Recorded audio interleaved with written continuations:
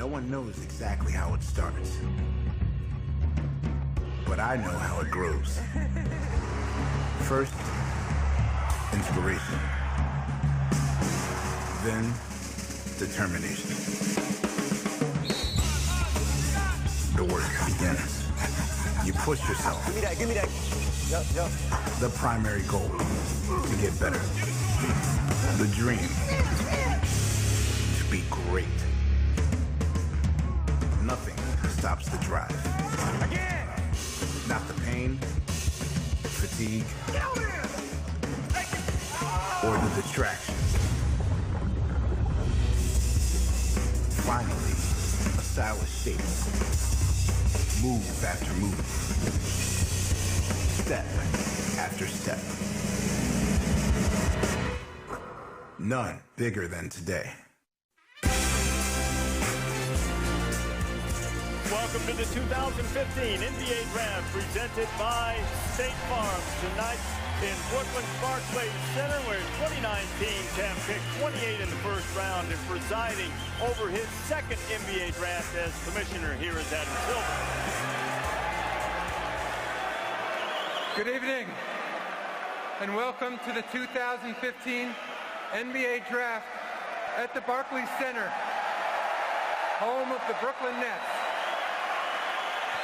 Thank you to the Nets for hosting tonight's draft, and thank you to our fans here and around the world for joining us and for your support all season long.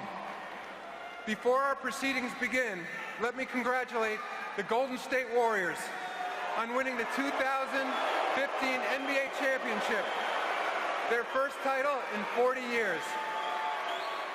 The Warriors' climb back to the top of the league began long before this season's first game. In fact, it began right here on draft night.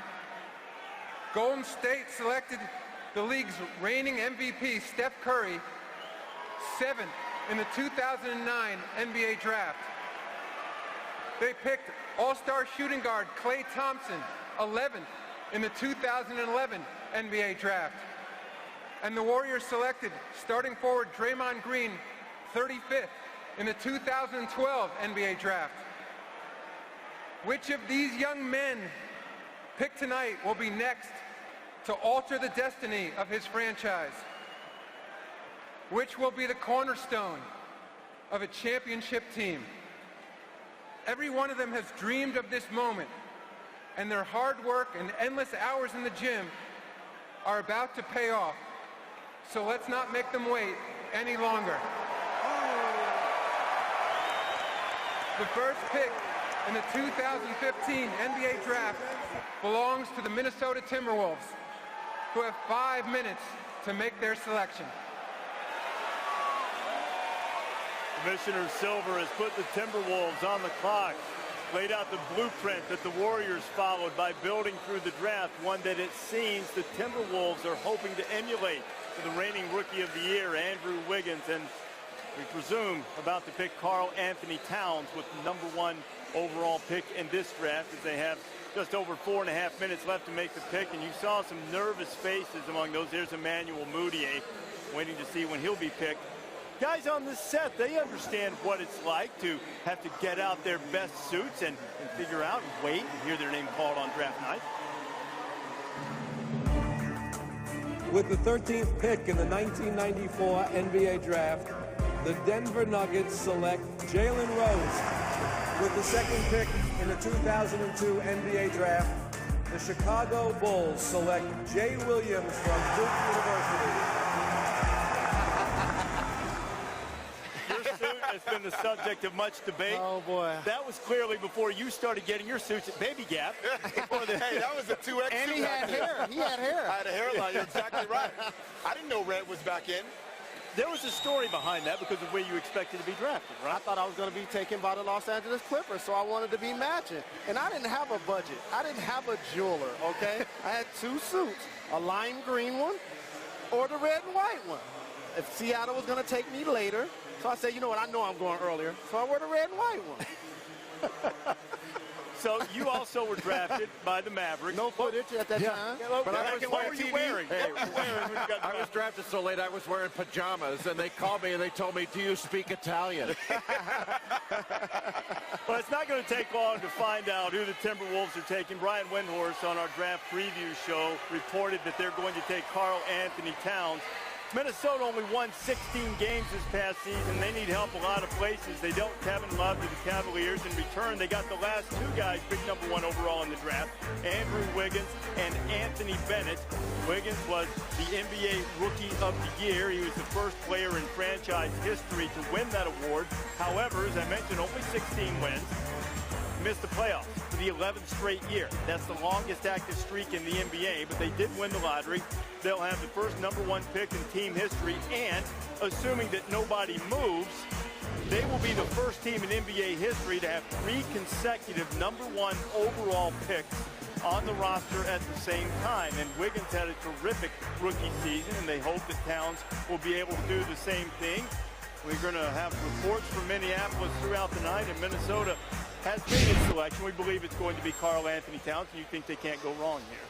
Can't go wrong with Karl Anthony Towns with his versatility. He's got a chance to be a great player. So Adam Silver is about to make his way to the microphone, and we believe, announced that Minnesota has selected Karl Anthony Towns out of Kentucky, assuming there wasn't a last-minute change of heart. Here is the commissioner.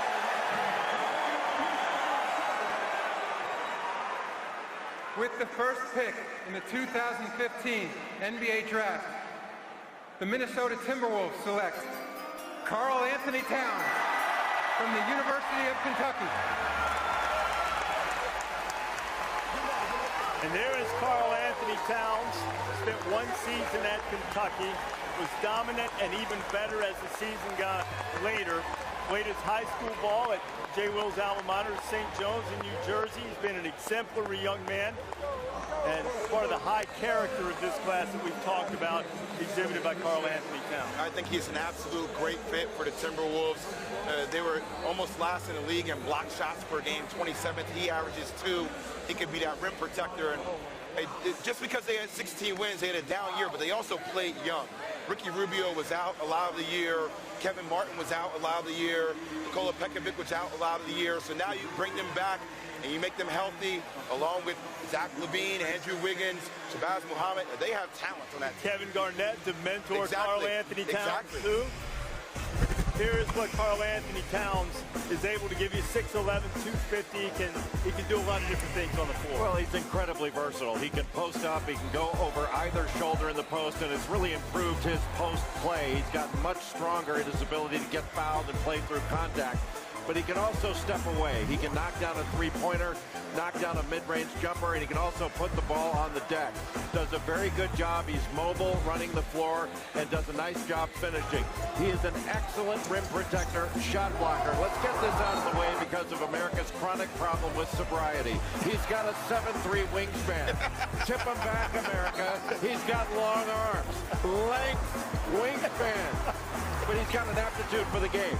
He's a great kid. He's a hard worker. He's terrific. Freshman, 19 years old, 7-footer. How about Patrick Ewing? That's right. A rim protector, can run the floor, a soft touch.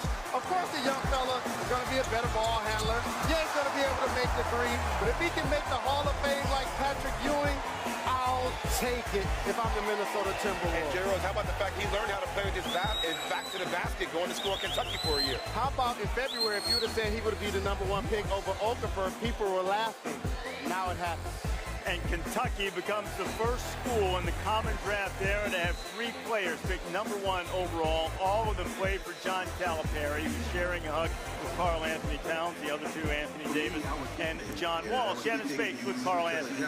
Well, Reese, Karl Anthony Towns just told me that he's so nervous. He told Coach Calipari, don't give me the ball right now. Don't give me the ball right now. You know, I see you with your dad over there. When you were younger, he spent all of his savings, built you a concrete court in the backyard so that you could live out your dream. What's it like to share this moment with your family? This is what you live for. You want to give back to your parents. I mean, they give you the world, and being able to wear this hat and show them that their son is doing well in life, and that I can take care of myself, and all the work and dedication they put into me, and And all the times they sacrifice for me, I'm sacrificing back for them, and it wasn't for nothing. I can see how affected you are by this moment. The hat on your head. The Timberwolves obviously looking for someone to contribute right away. How are you going to do that? I'm going to go in right away and just be as versatile as I can be. Contribute just by being able to give the coach any option he needs for us to win the game. And that's the one thing I want to know, Timberwolves fans to know, is that I'm coming with a winning attitude, and I just want to win. I'm not looking for individual success. I'm looking for the whole team to have success. He is on his way, and somewhere out there, Big Blue Nation is rejoicing. Now over to Heather Cox. Shannon, thanks so much. Joined by Jacqueline and Carl, and very, very emotional moment. Carl, we heard Shannon talk about you using most of your savings to build that concrete court in the backyard. Now that you're seeing those sacrifices pay off and those dreams become a reality, what is it like for you? It's unsurreal. It's so surreal. I mean, emotionally, I want to start crying, but it's just like everything that we worked hard and we put time in and all the sacrifices we made, it makes it really worth it. I'm really emotional right now because of, you're dreaming about this day, but it's here now, and I'm very, very happy. I'm happy for Carl. He puts a lot of time in. I'm happy for my wife, my daughter, because people don't understand what we sacrificed to do this and to live this dream and go to Kentucky, and just to see him be happy. I'm so emotional on what he did at Kentucky, John Calipari, Kenny Payne, and all them. And I mean, it's something that I never dreamed of, but I'm glad it's here, and I'm really emotional right now. A very proud moment. Thanks for sharing it with us. And for all the games, you guys never sat next to each other. It became a superstition, so you decided not to do that tonight here. So we move over to Jacqueline, who's not sitting next to her husband. Now your son becomes the face of the Minnesota Timberwolves. What kind of advice have you given him for the spotlight that's going to be on him now? I just say continue to work hard, love your fans, give them the smiles that you always give us at home. Be true to them and work hard. Perfect advice from a great mom. Jacqueline, thank you. Reese?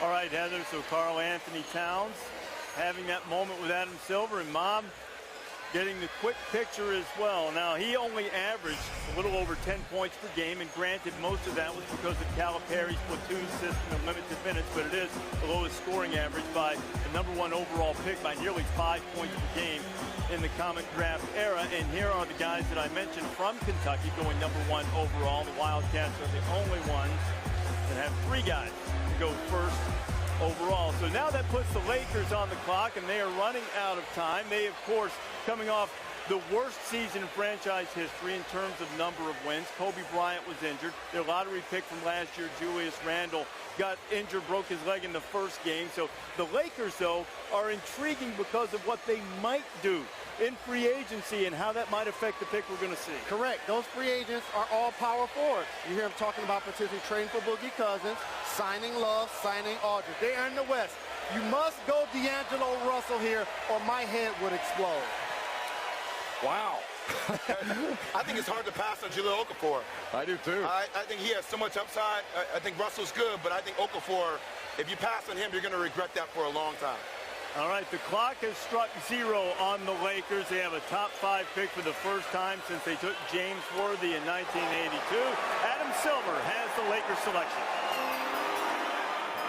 With the second pick in the 2015 NBA Draft, the Los Angeles Lakers select D'Angelo Russell from The Ohio State University.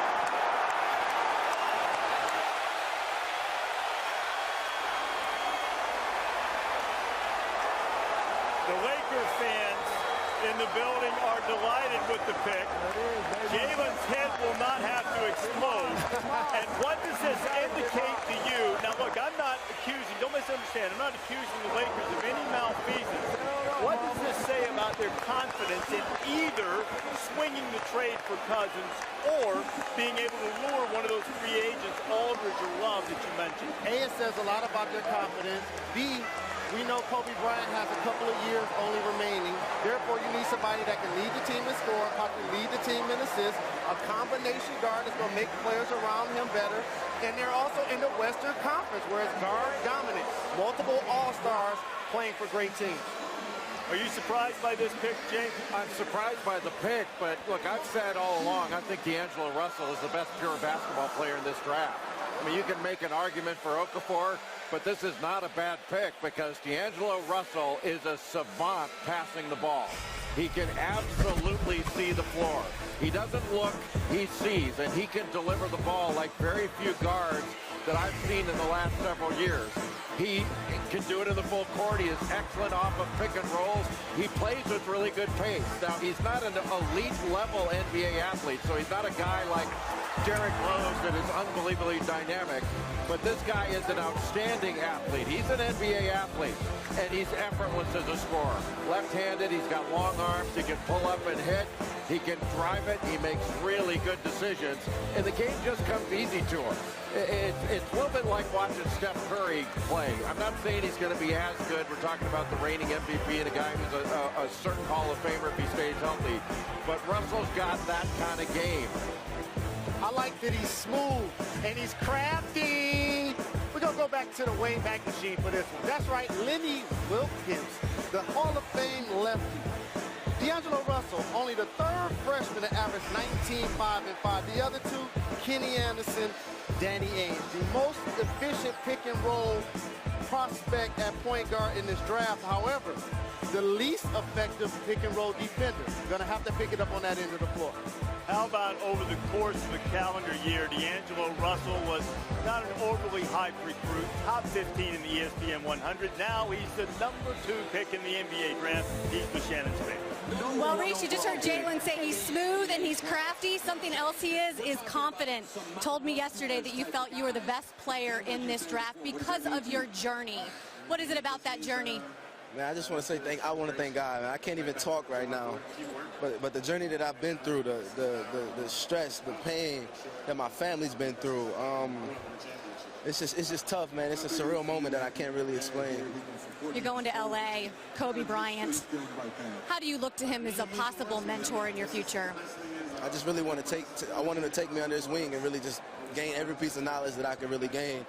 And just go from there. I mean, that franchise isn't used to losing, so, and I'm a winning player. They got winning players, they're winning coaching staff. Everybody's used to winning around there, and I feel like I fit in great. Congratulations. Thank you so much. And Reese D'Angelo said he likes to fly under the radar. He's no longer under the radar, Reese. No, he's not, Shannon. It was 36 years ago today that the Lakers drafted Magic Johnson, and I'm not saying that D'Angelo Russell's Magic Johnson, but they got another guy who can create a little bit of magic, and certainly he is the future of the assists. And it is time for the future of the assists, brought to you by State Farm, and for that we join Tom Penn. I'll tell you what, boom or bust, this is the best candidate to be a superstar in the league. You go to your advanced analytics team, and I did at ESPN. We got a good one. Who's got the best chance to be a real superstar? It's him. 15%, that's the highest in the draft. That's higher than the recent young guys. But there's a bust chance. I asked our guys, why so high on this? And it's because his numbers were so inflated in an inefficient offense and defense at Ohio State overall. But your eyes don't deceive you here. That's when you go back to your gut, you go back to your eyes. And welcome to your new peer group. In the Western Conference, this is what the expectation is, that you will develop into the new Kobe Bryant for the Los Angeles Lakers and to compete with these guys in the West. Big-time pick for the Lakers here. They are going for it. So the Lakers hope to have a healthy Kobe Bryant. They get D'Angelo Russell, Julius Randle, if things stay pat right now. You don't know exactly how this is going to play out in terms of how they're going to put the roster together around D'Angelo Russell. Well, if they do, I mean, look, they're going to have a lot of cap space, so they can still obviously get a guy like Jalen alluded to, LaMarcus Aldridge, Kevin Love, Marc Gasol, even though I don't think he's going to leave Memphis. He may potentially get a two-guard like Lou Williams or Chris Middleton. They can put together the right pieces. The one question I have for a guy like D'Angelo Russell, I don't think he's as athletic as a guy like Mudiay. And when you saw Tom talk about the people that he's going to have to guard, I think that's going to be a major challenge for him because I don't know if he has the foot speed to stay in front of guys like Dame Lillard, Stephen Curry, Russell Westbrook. You're talking about elite of the elite guards in the Western First of all, I haven't seen anybody yet stay in front of Steph Curry. So, I'm saying, but that's going to be every single night in the Western Conference. He does. That is an area where he needs to improve. But the one thing, like, you can look at the Lakers and say, maybe they thought he was the best available player. It might not just be fit stuff because, I mean, he's really, really good. And I think he's got a chance to be great. I have a number, 3,988. That's how many people have played a game in the NBA. Okay, can we retire the term bust and scrub for guys that actually make it to the NBA? Agreed. If you go to college and you are making millions of dollars in your post-collegiate career, and you're fortunate enough to buy your mom a house, you're not a bust. You might be a letdown, you might be a washout, but you're not a bust. You know, there have been some letdowns for Philadelphia in recent drafts, many of them centering around injuries. The 76ers are on the clock with the 3rd overall pick. They have Joel Embiid. He missed the season with a foot problem, and the reports are there's been a setback in that regard. They have Nerlens Noel already. But again, does this come back to your philosophy? If Jahlil Okafor is a higher-ranked prospect, and some, including you, believe he was the best one, Sixers take him anyway and figure out what to do with his other guy. I mean, that's the way I look at it. It doesn't mean that Philly's going to look at it quite that way. And Chris Porzingis, as Fran Fraschilla will tell you all day long, has got an awful lot of potential. But I think Jahlil Okafor, this is fortunate for Philadelphia or maybe the Knicks, depending on what happens, to have a guy like Jahlil Okafor drop to you. Guys, we are talking about Sam Hinkie here. There's a Sam Hinkie factor. I mean, nobody knows what he's going to do. I mean, you drafted 2 guys a couple years ago that didn't play their first season. And Joel Embiid is still up in the air for next season. And they definitely need a point guard He's badly. building for the next couple of years, and the pick is in for Philadelphia now, and the 76ers, who've had a string of miserable seasons, hoping this can help turn it around. Let's see what the Sixers take. Before announcing the Philadelphia 76ers pick, I'd like to acknowledge the passing of Harvey Pollack, the legendary pioneer of NBA statistics, who passed away Tuesday evening. Harvey was the forefather of modern sports analytics. He invented statistical categories like turnovers and triple-doubles and published his annual NBA statistical yearbook for 48 years. He documented NBA history, including famously handwriting the number 100 on a sheet of paper, which produced one of the game's most iconic images. Harvey spent his entire career in Philadelphia with the Warriors and then the 76ers, and was the only person with rings from all 4 of the city's NBA championships. He was also the last active NBA employee from the league's inaugural season in 1946-47. Harvey Pollack was 93 years old. He will be missed.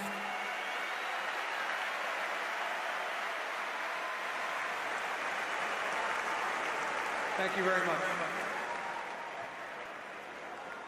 With the 3rd pick in the 2015 NBA Draft, the Philadelphia 76ers select Jahlil Okafor from Duke University.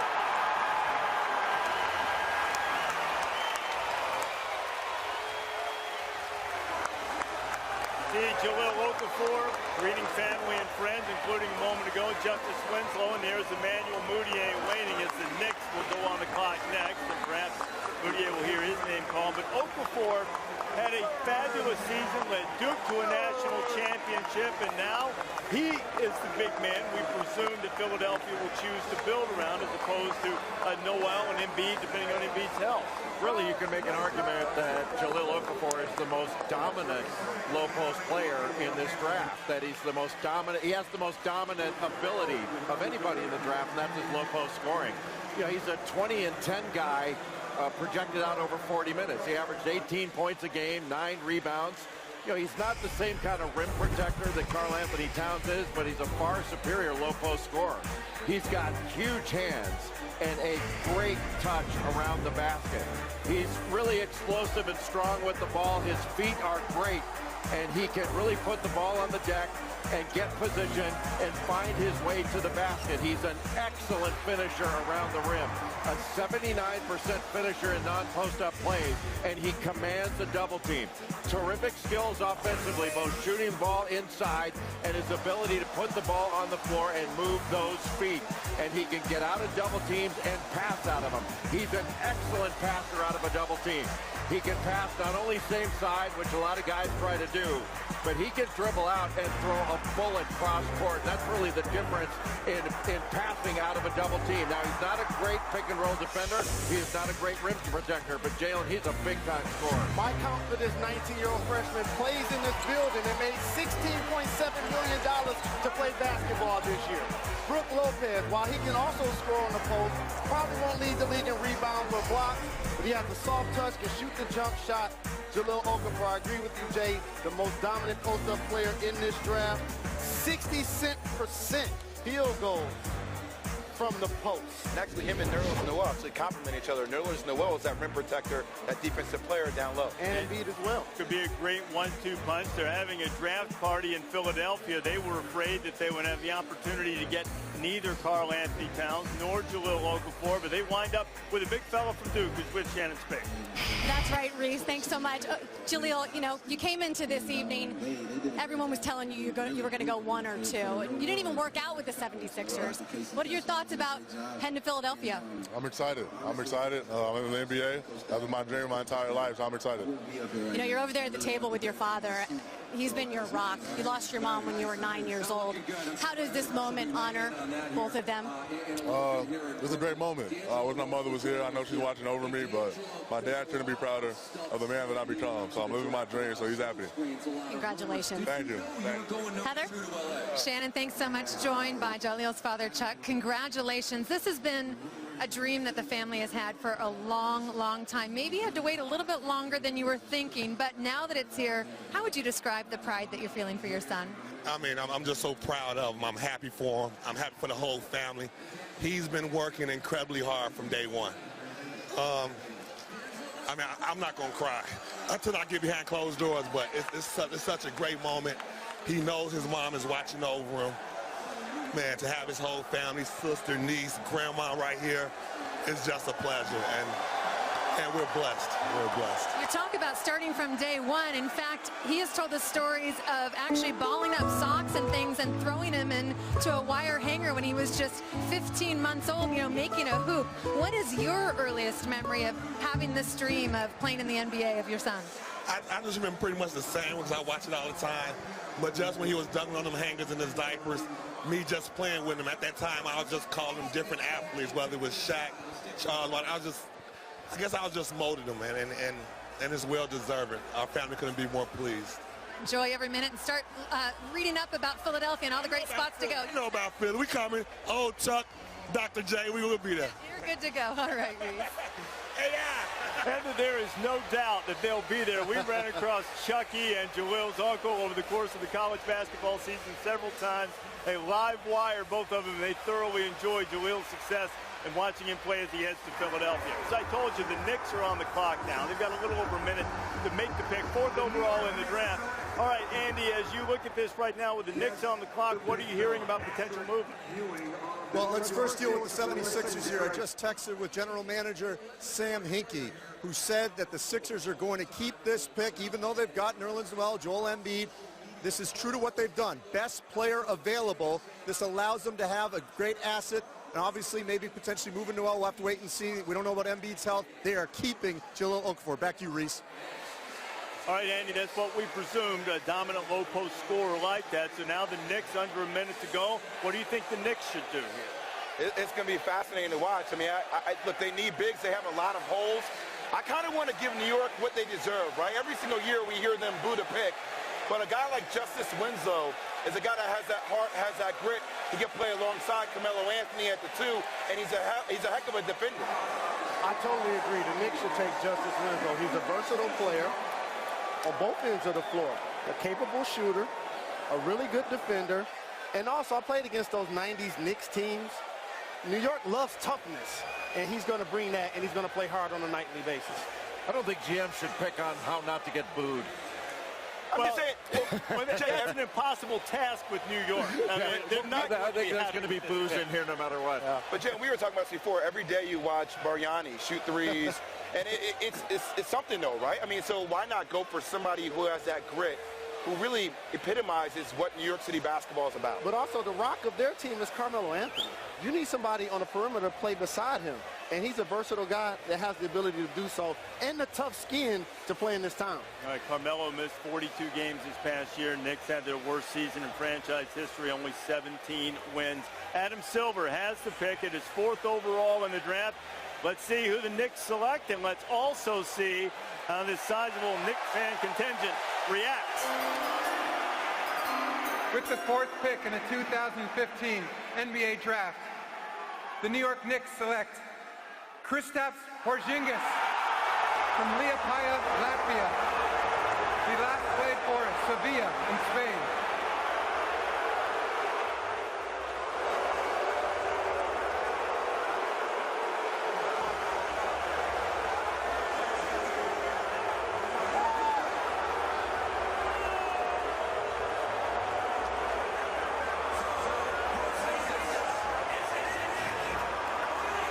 The despair on the young Knicks fans' face, and perhaps Chris Porzingis can turn these fans around at some point.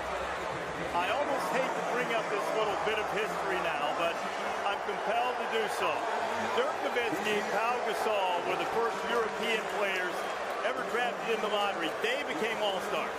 Since then, 16 Europeans have been drafted in the lottery, just in the lottery now. None of them have become All-Stars. Chris Porzingis said to be different. Some believe, Fran Fraschilla, that he has more upside than anybody in this draft. What say you? I grew up a Knicks fan in this town. The Knicks stink. They stink. This is a good gamble. Why try to hit a single or double when you may be hitting a grand slam? Now, we realize when you look at him, he looks like an extra in a Dolph Lundgren movie that Jay Billis once starred in. We get that, okay? But you're talking 7'2", okay, 230 pounds, 19 years old. He is as good a shooter as there is in this draft. He's an athlete. He can be a rim protector in time. Is he going to struggle in his rookie year? Absolutely. But in 2 or 3 years, you have a chance to have somebody that you may have in New York for 12 more years. I like this pick because after Okafor, Towns, and Russell, you are swinging for the fences, and Phil Jackson is earning his money. I like the pick. Fraschilla definitive that the big fella from Latvia, who has made it his goal to play in the NBA. He's worked on English for quite some time. Didn't want that to be a barrier. Didn't want that to be once he made it to the NBA. And here, he's told Andy Katz this week that he embraces the opportunity to play in New York. That's assuming that there are no subsequent moves, and Chris Porzingis is with Shannon Spain. That's right, Reese. He told Andy Katz, I want to play in New York. I want you to look around, look at all these fans. This is your future, these folks in here. Why did you want to be with this team so bad? I mean, it's my dream to play in the New York Knicks, as I said in the interviews before the draft, and it's just an amazing feeling being drafted by the Knicks and given this opportunity to play in such a basketball city, and hopefully I can be a part of something special. Because there are so many unknowns, because so many people haven't seen you play, obviously there are some hesitations. What do you want people to know about you and your game that they might not know? For those people who don't know me, they may think that I'm, soft European who likes basketball. They've been busts before, so I'm different. I just really love the game. I'm very hungry. I'm looking forward to playing the best league in the world against the best players in the world, and it's my passion about the game that sets me apart. Congratulations. He already has his jersey, and Reese, he doesn't have a long commute to work tomorrow. A lot of these guys are going to have to do some traveling. Porzingis has traveled a long way to get to this point, but from Brooklyn to the Knicks, not as much of a distance to travel. Now, the international players, I mentioned European guys only. If you go ahead and expand that to all international players, Yao Ming was an all-star, but that's it in terms of lottery picks, making it through the all-star game. Now, you look at Chris Porzingis, and there was a great 3-part series, both video and written piece on Grantland, sort of letting people get to know Porzingis and how this has been his goal and how he's developed himself for this opportunity. But you said on a draft preview show last night you were very skeptical about making a pick of a guy like Porzingis this early in the draft? Him in particular. And here's why. The New York Knicks fans have suffered long enough. Okay, they haven't won a championship since the early 70s. All of the terms I'm hearing about this young man is 2 or 3 years. Rim protector in a couple of years, possibly. A project, real thin. I just felt like they deserved a turnkey type player, and Justice Winslow would have gave him that to play with Carmelo Anthony. It's going to be interesting to see what Phil Jackson does in free agency. You know, even if you get a guy like a Greg Monroe, he's a great fit player, but you know, you're not going to turn around this franchise in one day. You have to build for the future, and I would agree with Jill, and I think Porzingis has great upside, but I don't know if he's going to be able to do all that dancing with the basketball when he has somebody on him who's pushing him off the block. He has the skill set of Dirk, the high side. I don't know if he's going to get there, though. I think the problem is the physical challenge he's going to have to take on in the NBA. I mean, he's really thin. I mean, you know, you can joke, say, he said he was hungry. He better be, because he needs to put weight on in a hurry. I mean, his legs are toothpicks. He needs to put a lot of weight on and get stronger. So the physical challenge is the only question I have with him. He's a light rebounder. He's not going to be able to guard in the post right now. So he can take a big guy and stretch the floor and take him out on the floor. The question is, on the other end of the floor, what's going to happen when a big guy takes him into the post? Will he be able to hang? In time, he can be really, because he may be the best shooter of any size in this draft. He can really shoot it. And there's a reason why we didn't have any comparison move him videos. off the block? Everybody looks tall next to Franny. And there's but it's the skinny thing. It's not the tall. We already know that. There's a reason why we didn't have comp video for him, because for me, he was a combination of Dirk and Darko. Stay tuned. So no lean from what you've seen? I mean, no, not an inch. I wish would the have young man luck. Well, the Knicks haven't had a lot of success with their lottery picks. Since 1985, Patrick Ewing, #1 overall. He was an all-star and one of the greatest players ever. But since then, Kenny Walker, Nene, Mike Sweetney, Channing Frye, Danilo Gallinari, Jordan Hill, all lottery picks. None of them all-stars. Now, David Lee picked in the first round, not a lottery pick. But the Knicks haven't done well in the lottery. But as you heard Franny say, this is an opportunity to try to hit the grand slam and perhaps find a guy who can produce at least somewhere like a Dirk Nowitzki if you're going to stick with the European comparison. In Phil's defense, all their power forwards and their centers are unrestricted free agents. And none of them actually, I think, are these star kind of players that Porzingis has a chance to be. But, yeah, I would go a different direction. I don't know how fans are going to feel about Phil Jackson making this his first big decision as a New York Knicks management. Okay, so the Knicks take Porzingis there and the Magic on the clock. We're about to get that pick. What do you expect the Magic to do? A lot of people at home probably think they're going to take Justice Winslow. I think they're going to take Mario Hezonja, 6'8", 220. I think he has the ability physically as well as the knockdown shot from three-point range. Especially with Tobias Harris being a restricted free agent. Absolutely. You don't know if you can keep him. Best available player is Moutier, even though he's a point guard and they've got Elfrid Payton, but Moutier's the best available. Hezonja. Would he be enough, Moutier, to move Elfrid Payton out? Do you view him as a higher ceiling type of prospect? Well, yeah, he's a different kind of player because I think he's a better scorer. You know, Moutier's been criticized that the one criticism of him is he's not a great shooter, but his shot is not broken. I think he's going to be able to shoot it in time. Payton, Oladipo, not knockdown shooters. Hezonja is a knockdown shooter. They need that. All right, so Adam Silver now has the pick of the Orlando Magic, 5th overall. Let's see what Orlando chooses to do with its selection right now as Commissioner Silver starts to make his way to the podium. With the 5th pick in the 2015 NBA Draft, the Orlando Magic select Mario Hezonja from Dubrovnik, Croatia. He last played for FC Barcelona in Spain. So unlike the Knicks fans, of course there are more of them, a couple of Magic fans happy with Hezonja going to Orlando. Brand Priscilla, what kind of player is Orlando getting? Orlando Magic need a shooter, and they've added one in Mario Hezonja. In my opinion, the best shooter in this draft. Now, I compare him a little bit to J.R. Smith in that he's the only guy in this draft that could potentially win an NBA dunk contest and also an NBA three-point shooting contest. He's played in the second-best league in the world. He played on a very deep team. His numbers were up and down because the team realized he was leaving for the NBA. Orlando is a perfect landing spot because their backcourt is not a good shooting backcourt, and I think he fits right in. One of the more talented guys in this draft, only 20 years old. All right, Fran, and you look at Orlando's lineup and some of the key reserves. The Sacramento Kings are on the clock, by the way. But let's talk about Hezonja and the Magic and coming over from Croatia, playing in Spain. He's got a little chip on his shoulder. He plays with some attitude and flair and swagger. How will that go over initially? I think him and Scott Skiles are going to actually really like each other because Mario actually has the same kind of swag that Scott Skiles has as a head coach.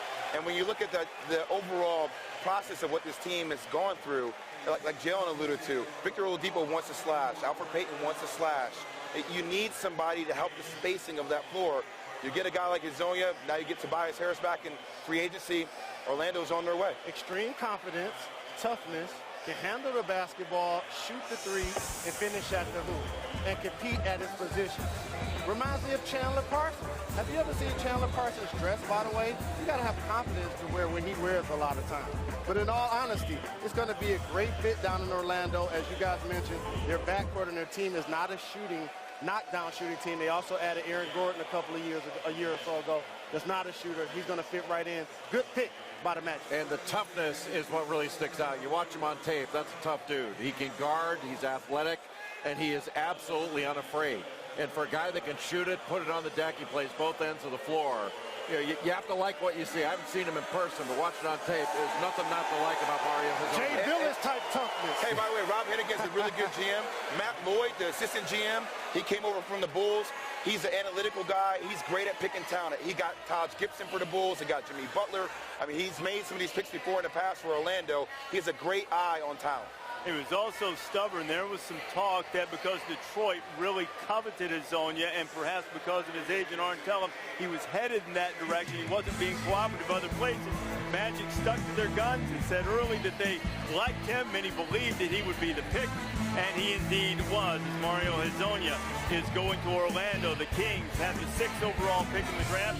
They're on the clock. Their pick when you come back.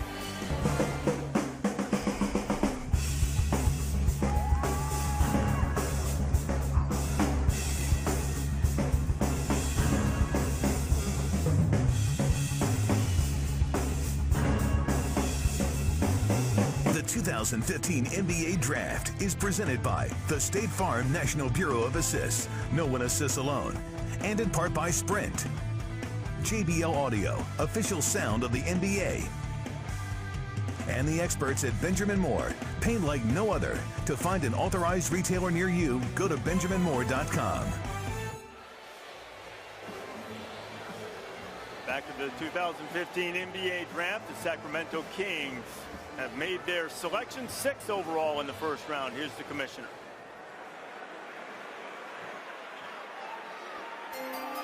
With the 6th pick in the 2015 NBA Draft, the Sacramento Kings select Willie Cauley-Stein from the University of Kentucky.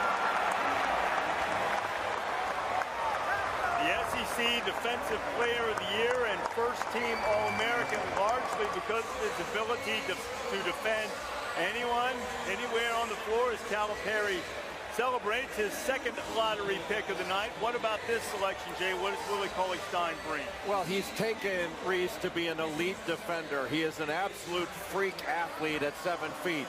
He can run the floor with tremendous speed in a straight line. He is hard to keep up with. He's got a 7'3" wingspan, so he can get steals. He can block shots, protect the rim. He's not a big-time rebounder, but he does rebound. But he's 6.5 rebounds per 40 minutes. That's not big time. But he does stick his nose in there and rebound.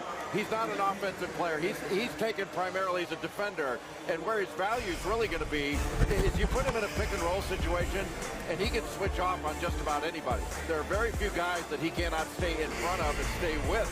And we always talk about guys, well, he can guard multiple positions. Willie Cauley-Stein literally can guard every position on the floor at a given time. Now, you're not going to put him on a point guard, have him guard the point guard for 48 minutes. But he switches out on him, forget it. In transition, he is an elite finisher. So you throw that ball up there, he's going to sprint and go get it. He can guard all 94 feet. You can see at the end of the Notre Dame game, for him to stay right with Jaron Grant for 94 feet and affect the end of that play and really help win the game for Kentucky. That's a big-time play that doesn't show up in the stat sheet. Lob it up, he goes to get it, played wide receiver in high school.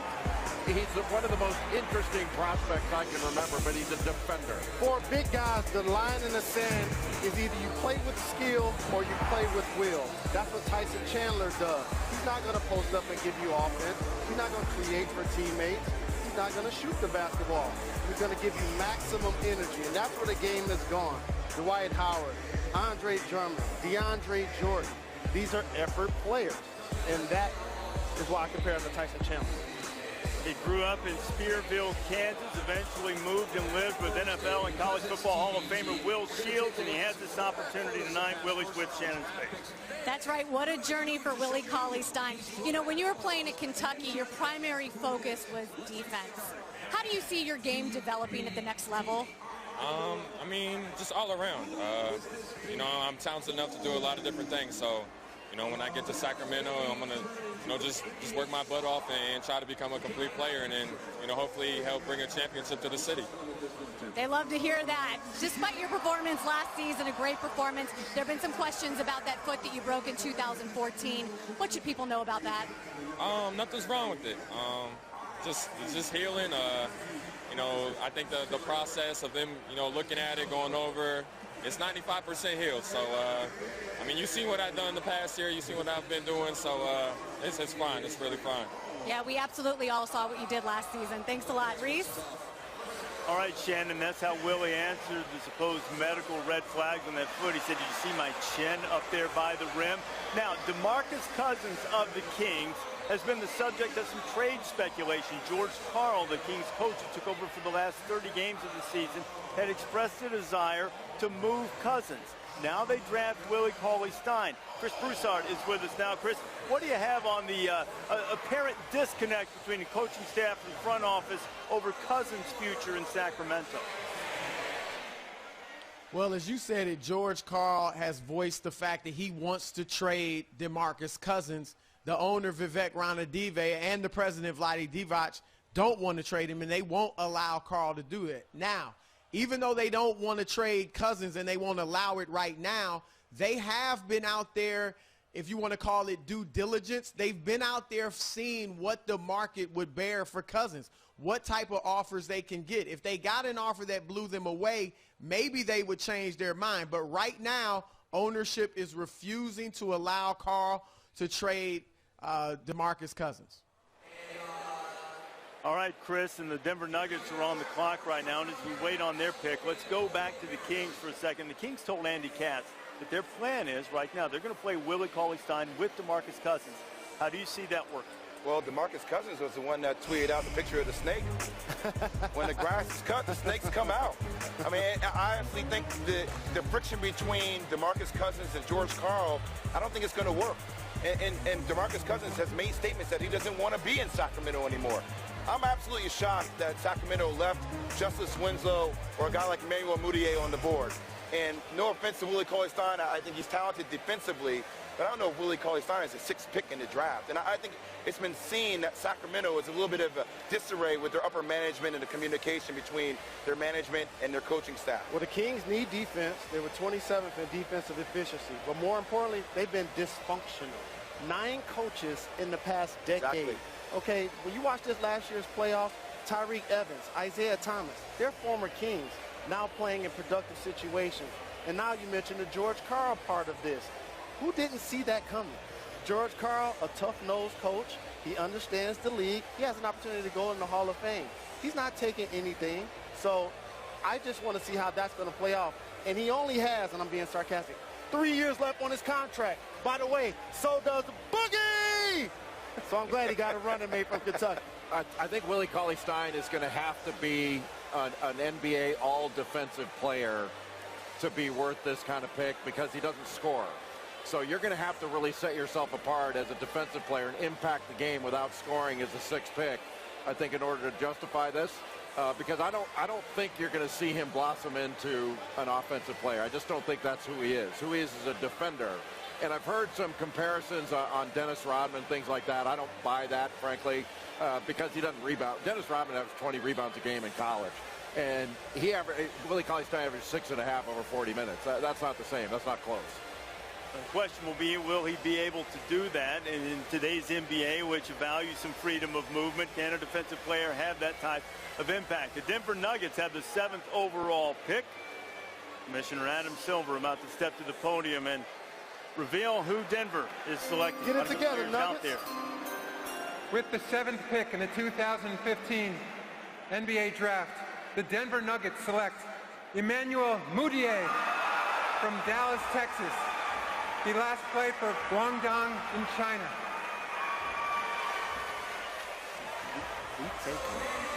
So Emmanuel Mudiay, a highly touted high school recruit from the Dallas area, at one time was slated to go to SMU. Larry Brown told us this year when College Game Day was in Dallas at SMU that he believed that his team, a top 25 team for most of the year, would have been #1 in the country and a national championship contender had Mudiay chosen to go to SMU rather than go to China and play for the Guangdong Southern Tigers, where, by the way, he had a teammate there, another former lottery pick, Yi Jianlin. He won guys over, as Fran Fraschilla has told us leading up, and Emmanuel Mudiay takes the next step on his journey. He is a member of the Denver Nuggets. And let's take a look at the Speed 6-year journey to the draft, and it has been quite a journey for Emmanuel Mudiay. He was born Democratic Republic of Congo, formerly Zaire, a war-torn country. His mother got out and later sent for her son. Mudiay moved to the Dallas area when he was 5 years old, attended a couple of high schools there, committed to SMU, but instead took an offer of more than $1 million to go to China. He was hurt for much of the season, but somewhat effective during the time that he was in China. But people didn't get to see him as much as they had hoped playing professionally in China because of those injuries. So Emmanuel Mudiay now going to the Nuggets. Fran, what does Denver have in this strong guard? Well, they got a big, strong point guard who can get to the rim. Now, the experiment going to China probably now looks like it had mixed results because he was the top high school point guard a year ago. But what you're going to love about him in Denver is ready-made physically to step into the league. And keep in mind, now it's a jump shot that is evolving. I watched him 2 weeks ago. He shot it pretty well. But when you look at all the young point guards that have come into this league in the last decade, most of them make the adjustment quickly. Mike Malone has a good, solid, tough, big guard with which to build around. And remember this, don't discount the maturity factor of leaving Dallas, going halfway around the world and growing up. There are no Whataburgers in Guangdong. This kid has to fend for himself, and I think it will serve him well in Denver. Emmanuel Mudiay, picked by the Nuggets with Shannon Spade. I don't think there are any Whataburgers in China either. You know, we just talked about your journey, which started in the Congo and now ends in Denver. During that whole process, how were you able to keep this goal in front of you? It was definitely tough, but, you know, I just kept my faith strong, kept, you know, telling God this is where you want me. So I just tried to go as hard as I could and just kept thanking God for the opportunity to even be in that position. Playing over in China, you were injured. A lot of scouts weren't able to see you. What did you feel like you needed to prove during this pre-draft process? Just be myself. Just show them what I'm about, show them my competitive spirit. That's all I could really do. So, I mean, they couldn't see me play as much as they wish they could have watched me play, but I feel like they've seen enough, though. Well, we will see you play now. Congratulations. Thank you. Over to you, Heather. Thank you so much, Shannon. We have heard so much about your journey, Stephon. At the age of 12, you became the man of the house when your mom moved to the United States to try to get asylum for your family. How did you and your brothers keep the NBA hope alive during that incredible journey? Well, Emmanuel always dreamed of being in the NBA, and my job was to just watch after them, even my other brother, John Michael, and I think we did a pretty good job, and my mom definitely raised us right, and I'm very happy for him to be here right now. You did an incredible job. Now, Emmanuel told me that you're his hero, that you and your brother are the ones that he always emulated, that you're his favorite player of all time. Given all of that, how would you describe your pride right now? I mean, I can't really describe what I'm feeling right now. It's just a really humbling experience for him, and he worked extremely hard to get to where he's at right now, and it's just a blessing, and I thank God for that. Enjoy the moment. Thank you for your time. Reese? All right, Heather, Emmanuel Mudiay joined Brandon Jennings as the only 2 high school players to go to China, directly to China, and then come back and play in the NBA. Jeff Goodman is with us now. So, Jeff, what might the Nuggets be up to in order to facilitate Mudiay's move into the lineup? Yeah, Denver drafting Mudiay likely means that the Ty Lawson era is over with the Nuggets. Denver will explore a trade with Lawson, see what the market bears. One potential destination, Sacramento. Remember, he played for George Karl. I talked to Karl last year. He really loves Ty Lawson. Back to you, Reese. All right, Jeff. So, Jalen, what do you think? Do you like the pick right now of Mudiay going to Denver? I do. I talk a lot about fit. The Denver Nuggets want to run. They play in altitude. They take advantage of that. Got drafted by that team. He's a terrific athlete. He changes the ends of the floor well. He's not a knockdown shooter. They do need three-point shooting, but this is a great fit for Mudiay. Sometimes it's better to fall to the right fit. So the 8th overall pick is up. It's the Detroit Pistons. They have a little less than a minute left on their allotted 5 minutes in the draft. They've had 7 straight losing seasons after 7 straight 50-win seasons. We assume they're going for a wing. Adam Silver with the Pistons pick. With the 8th pick in the 2015 NBA Draft, the Detroit Pistons select Stanley Johnson from the University of Arizona. Stanley Johnson, a strong, athletic wing player. His mom played professionally in Italy. She really developed him as a young player, formed his AAU team that he played on as a kid.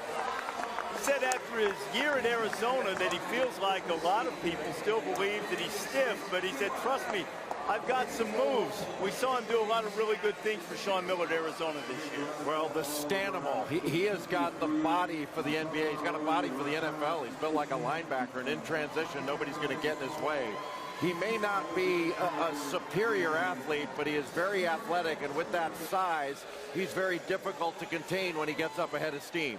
He's a good defender. He's got a 6'11" wingspan, and he can get to the foul line. Not incredibly quick, but he can bull his way to the basket. The one question mark you have about him is he's not an elite finisher once he gets into the lane, but he's a winner. I mean, went to Modern Day High School in Southern California, Orange County, won 4 CIF state titles, and nobody's ever done that in the state of California before. So he's a winner. He's won USA basketball. He is very good in transition. He gets into the open court, and it is really difficult to stay in front of him. Was the MVP of the Maui Invitational, had a terrific freshman year. He's a good defender that I think when his motor revs can be a great defender. Rondé Hollis-Jefferson, his teammate, they formed an excellent tandem. The one thing, he's not a shooter. He's really got to improve that. He has worked really hard at it, but he is not a natural as a shooter. If you're going to play for Stan Van Gundy, you must bring one thing to practice and games, effort. And that's what Caron Butler brought in his NBA career. Legitimate 6'7", the power to play against threes, undersized fours, yet defend ones and twos. This is a really good pick for the Pistons. You put him on the wing alongside Kentavious Caldwell-Pope. They're going to give the other team havoc playing defense. And Tayshaun Prince is unrestricted free agent, so he's probably out the door to get younger at that position. You also have the whole Greg Monroe situation for the Pistons as well. Stanley Johnson with Shannon Spate. Well, I'll tell you, Reese, Stanley Johnson, he walked off that stage just grinning from ear to ear. Congratulations. You told us yesterday that your goal is to be Rookie of the Year. Why do you believe that can happen? I mean, I just think I'm the best player in the draft. You know, I think I say that with confidence because, you know, my work comes behind that. And, you know, the opportunity Detroit's giving me right now to be in a situation like that with players that I know and be there, I think it's a grand opportunity for me to be great and our team to be great next year. You know, you're making a lot of fans in Detroit very happy right now. Yeah, as I say when I landed on my workout, Detroit first everybody. So we're ready to go. There you go. Reese, you saw the moment with his mom. Very special day for this family. You heard him, Reese. Detroit versus everybody.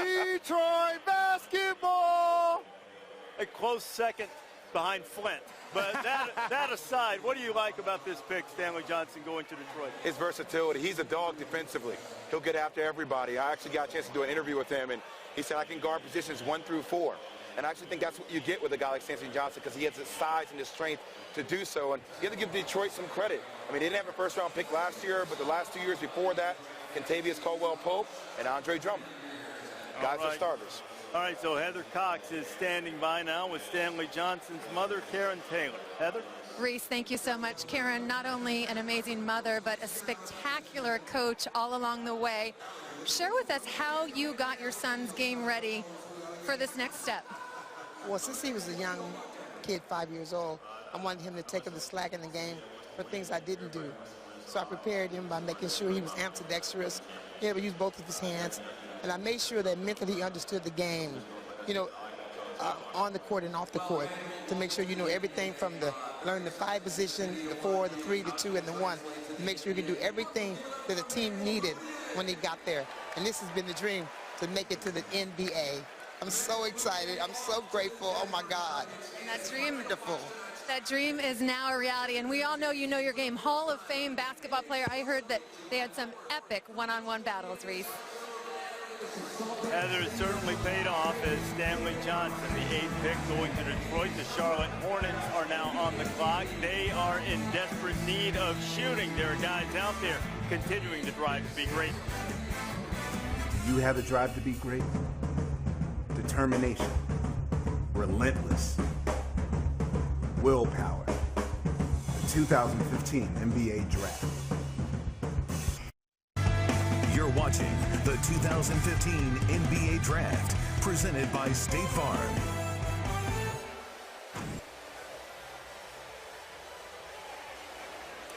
Back at the Barclays Center here in Brooklyn, we are on the 9th pick of the 2015 NBA Draft. The Charlotte Hornets are on the clock. Here is what the Hornets went through in a 33-49 season. Michael Kidd-Gilchrist only averaged about 11 points per game, but without him in the lineup, the Hornets were just 7 and 21. They didn't get much done inside either. Second fewest points in the paint of any team in the NBA, and they've missed the playoffs in 9 of the 11 seasons since returning to Charlotte. They've already been active, made a move picking up Nicholas Batum from Portland. They sent Noah Vonleh, whom they drafted last year with the 9th overall pick, to Portland in exchange. So now the Hornets have made the pick. Commissioner Adam Silver has that pick. They've had a predisposition to choose big college stars from big programs. Let's see what they did. With the 9th pick in the 2015 NBA Draft, the Charlotte Hornets select Frank Kaminsky from the University of Wisconsin.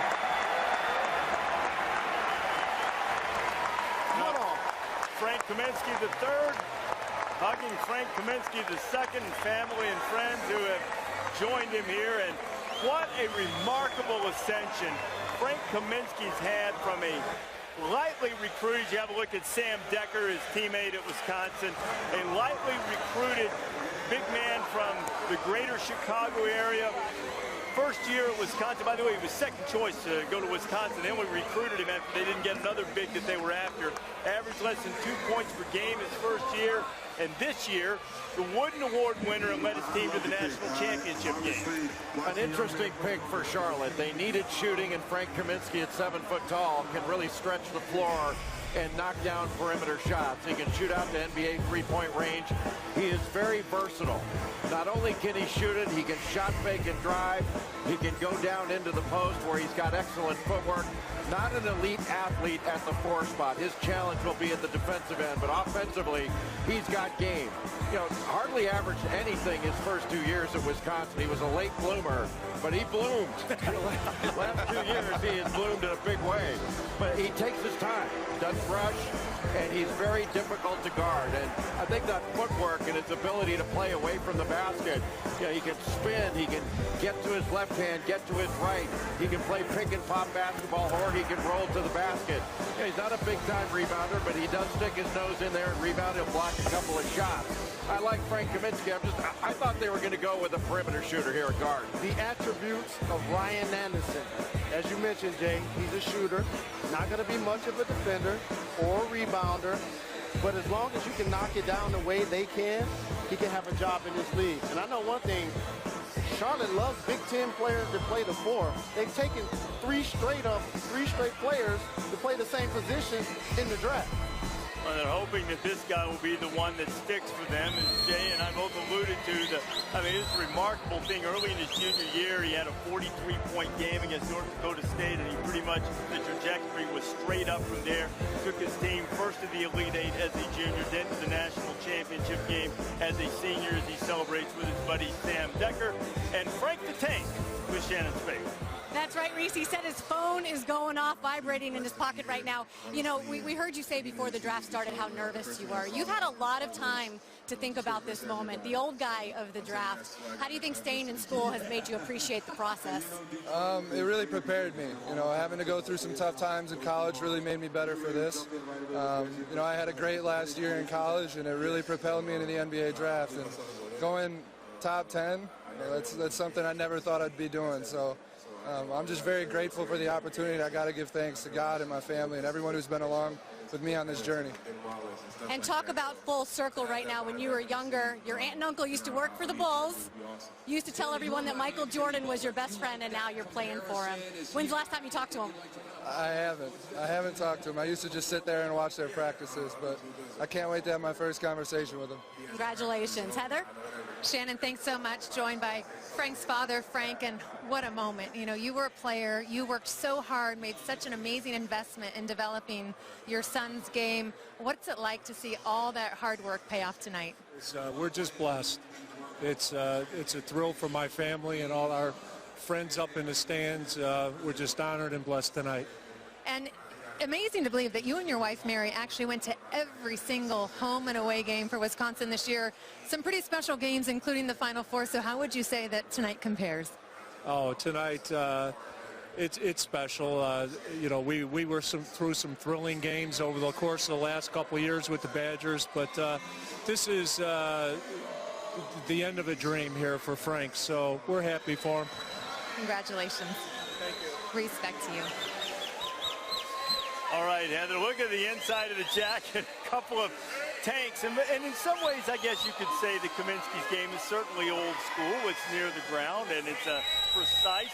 Fran Fraschilla was talking, there was so much about Bo Ryan and the swing offense. They didn't really necessarily do that for Kaminsky. They found ways to get him shots this year, and he was able to produce in great numbers for the bench. He's elusive. He has the versatility to put the ball down the ground, and you can see him and Kemba Walker utilizing, pick and roll opportunities. Interesting, though, here for Charlotte here, because they obviously let Lance Stevenson go to the Clippers. They trade Gerald Henderson and Noah Vonleh. They get them out there to go to Portland. You have Nicholas Batum. It's fascinating to watch. They do need three-point shooting. They're dead last in that category. Still think they need some help with the guard position. And also, they just picked up Spencer Hall, exactly, who does the exact same thing. You're the same type of player. You should have made up for the wrong in getting Lance Stevenson by taking Justice Winslow.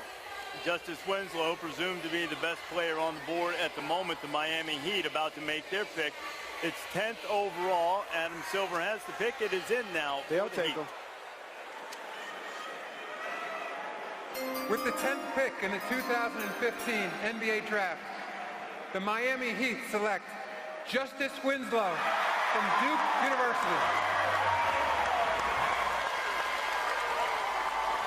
Justice Winslow averaged about 12.5 a game for Duke, but up that productivity when he helped lead the Blue Devils to a national championship. His dad, Ricky, was a first-round pick, 28 picked by the Bulls in the 87 NBA draft. Played a long time overseas.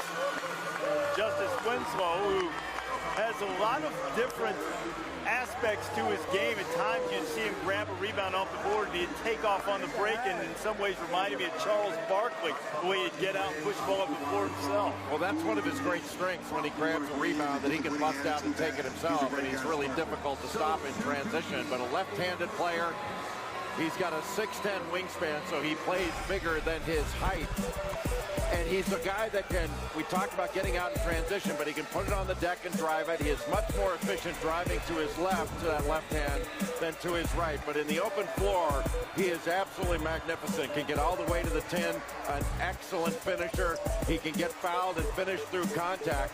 But he's also very good in transition as a defensive player as well. He's an excellent defender off pick and rolls. His opponents score only 21% of the time when he is guarding a pick and roll, but he can block shots in transition. He's got amazing timing to go up and block a shot in a fast break, almost LeBron-like in his ability to do that. Not nearly as good, but that same kind of timing and ability. Good in catch-and-shoot situations. He's got to improve his range and move it out to three-point. Bulky shoulders reminds me of Ron Artest. The ability to guard multiple positions, still put it on the floor, finish at the hoop, and has toughness to compete against any player at any time. These are the kind of picks. This reminds me of the Dwayne Wade, LeBron James draft. Seeing this guy get picked now reminds me of when Dwayne Wade got drafted behind Darko Milicic. He's going to be better than a few players that went in front of him.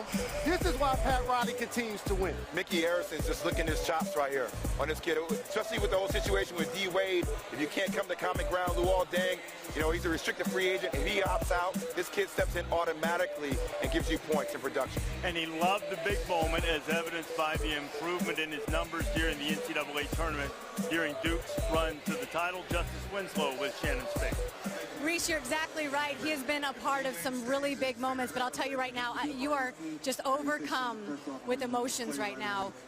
What has this night been like for you? Walk me through it. It's been great, you know, just watching everybody get picked. Just know that that's just players, we're all living our dream, and it's just special, you know, sitting next to Ja, him getting picked, seeing his family, and then, you know, a couple picks later, you know, I'm getting picked and, you know, living the dream right now. You are going to Miami, for my friend, and you're going to go down there and you're going to play with Dwayne Wade. What can fans expect to see out of both of you on the court? Just two guys that are going to work hard. I just know myself. You know, I'm going to play with Dwayne Wade and get to learn from one of the greatest. And so I'm going to try to learn everything I can and just try to, you know, win games and put that, you know, organization in a winning direction. Sounds pretty good to say that, huh? Yeah, it sounds great. All right, Reese, back to you. Congratulations. All right, Shannon, the Indiana Pacers are on the clock with the 11th overall pick. So Justice Winslow is on his way to the Heat. Tom Penn joins us now. So how will Winslow fit in there, Tom? Yeah, look at the bigger picture of the Heat. This is a big summer. The next 10 days, free agency begins. We'll put him on the bench for now. Look at what they have on the floor. Start with what's solid. Chris Bosh got that maximum 5-year contract. He's there at that number, $22 million. How about Whiteside? He came out of nowhere, the center of the future, for less than $1 million. Then it gets murky. You come around to Luol Deng, likely to be a free agent. He won't exercise that option. They just traded for Dragic. He's an unrestricted free agent and expected to get big money. So there you go. Come to Mr. Heat, Dwayne Wade. A player option, he's opting out, and he's flirting with other teams. And here's the question, is it payback time? Because he gave up a bunch of money to get the big three together, and it worked. Then he gave up 2 years and $42 million last year, and that cost him another $11 million. So that's $26 million from this guy that he's given up for the good of the team. Will they bring him back, and will he be here to mentor this guy if he comes in as a replacement for Luol Deng? So interesting 10 days coming for Pat Riley and the Miami Heat. They're going to have to decide whether to pay that man his money. Indiana Pacers on the clock. We'll have their pick when you come back to the NBA. Town. With the first pick, the Minnesota Timberwolves select Karl Anthony Towns. The Los Angeles Lakers select D'Angelo Russell. The Philadelphia 76ers select Jahlil Okafor. The New York Knicks select Kristaps Porzingis. Oh, who knows? Maybe one day that little guy will have a Chris Porzingis jersey. Might win him over at some point. The Pacers have the 11th pick. It is now in. Commissioner Adam Silver will deliver it now. Quickness. With the 11th pick in the 2015 NBA Draft, the Indiana Pacers select Miles Turner from the University of Texas. Miles Turner, Big 12 Freshman of the Year. Are you surprised, Jay Will, that he goes this high? I am. I thought Indiana was going to select a guard, a guy like Cameron Payne, to play alongside a guy like George Hill. They want to play faster, but he also gives them depth at that front court position as well. What do you think about Turner right now? And Roy Hibbert is not what he was at one point. What do you think Miles Turner's upside is? Well, I question his agility a little bit. You talk about his gait, the way he runs, but he does have the ability to block shots. He gives you the speed at the front court position. David West opted out of his contract. He's going to look for bigger money, so he provides security for you at that position. He's the first freshman in Division I history, 6'10" or taller, to make 17 threes and have 89 blocks. He was effective. He can do different things. He answered honestly. Times asked him why he didn't start all the time. He said, I wasn't good enough at the time. So he knows that he has to improve, Jay, and the Pacers are banking he's going to be able to do that. Well, he's got length and skill. He's got a 7'4" wingspan at 6'11". When he's down in the low post, he's got a very nice shooting touch. Jalen mentioned that he can go out the three-point range. He only hit about 27% of those, but he's got a really good stroke. And he does a good job when he gets the ball into the low post. He's got a turnaround jumper over that right shoulder that is really effective, and he's an excellent shot blocker. 2.6 blocks per game. He led the Big 12 in shot blocks and third in the nation among freshmen blocking shots. He doesn't run very well. His running style is really kind of funny. He's been working on it, and running in a straight line in transition is not his thing. And he's had his best games against the worst teams that Texas played. Against the better teams didn't fare as well. His height, as we mentioned, his ability to shoot the basketball from three and post reminds me of Chris Bosh. Bosh is a lot more fluid, as you guys mentioned, running. He's a lumberer up and down the floor. But that team and that fan base has watched Roy Hibbert run up and down the floor. But Jay, if he gets to Chris Bosh level, then Miles Turner will be an exception. I don't know if I see him like that. I don't know if he possesses the ability to shoot the ball as well as Chris Bosh. So here's what the Pacers, who had a 38-44 record this season, here's where Miles Turner fits on their roster. He is standing by with Shannon Spade. Deep breath for Miles Turner as he walked off that stage and down here to our camera. What do you think that you showed this team during your pre-draft workouts? Man, just my ability just to go out there and outwork people, man. I mean, I'm a competitor. I work hard. I mean, it's just what I do. I think I came out there and put that on full display. Congratulations. I appreciate it. Thank you. Reese? All right, Shannon, Miles, thank you. There is the newest Indiana Pacer. The former Longhorn, as Indiana made the 11th pick. 3 more picks remaining in the draft lottery. The Utah Jazz on the clock with 12th overall. We'll see what Utah does. Jazz have less than a minute to make their pick. Utah is tied with the 76ers, the youngest team in the league, a little over 24 years of age per person. Dante Exum is their starting guard. Gordon Hayward has developed into a terrific player for them, averaged more than 19 points per game. Derek Favors came into his own, 16 points, 8 rebounds in the past season, a block and a half, but Utah missed the playoffs for the 3rd straight year and had just its 4th losing season in the last 32 years. So the Jazz trying to get back to that winning, consistent ways that they have for so many years. So what do you think Utah should do? Shooting 19th in field goal percentage and 3-point shooting. I go Devin Booker if I'm the Utah Jazz. I would agree with you. I mean, that's the one thing they're lacking. You draft guards 3 years in a row. You get Dante Exum last year, then you get Trey Burke the year before. I think Devin Booker is a sleeper in this draft. All right, Utah has made its selection now. 12th overall pick, one of the final 3 picks in the draft lottery. The commissioner, Adam Silver, will have the announcement. We will be headed to Salt Lake City. With the 12th pick in the 2015 NBA Draft, the Utah Jazz select Trey Lyles from Saskatoon, Canada, and the University of Kentucky. Trey Lyles, Indiana Mr. Basketball in high school. Some believe that the platoon system sort of cost him as much as anybody in terms of stats at Kentucky this past year. Jay, will you expected or suggested Devin Booker instead they go with another Wildcat? Hey, if you got him at small forward, I mean, they're stacked at the power forward position with Derek Favors, and then Trevor Booker is very strong. He comes in, does a good job. You talk about Gayden Hayward, Rodney Hood backs him up. But I like the versatility, but I still expected him to go with shooting. I thought Devin Booker was a better fit. You always have to remember, too, we're assuming, and you have to because there's no reason to think otherwise, that these guys are going to wind up on the teams that they're selected by, and sometimes there are things in the works. It's not to say that Lyles wouldn't be a fine player at Utah, but they're expecting Booker. Instead, they take Trey Lyles. Yeah, Trey Lyles has got a lot of potential. You know, he's 6'10", got a 7'1" wingspan. I think he's a 4. I don't project him as a 3. I think he's more of a 4. But he's ultra skilled. He's got a very soft touch, especially from the mid-range, so he can put the ball down on the floor. He can shoot a little runner, floater in the lane, good rebounder. Not a big-time athlete, but athletic. And he can operate in the post. He can play with his back to the basket. He can play facing up. Now, he needs to extend his range. He is not a three-point shooter and did not make a lot of threes last year at Kentucky. And you pointed out, Reese, you know, he didn't play a ton of minutes out of that platoon system, and he missed a few games, but he's got a lot of potential as a player. My comp is Carlos Boozer. Can really get it done on the block. Can turn over both shoulders, can make a 12-foot shot.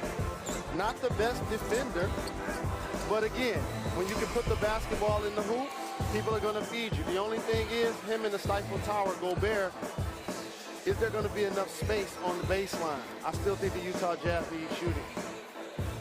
Trey Lyles, picked by the Jazz, and you had a comparison of the Kentucky player to a Duke player. Carlos That's going to go over well. 5 of the first 12 players picked in the draft lottery so far come from Kentucky or Duke, with the Wildcats taking a 3-2 lead with the selection of Trey Lyles, who's with Shannon. Well, thanks, Reese. Trey, we're talking about Kentucky. You know, in the system that you played in, you weren't able to really showcase all of your skills. So what do you think fans will be most surprised to see? Just my playmaking ability offensively. You know, I didn't need to do a lot of it at school because we had it at other positions. But, you know, now I'm on another level and I'll be able to do more. You know, Coach Calipari all season long, he called you the X factor. What should Jazz fans know about that? Just that I'm the guy that can come and contribute, you know, right away, and a guy that does anything that he needs to do to help the team win. All right, congratulations. Now we'll go over to Heather, who's standing by with Coach Calipari. Maybe he can tell us what the X factor means for Trey Lyles. Absolutely, Shannon, thank you so much. And I feel like you're here so much because you have so many great players that are in the draft year after year. And you say that your season really ends tonight. So far, 3 of your 4 guys taken care of. Is this night playing out the way that you thought it would? Well, now we got to get Book. We got to get him to Phoenix. You got Dakari, Andrew, Aaron. We got the other 3. We got to get them picked. But it's been a big day. It's been our season will officially end tonight with 7 of these guys. It's so impressive year after year. And I did hear you say that this night and getting your players drafted is more important to you than winning a national championship. I'm finding it hard to believe. I never said that. All right, what's the matter? Okay. And we want to win, but not at the expense of these kids. Seriously. I want them to benefit more than the program. That's how I want this to be. So when the season's over, you say, they got more out of this than we did, or I did, or the program did. But if anybody questions me and results, please say it publicly. Final Fours, wins, all the stuff we do. But it's not about that. It's about these kids. I believe you. As a collegiate athlete, I would give anything for an NCAA championship, so I did find that hard to believe. Coach, thanks so much. Respect to you. All right, Heather, John, there is Devin Booker giving a little clap in celebration when his buddy Trey Lyles is selected. You heard Calipari mention he's here with 7 guys. If all 7 wind up getting drafted, that would be a record for one school from a single draft. I think there's some questions about whether both Harrison twins or either Harrison twins will be drafted as we get into the second round, but we'll wait and see how that works out. Andy Katz joins us now, so we have 2 more picks left in the lottery. Andy, right now, what are you hearing? Well, for those that are wondering why the Utah Jazz selected Trey Lyles, we heard from the desk how they needed a shooter like Devin Booker. The Jazz told me that they see Lyles as a mobile 4-man who they can turn into a stretch 4, and that's why they drafted him. All right, Andy, so what do you think? Do you see that in Trey Lyles' future? Yeah, he's got that ability, but he's going to have to improve his range. He did not shoot the 3 very well, but he shoots a good ball. He's big and strong. You know, Jalen mentioned it. He's not a great defender. He's not explosive as an athlete. And at the 4 position, you know, there are a lot of explosive foremen. Yeah. So that's going to be an issue. But Trey Lyles is a terrific prospect, but he's more of a skilled mid-range shooter. I've seen him as a 4 all along. I don't think he's a 3. I think about the front line for Utah now between him, Derek Favors, and Rudy Gobert. I mean, I think he provides the versatility to guard the 4. I think he can guard 3s as well. And that only adds to the strength of their front line. He shot 14% on 3s and 37% outside of the paint. So they got a lot of work to do if they're going to turn him into a stretch 4. All right, so in the last half minute of Phoenix's time to select, they have the 13th overall pick. The Suns had a lot of close losses over the course of this season, 18 of them by 5 points or fewer, and they're tied for the most in the NBA. They traded Goran Dragic to the Heat in February. They traded Isaiah Thomas to the Celtics. They ended up missing the playoffs for the 5th straight season, yet still finished just 4 games under 500 under head coach Jeff Hornacek. And now Phoenix's time has hit 0, and they're about to make their pick. What do you think the Suns should do with this pick? Combination wings, go Booker here. Knock down, streaky shooter if you're the Phoenix Suns. Especially with that 2-guard lineup that Jeff Hornacek likes to play. You talk about him playing Eric Bledsoe and Brandon Knight together. That gives a release for them to knock down a 3-point shot. Booker's the best player available. And if you're going to go with that theory of taking the best player available, you go with Booker. So Trey Lyles from Kentucky was just selected. Devin Booker of Kentucky, they believe that is the best available player. Will Booker finally hear his name called? Some believe that he would go in the top 5 or 6. Adam Silver about to let us know what the Suns have decided to do. With the 13th pick in the 2015 NBA Draft, the Phoenix Suns select Devin Booker from the University of Kentucky. So Booker is headed to the Valley of the Sun, and now 4 Kentucky Wildcats have been picked in the lottery. That ties the record for most lottery selections from one school in a single draft. North Carolina also had 4 players that were lottery picks back in the 2005 draft. And Devin Booker, second best among major conference freshmen in three-point shooting, a little bit better than 41%. Devin Booker can really shoot the ball, but he's more than that. Like, he's a terrific athlete that can put the ball in the deck. He didn't have to show that much in Kentucky. He was more of a catch-and-shoot wing shooter, but he's got a tight stroke. He's a way better athlete than people think. He had the best lane agility times at the NBA Combine. And Jalen mentioned it the other night. He really is a young Klay Thompson because he's strong, he can guard. You compare those two as freshmen, Booker's numbers are just a little bit better, and I think he's a better defender as a freshman than Thompson was. Now, Thompson obviously has turned into an all-star and a great NBA player, but I think Booker's got that in his future. Terrific range. That stroke, he's got a high release point, so he can catch and shoot, and he gets it off quickly, but he can also come off screens. He handles the ball well. I think he can deck it and get to the rim, and he can finish. His frame is big and strong. You know, his dad was Melvin Booker, played at Missouri. He's all Big 8, so he comes from really good bloodlines. Never changed his expression. It doesn't bother him to defend. I think he's a very good defensive player. I think he's got a complete game, and he's got more game than he's able to show at Kentucky. And that's probably true of a number of Kentucky players. Ding, ding, ding, ding. You guessed it. Klay Thompson. You're exactly right, Jay. Streaky shooter. Through January, he was shooting actually 51% from 3. February on 30%. So you're going to need the consistency. But again, a really good athlete can handle the basketball. He's going to fit right in the Valley of the Sun. Devin Booker has his name called, and as I mentioned a moment ago, these Kentucky Wildcats, they didn't cut down the nets, win the national championship as they'd hoped, but they're winning the lottery so far, Jay Will, for sure.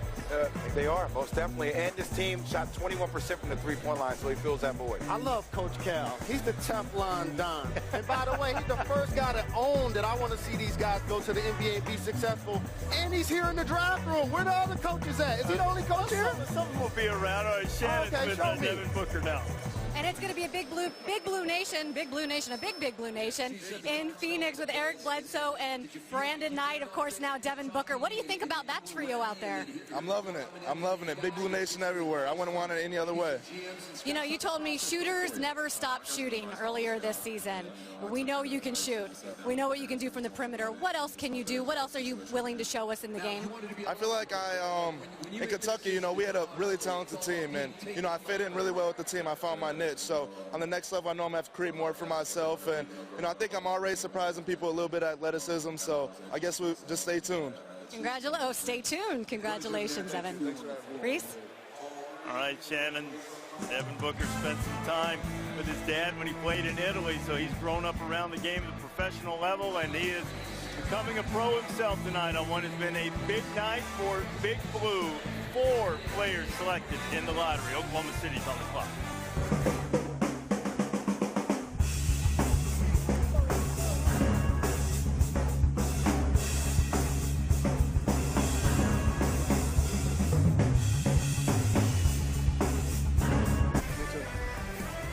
Back in the 2015 NBA Draft brought to you by State Farm. The final lottery pick is coming up in a matter of moments. The Oklahoma City Thunder with new head coach Billy Donovan, longtime Florida coach who had wild success, including a couple of national championships and 4 Final Fours while leading the Gators. While we wait on the Oklahoma City pick, Jay, how do you think Billy Donovan will make the transition from college basketball to the NBA?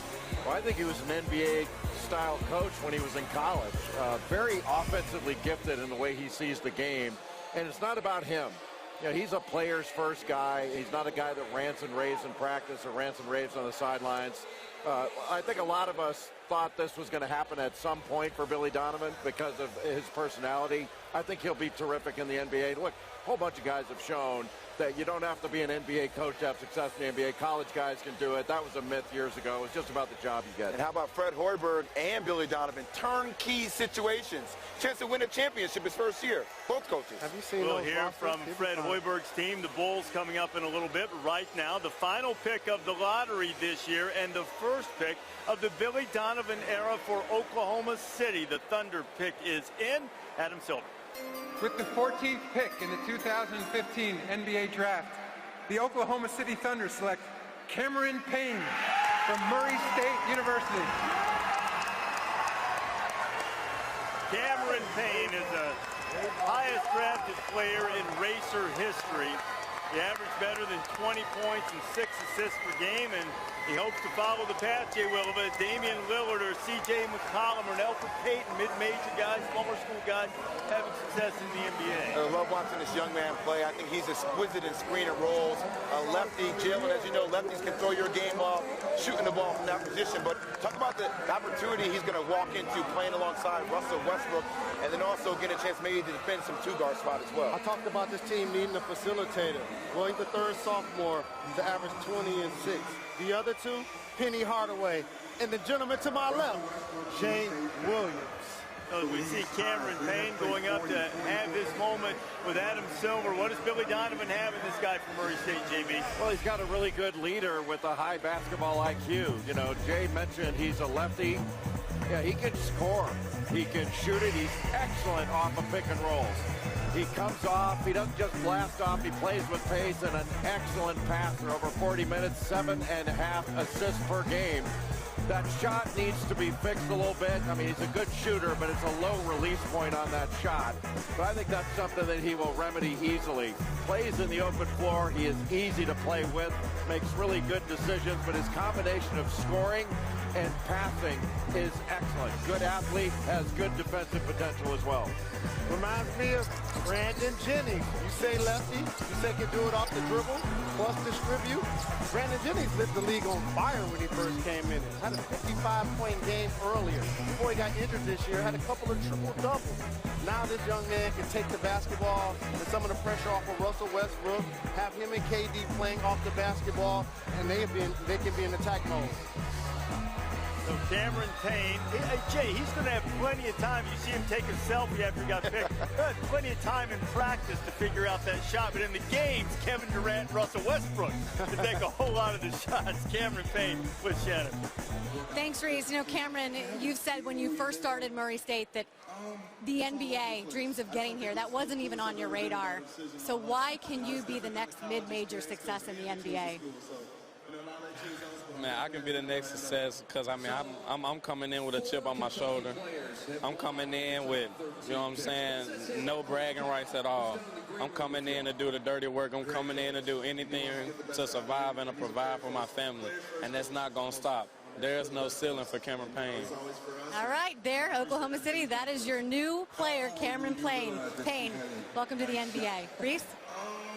You know, Cameron Payne thinks he is a baller because he's already talking about himself in the third person. And they say sky's the limit, but that's then they that's major conference stuff. Third person. Yes, indeed. There's no such thing as mid-majors talking about themselves in the third person. You talk about yourself in the third person all the time. Yes, he does. Reese Davis will continue to tell you on this lottery. That lottery is over. Now the draft concludes. But yet, Hawks are on the clock. Footprints on the moon.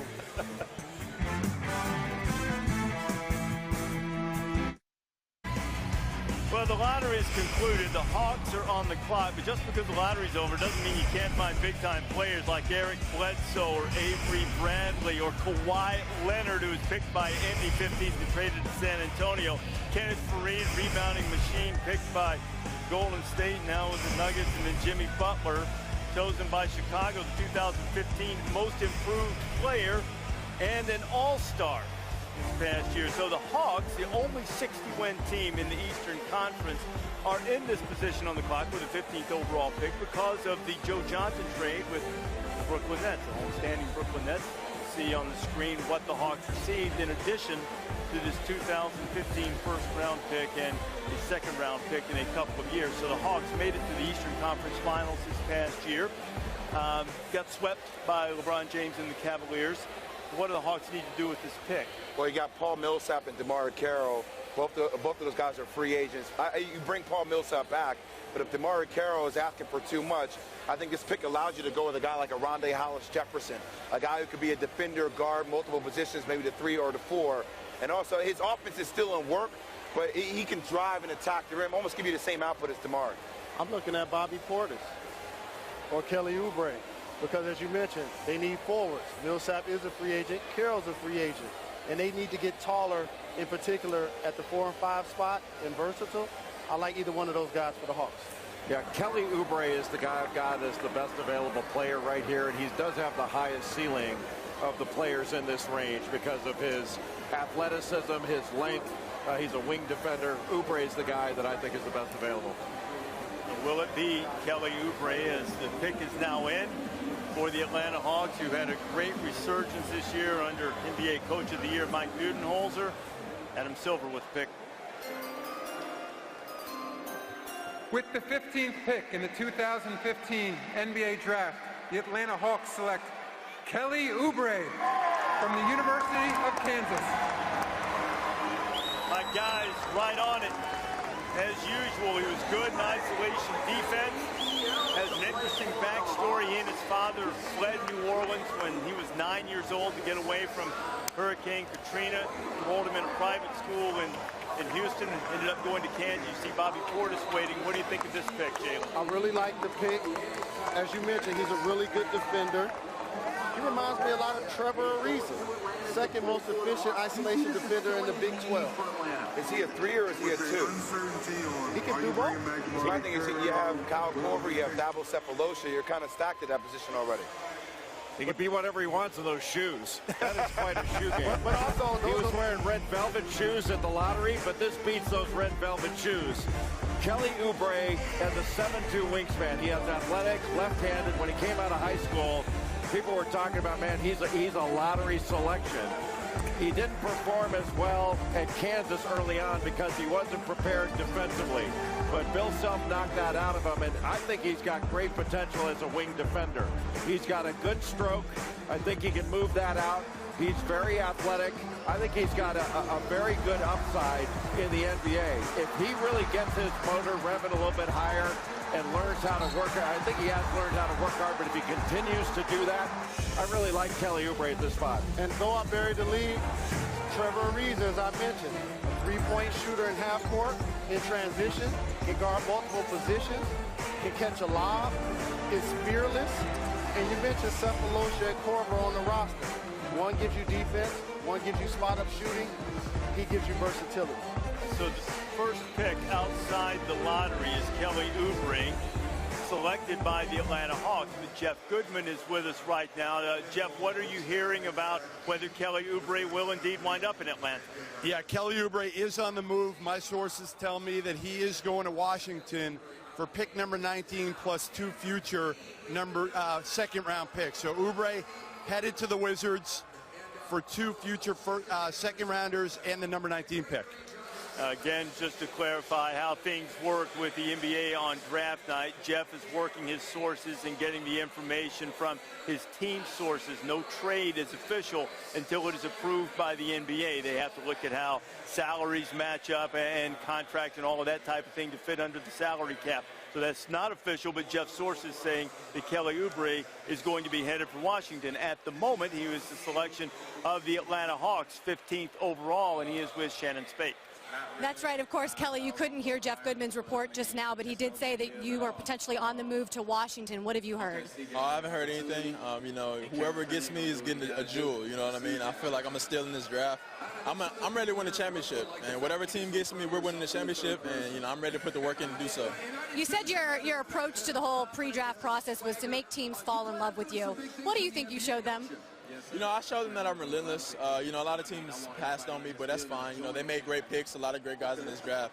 But, you know, whoever winds up getting me, you know, I'm definitely going to give them 110% effort to pretty much show everybody what I can do and, you know, show that I can be great one day. And whoever gets him, they're also going to get some very fancy shoes. Take a look at the kicks. I'm surprised people are even getting close to you with those things on your feet. Those are fancy. I came in with a chip on my shoulder. If you actually wore those spikes on that shoe, if you dribble a ball off your foot, deflate the ball in Tom Brady-esque fashion, all of a sudden instantaneously. Oh, that's just wrong. Already with the Tom Brady reference. Wow. He's had his appeal. Appeal and everything. Hey, you're a guy who loves the shoe game. You've got some pretty good ones you're rocking tonight. He has a picture of himself on his socks. Who does that? Show the socks, JB. Come on. Show the people what they want. This isn't about me, but it should be about me. How about he's a jewel? He says he's a jewel. Well, he's got jewels on his shoes. Look, I think he's going to be a good player, but he does have some steps to take. He's got a ways to go before he's there. He's definitely a work in progress, but you got to like the confidence. You know, Jay, you said one thing in particular that really stood out. He has to learn how to work. And I think if he can appreciate how to work, I think he could be a great fit for a team. And you talk about Washington, who knows if they're able to keep Paul Pierce.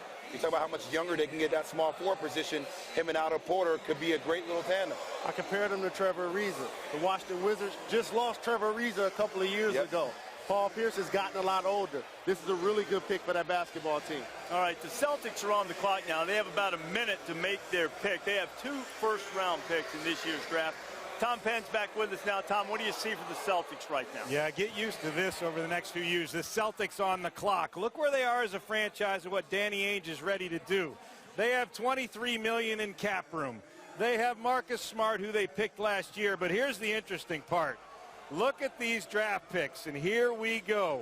They can pick 2 in this draft, right? One of them is because they traded their coach, Doc Rivers, for a pick. Then Danny Ainge got all these future picks, 3 and 16, 17, 2 and 18. Those came from Paul Pierce and Kevin Garnett coming here to Brooklyn. They're long gone from Brooklyn, and here comes the reward. They also sent Rondo to the Mavericks. Danny Ainge is poised to do something special because he's got all these assets, that cap room. It's going to be really interesting to see what goes on in Boston. And really a terrific job done by another former college coach, Brad Stevens of Butler, who's fit in very well in the NBA with Boston, Jay. Yeah, I mean, if you're looking for best available player here, Bobby Portis of Arkansas is available. and then Sam Decker of Wisconsin would be the two guys that said those guys are the best available. And then Jaron Grant is a guard and a scorer from Notre Dame. I would be looking between those three players. Well, you just got Avery Bradley a couple years ago. You got James Young. I think Bobby Portis could be the right fit, considering Brandon Bass is an unrestricted free agent. I say Sam Decker because they really need three-point shooting. He has toughness. I say he should be their pick. You see those two guys. First you saw Bobby Portis. There's Sam Decker, the star at Wisconsin. Bobby Portis had a terrific year at Arkansas this past year. Will the Celtics go with Decker? Will they go with Portis, or an entirely different direction? The Celtics have 2 first-round picks. First one 16th overall. Adam Silver with what franchise Larry Legend helped build. Will do. With the 16th pick in the 2015 NBA Draft, the Boston Celtics select Terry Rozier from University of Louisville. Terry Rozier averaged a little better than 17 points per game for Rick Pitino this past year. I really shouldn't be surprised by this, Jay. I was sitting beside a Celtics scout when Rozier was a freshman, and they were in love with him early in his first year at Louisville. Well, he's so dynamic. He's absolutely a bullet. He's explosive. He's fast. It's like trying to guard a bowling ball when it's going down the alley to stay in front of him because he stays so low. But he's been playing the two-guard position.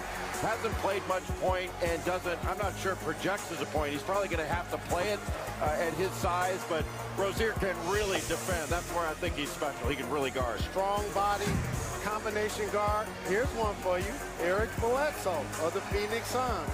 Not necessarily the guy who's going to get you 10 assists. He's going to give you effort on defense. Can score the basketball, and a capable shooter. Isaiah Thomas is going to have some help scoring the basketball, huh?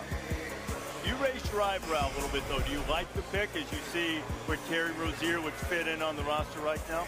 On my big board, I had Jerry and Grant going before I had Terry Rozier. But, you know, if Boston loves him, I mean, he's a guy that can play alongside Isaiah Thomas, Avery Bradley, Marcus Smart. They have a plethora of guards. The Celtics, though they're in the Eastern Conference, they made the playoffs, and they turned Evan Turner into an asset. He actually played well late in the season. You put this player in there, they feel like he probably could duplicate that, if not exceed it. I mean, they're stockpiling at the guard position, so the Celtics, as Tom alluded to, they can make a lot of moves. Right. And the only downside is he's small and he's not a great shooter, but he is a great defender. Gets deflections, gets steals, can stay in front, can guard 94 feet. Defensively, he's the real thing, and he's so explosive as an athlete. And all of this time leading up to the draft, after the Celtics were eliminated from the playoffs, we heard they were going to be active. They've stockpiled assets in the backcourt. Will they move any of them? Milwaukee Bucks on the clock. Who goes with Jabari Parker coming up? You're watching the 2015 NBA Draft, presented by State Farm. Where's he going? You can catch these draft picks tonight, play for their new teams for the first time in the NBA Summer League. It runs July 4th through the 20th. Join the conversation. Hashtag NBA Summer and watch NBA TV for all the action. 17 days of continuous coverage, culminating with Samsung NBA Summer League in Las Vegas. So we have 16 picks that have been made. Jay, who are the best available guys out there? Well, we talked about Bobby Portis of Arkansas, Sam Decker, Jaron Grant, R.J. Hunter of Georgia State, an excellent shooter, but you can see a guy like Justin Anderson from Virginia if you're looking for shooting, or Rashad Bond from UNLV, an excellent shooter with a big-time stroke. So you've got a number of different ways you can go, and here's where things, you know, you go with what you like and where the best upside is. And some of these shooters, you can have some real upside here. Now, I know you can't make picks at this level on sentiment, but there have to be some fans hoping the Bucks will take the former Sheboygan Lutheran and Wisconsin standout Sam Decker, who's still on the board. Andy Katz is there. Andy, what are you hearing about Sam Decker and the Bucks, if anything? Well, earlier today I communicated with the Bucks, and they were not going to draft Sam Decker. At least that wasn't their plan. And speaking with Todd Decker, Sam's father, just now, he never felt comfortable with his son going to Milwaukee. He kind of want to get out of the area, get out of the state after going from Sheboygan to Wisconsin. And I just recently spoke with Sam sitting over there. He says, look, I'm very anxious. I'll be fine, he told me. I just want to get this over with and get out of here. So we'll have to wait and see if he happens, because we know he's not going to Washington based on what Jeff reported. They've already cleared it that they're not going to draft Decker, so we'll have to wait and see where he goes here in the next couple of picks. Okay, so apparently Decker will not be getting this over with, at least not with this pick. The Milwaukee Bucks have made their selection. That information has been passed to the commissioner, Adam Silver. With the 17th pick in the 2015 NBA Draft, the Milwaukee Bucks select Rashad Vaughn from UNLV. Rashad Vaughn was the Mountain West Conference Freshman of the Year, averaged nearly 18 points per game in 23 games before a knee injury ended his season prematurely. Well, Rashad Vaughn, you could argue, is a steal at this position in the draft, or a steal in the draft totally. He's got size. He's a natural scoring talent. He can create his own shot, create his own offense. And really, he's only 18 years old. He had a meniscus tear late in the season, so he missed 10 or 11 games. But he's good on spot-ups, very good on isolations, and very good on pick and rolls. He can really shoot it. Deion Waiters is my comparison. You said it right, Jay. Can isolate the basketball, likes to score. I'm calling the Milwaukee Bucks team futuristic. You have Jabari Parker, Giannis Antetokounmpo. You like that, don't you? I do. I'm so impressed. Michael Carter-Williams. They have multiple players that play multiple positions. Who's their head coach? Jason Kidd. It only makes sense. They need shooters. You watch the playoffs, Chris Middleton was like the only guy that can make a shot from the outside. And you talk about NCW, loves to get to the rim.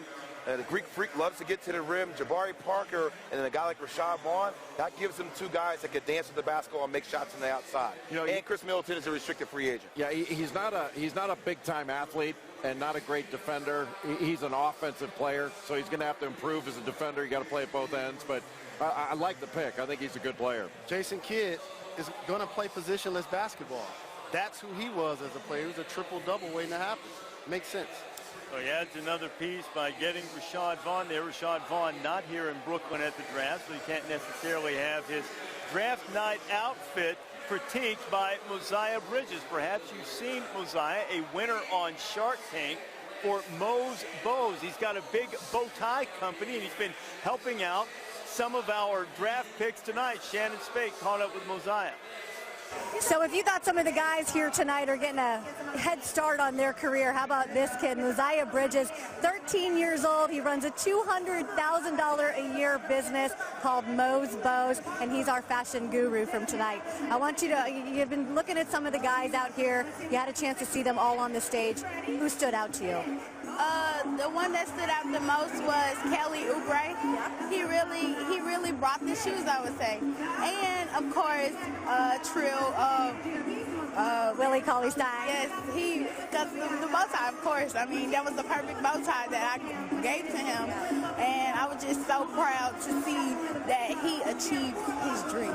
His dream and wearing your bow tie. You know, you name all of your bow ties. They all have particular names. Do you know the name that Willie Cauley-Stein is wearing tonight? Well, that was an original for him, so I made that especially for him. So I was thinking of a name. So Trill, I was thinking of that. So it was good. Yeah. And of course, Mosiah will be here with us the rest of the night, and we're going to take a look at some of our analysts. Jalen Rose, Jay Williams. We're going to break down their draft suits. It was a while ago, but we're going to take a look back. We'll look forward to that, but you know, that's a lot of fun to talk fashion. I've got a serious question here. Mr. Billis, how do you think that young Mosiah Bridges running a $200,000 a year company, how could that impact his educational future? I think it's really going to hurt it because amateurism is the bedrock of education. So that young man is compromising his education by making money. He should be giving away the bow tie. Why would you get him started? Why would you stir the pot with him? Well, because we're a little over halfway through the first round of the draft, and you know, I got to make sure he's still awake down there. Okay, the Rockets are on the clock right now. We'll look forward to seeing that red suit again. Oh, no. You just can't get away from it. There's some things you do in life that follow you around, but you own it pretty well. I'm glad social media didn't exist then. Think you get worn out for that suit if that had happened? And I'm glad y'all can't see the red gaiters I was wearing. Oh, you really? were wearing red gaiters? Absolutely. Oh, Lord. That's not a big surprise. I'm from Detroit. That's what we do. All right, the Rockets are on the clock with the 18th overall pick. This is why they're selecting in this position, part of a three-way trade among the Rockets, Pelicans, and the Wizards. Rockets got Trevor Ariza, Alonzo G, and Scotty Hobson. And this pick at number 18, you see who the Pelicans got, and the Wizards got Melvin Ely, a trade exception.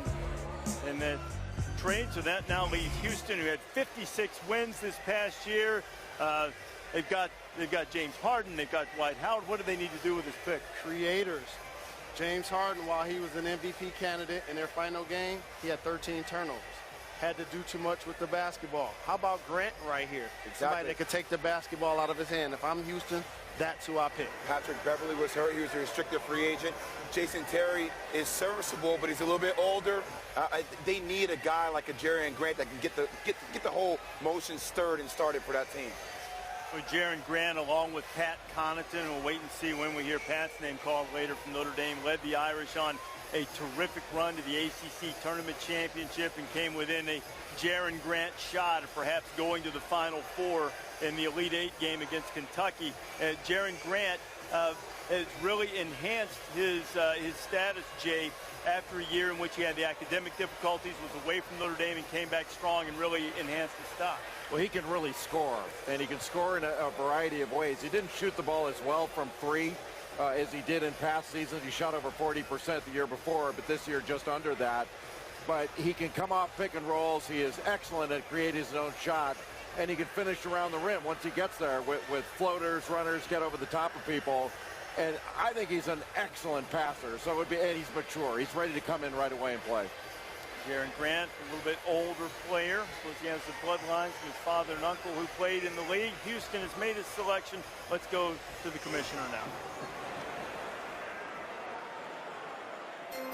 With the 18th pick in the 2015 NBA Draft, the Houston Rockets select Sam Dekker from the University of Wisconsin. So Sam Dekker's wait is over. He had a splendid performance in the NCAA tournament, particularly in the Elite Eight against Arizona. Also, the national semifinal against Kentucky. Hit the shot that put Wisconsin ahead to stay, led them to the national championship game. Well, Houston made more threes than any other team in the league. They average around 11 per game.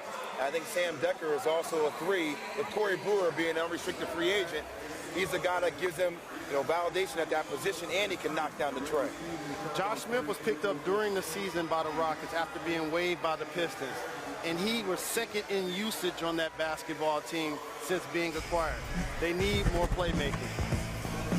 Sam Dekker, I had him rated as the 16th best prospect, so he lasted a little bit longer, but he's within that range, and he's a streaky shooter. He's 6'8", an excellent athlete, can put the ball on the deck, handles the ball well. Not really a post-up player, but he can get hot and make shots, and he plays well in an up-tempo game. Obviously played at Wisconsin where they don't always play up-tempo, but they certainly can. But last summer at the LeBron James Skills Academy, John Lucas ran the college workouts. He has the 12-second shot clock he likes to use, and Dekker thrived. He was the best player there. Wally Zerbiak, you mentioned he can shoot the basketball. You saw him driving. You saw him doing it off the dribble. That's my comparison, hitting the three. Houston loves to get up and down the floor. He's going to be able to change into the floor along with Trevor Ariza running the wing and James Harden. This is going to be a good fit for the Houston Rockets. Dekker said this week that he thought he could be the best player in the draft. You like the confidence. What do you see as his ceiling in the NBA? I think he has a very high ceiling. I think the Houston Rockets got a gem. He's still around for the 17th pick. He's the 18th pick, excuse me. He's a guy that you imagine playing along a guy like James Harden. All you got to do is run the floor. James Harden's going to make you look great. You're going to get wide open shots. Houston made it to the Western Conference Finals. Now they had a guy who made it to the national championship game, Sam Dekker with Shannon. That's right, Reese. And Sam, you told Andy Katz a few minutes ago that you just wanted to get it over with and get out of here. What's been the most difficult part of the night for you? I think just waiting, because you feel like you deserve to be up there. And, I'm completely grateful. You know, I'm so excited to be part of the Houston Rockets. You know, there's no words to really describe being drafted. I'm just trying to enjoy it now and I'm just having a smile on my face. Aaron Rodgers is one of your friends. He sent you a text when you were sitting over there. What did it say? He's telling me to smile. He said, be patient. You're going to a playoff team. And look what happened. I'm going to a playoff team, so I'm not worried. You know, patience pays off. You know, God has a plan, and look where I am. It's a great spot. Never lived anywhere but Wisconsin. You could probably throw out some of those coats if you're heading to Houston. Thank gosh. All right, guys.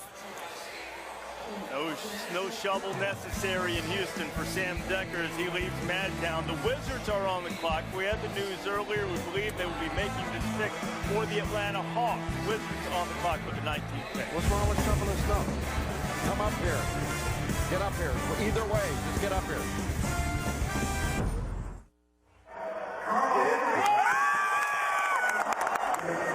Congratulations, thank you so much. Unbelievable. Oh, thank you so much. Appreciate it. Take a big deep breath now. Woo! K-A-T, cat. Karl Anthony Towns going #1 overall to Minnesota. We are now at the 19th pick. Washington, who, according to news Jeff Goodman reported earlier, perhaps picking for the Hawks here. The Wizards would pick at number 19. With the 19th pick in the 2015 NBA Draft, the Washington Wizards select Jerian Grant from the University of Notre Dame. So Jerian Grant continues a family tradition. His dad, Harvey, was selected by the Bullets. 1988 out of Oklahoma. Of course, his uncle Horace was the 10th overall pick by the Bulls. His brother selected in last year's draft in the second round by Philadelphia out of Syracuse, and Jerian Grant will be 23 by the time the season starts. Selected by Washington, but apparently on his way elsewhere. An excellent scorer. You know, he knows how to score. A guy who's a streaky shooter but has good range. Coming off pick and rolls, he's really, really good and really dynamic. Athletic, can get to the rim, an excellent finisher, and can finish in a variety of ways. And one of the great things about Jerian Grant is he's a passer. He averages almost 7 assists per game, and he's got a 3-to-1 assist turnover ratio. This young man knows how to play. He's mature, he can step in. I think he can be a very good defender. It wasn't his overall strength, but he can go get buckets for you. And didn't shoot the ball as well from 3 this last year, but he really made a ton of plays, and he was fun to watch. I think when he steps into the NBA, he steps in as a ready-made scorer that can come in off the bench, be a starter, and he can get you buckets. And he can defend multiple positions. He can defend the 1 or the 2 guard spot. Mature, as you mentioned, Jay, takes care of the basketball. Greivis Vasquez comes to mind for me. You said coming in off the bench, that's what he's made a career doing. And also, the ability to compete on a nightly basis and play with a chip on his shoulder. That Grant family has some really good genes. I'm trying to get some hands on some Grant's life bars. They do, and Jerian Grant, the latest one selected. Okay, but we told you earlier about the report that Jeff Goodman had about the Hawks and the Wizards making a deal. All right, Jeff Goodman is back here with us now. So, Jeff, flesh that out a little bit for us. The Hawks took Kelly Oubre with the 15th pick. You said he was on his way to Washington. What does this mean for Jerian Grant? So Jerian Grant will take his versatility to New York in a deal that will bring Tim Hardaway from the Knicks to Atlanta. So that's a trade. 2 guards flipping. You know, this pick initially started with Washington, goes to Atlanta. Oubre switches places, and now Hardaway goes to Atlanta, and Jerian Grant goes to the Knicks. Okay, and again, all of these trades just proposed, not finalized by the NBA yet. Jerian Grant's with Shannon. Jaren, of course, Jeff Goodman, you weren't able to hear that report, but he just reported that you'll be going to New York. What have you heard about that? You know, just rumblings about, you know, me being in New York, and, you know, I'm excited for it. You know, your dad, your uncle, they've all made their name in the NBA, and now it's your turn. What do you want to prove? You know, it's really, truly a blessing. You know, put God first, and anything can happen. I just want to come out here and prove that, you know, I belong, you know, make a name for myself. We all saw your run in the tournament this year. How do you think that changed the perception of you? You know, I'm a winner. You know, didn't get to really win a lot, you know, in the postseason at Notre Dame, but to win a championship and then to make that run, I think was really special. Thank you. Congratulations. Appreciate it. Thank you. Grace? Shannon, as likable and as mature a young man as you'll find in this draft, and we mentioned the family ties. His dad was Harvey Grant, played for the Bullets and Blazers. Horace Grant had a terrific career. You see him in an Orlando jersey, probably best known with the Bulls.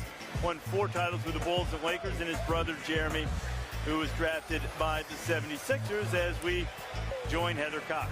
And Reese, what makes this even more amazing, you talk about these 4 players, actually consecutive drafts for Horace and Harvey, and then consecutive drafts for Jeremy and Jaren. It's hard to believe how surreal, considering the family history, is tonight for you. I just tell you, first of all, I'm just so blessed, man. I want to give you all the praise to the good Lord. And, you know, it's amazing. If you work hard and you try to do the right thing, good things will happen. And this is fun. A little bit of a family wager took place in the spring. Jeremy, you went 39 last year, and you bet your brother a pretty large sum of money that you would stay the highest drafted son. So it's a little bit of a win-win, I'd say, for you. Is the loss of money worth the high pick for your brother? I think it's definitely worth it. I mean, I definitely wanted to win the wager, but at the same time, I'm just so happy that he got drafted where he wanted to. What will it be like for you guys to continue this NBA dream together now? There's going to be a lot more wagers coming up soon. I got to win one. Remind me never to make a bet with you. All right, respect to you. All right, Heather, and assuming that the trade is finalized by the NBA, a little Sixers-Knicks rivalry, both of those franchises trying to get turned around. So you kind of take a step back now and look at, after Jeff Goodman's report, assuming that goes through and is finalized and becomes official, the Knicks will have picked up Jaren Grant and Chris Porzingis. They go with Carmelo Anthony, a little bit healthier. What do you think about what the Knicks are doing so far? Well, I like Jaren Grant. I like him on any team. It's going to be interesting to see him run the triangle. But he had more assists. He had more assists than any other major conference player in the last 4 years. He's a playmaker. Now, as long as he can get to those playmaking positions within the triangle offense, I think that's when he could be effective. Correct me if I'm wrong, but you're not the biggest fan of triangles, right? Triangles, isosceles triangles. No. You're not a fan. It takes the ball out of the point guard's hands. What do you like better is like straight lines on the baseline, everybody clear out for screen and roll. Screen and roll, yes. I mean, the Knicks draft is going to be determined by how Porzingis pans out. If he turns out to be a great player, this is going to be looked back upon as a masterstroke. If he's not, you're going to hear Frederick Weiss and all that business. Right. So it really depends on how Porzingis turns out. And also for the Knicks, they must hit it big in free agency. That's going to be a key also. You pay Phil Jackson $65 million, Derek Fisher $25 million, Carmelo Anthony $120 million. Is Greg Monroe the answer? Possibly. Okay. You know, he can score on the low post. He's not much of a shooter, not much of a rim protector, but he's a double-double, and he will fit well in the triangle. J-Will doesn't believe anybody fits well in a triangle. But also sometimes... I do. Jordan, Kobe, and Shaq, they fit great in the triangle. They fit in anything. There you go. All right, Toronto Raptors are on the clock now. Toronto had 49 wins, most in franchise history. Lou Williams, 6th man of the year. So what can Toronto do to build on a successful season? Let's see who Toronto selects.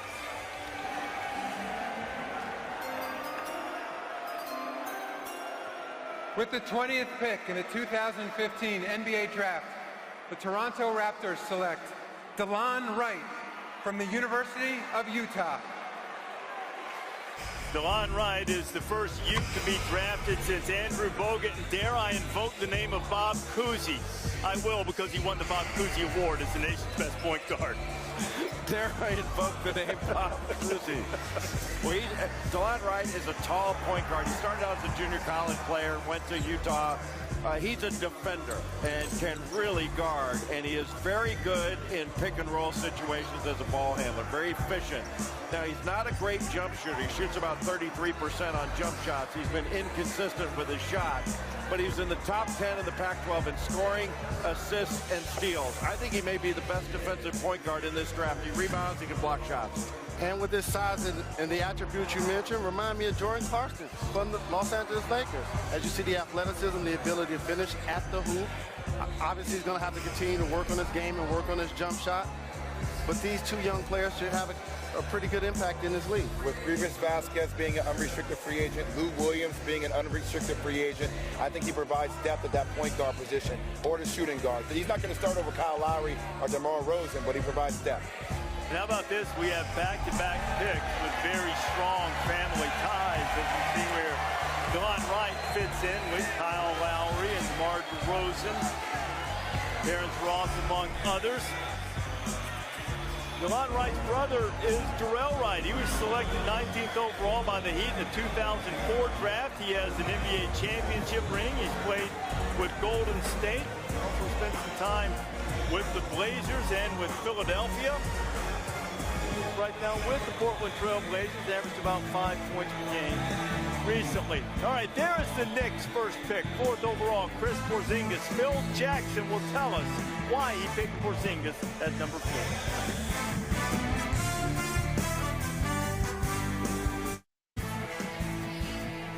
Back in Brooklyn at the NBA draft, the Knicks had hoped to pick a little bit higher in the lottery. They were at number 4 overall. They took Chris Porzingis from Lafayette, played professionally in Spain. It was not greeted with great affection by the Knicks fans here in this arena. However, Phil Jackson, not too long ago, explained why he felt like the Knicks made the right selection by taking Porzingis at number 4. Phil, why Kristaps Porzingis? He's got the best hip upside that we had available to us.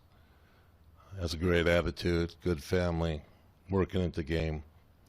We understand that, it might take a year, but he's willing to work, and he's got the equipment to do it. You've heard all the talk about, Darko Milicic and Jan Vesely and a lot of great European prospects that didn't pan out. What makes you think Porzingis is different? Well, you watch a guy play and you see how he plays, his activity level, that he has a shot, a great stroke, that he has the desire, the willingness, the structure behind him. All those things I think work out in his favor. You've talked about how you want to play here with a certain type of system. How do you see him fitting into the triangle in the system you want to incorporate here? That's not going to be an issue. That won't be an issue. Offensively, Kristaps going to be fine in whatever we put him into. The big thing about his learning process is going to be defensively.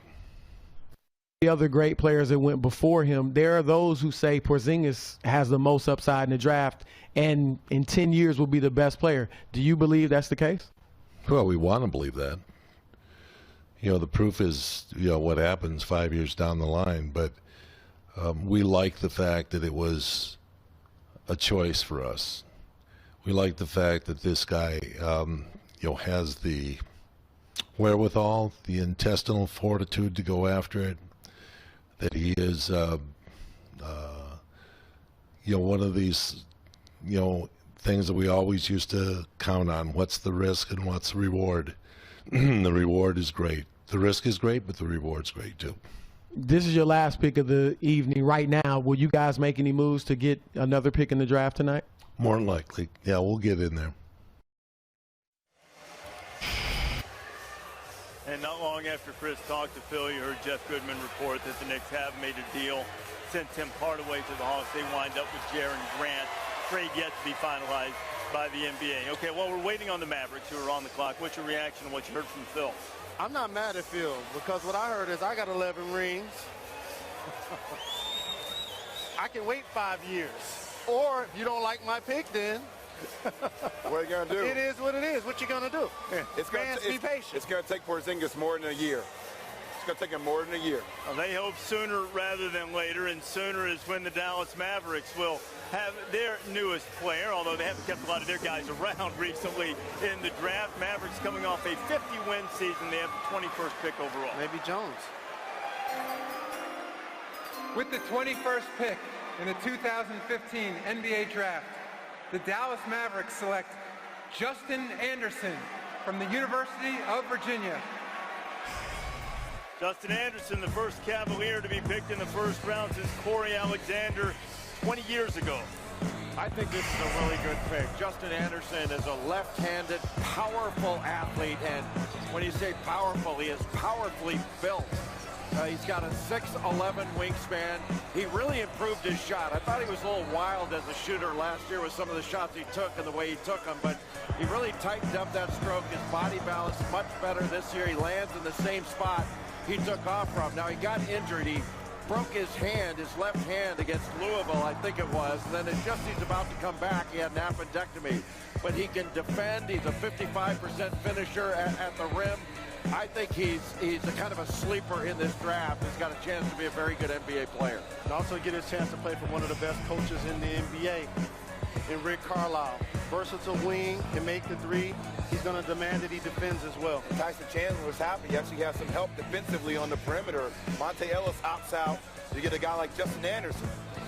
History would tell us to be careful.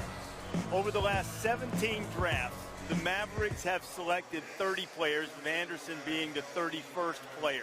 You know how many of them have suited up for Dallas in the season immediately following their draft?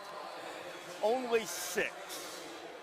There's no news right now about Justin Anderson, but history says the Mavericks don't mind wheeling and dealing. Okay, we had 21 picks made so far. Chicago Bulls new head coach Fred Hoiberg now on the clock with a 22nd overall selection. Tom Penn and Fran Fraschilla with us right now. You're getting to the back end now of the first round. What are teams looking to do here? There are lists in every draft room in the league that talk about specialists right now, right, Fran? Knockdown shooters, somebody that can make a shot. Remember, these are playoff teams. Disruptive defenders. Can you stop somebody? Can you get on the floor? And then size. Give me some size. So I go to my personnel guy, and I say, give me some help. What do you want in Chicago? We need a shooter, and we can't have Jimmy Butler playing 44 minutes a game, okay? Okay, so we got to get some rest. I like R.J. Hunter, but our scouting staff loves Pat Connaughton, excuse me. What you like about him is, Tom, he can knock down shots. He's a better athlete than anybody thought. You saw that at the Combine. Yep. I think Fred Hoiberg will love this kid. It'll stretch the floor for us. Okay. We got to go with Connaughton. What are we doing in Portland? Well, in Portland, we're going to lose LaMarcus. What do you want? We got to big. We got to go big. We've been watching Bobby Portis for 2 years. Right. We love his energy, okay? And you know he's going to give you 10 years of rebounding and hustle. Our analytics guys love him, but when we saw him at Iowa State, I took you to see him. You really liked the way he battled the Cyclones. That's our guy. Fair enough. All right, finally, what are we going to do down here? Cap. We gotta help LeBron with some more shooting. R.J. Hunter, his percentages weren't good. We love his size. Let's put him here. We love the size. We lost Portis. Yeah, no, we're going to get Portis back, unless we trade him. So fair enough. It's shooters, defenders, and bigs. Let's see if they start falling that way. All right, so that's what Tom and Fran think will happen coming up in the draft. The Bulls are on the clock with just over a minute and a half left to make the first selection of the Fred Hoiberg era. And you think the Bulls are going to go big here? I would take a guy like Bobby Portis. Taj Gibson's coming off surgery. Pau Gasol is turning 35. And then you have a guy like Joakim Noah, who really doesn't give you points down low in the paint. He's more of a defensive player. Bobby Portis gets you younger at that position. But as you look at Hoiberg, Hoiberg's going to want guys to be able to score. He ran a free-flowing offense. Everybody talked about how his NBA experience helped him at Iowa State. How do you see Hoiberg translating to the Bulls? I think he was always a pro guy, per se, coaching in college. I got a chance to play with Fred in Indiana and with Chicago. He's a really good basketball mind. He did well in Minnesota. He did well at Iowa State. I think he's going to do well with the Chicago Bulls. We have one of the best rosters in the NBA. For me, though, I think they need a backup point guard. I would probably look for Tyus Jones here. Fred Hoiberg's got a great temperament. I mean, he seems like he'd be a great guy to play for because he's a great offensive coach, and he's on an even keel all the time. And you'd want to play for a guy that when he says something to you, it's got meaning behind it. I really like him as a coaching prospect in the NBA. Well, Hoiberg thought it was just a matter of time before he moved on to the NBA, and he did. His background after the long playing career, spent some time in the front office.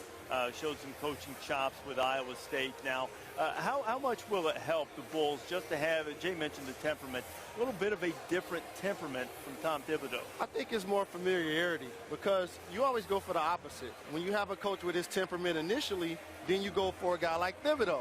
Now when you have Fred Hoiberg, after a while people are going to talk about his temperament not being mean enough to the players. So you really can't win. Thibodeau is a really good coach. And also there's a tie here. Gar Forman, Fred Hoiberg, they have Iowa State in common. It's going to help them out offensively, I can tell you that. And that's going to help them make decisions because they're going to be in accord. All right, so we'll see who the Bulls are going to take at 22nd overall. The pick is now in. Let's go up to the stage and the podium where Adam Silver will make the announcement.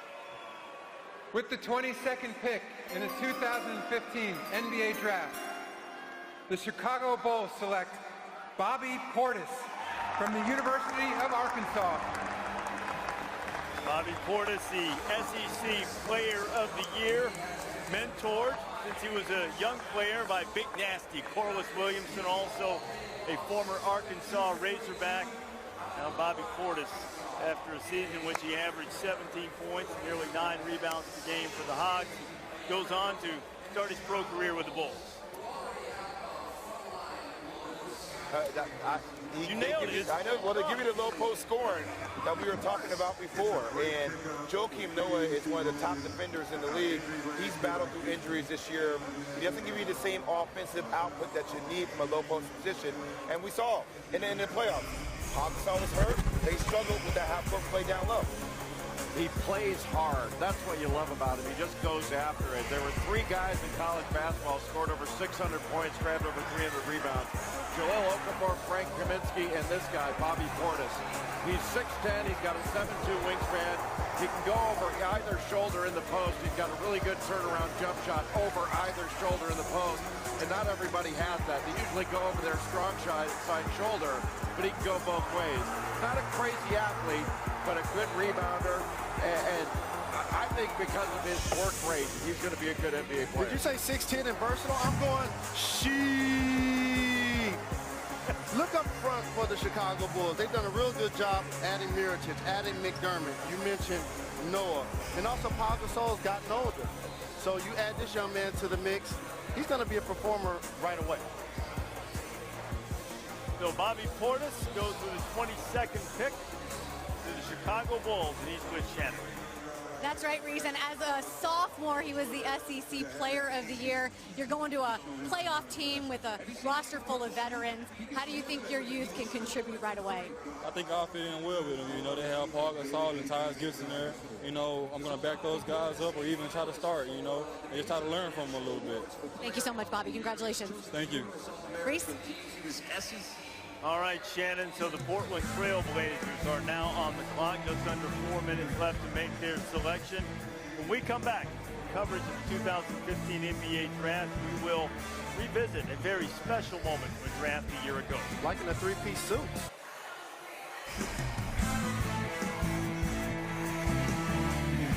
Back on our coverage of the draft, Portland Trail Blazers on the clock. They are having a first-round pick, 23rd overall, for the first time since 2012. And they took Damian Lillard and Myers Leonard in the first round with the 6th and the 11th pick. So the Trail Blazers, after winning 51 games, are on the clock with the 23rd overall pick.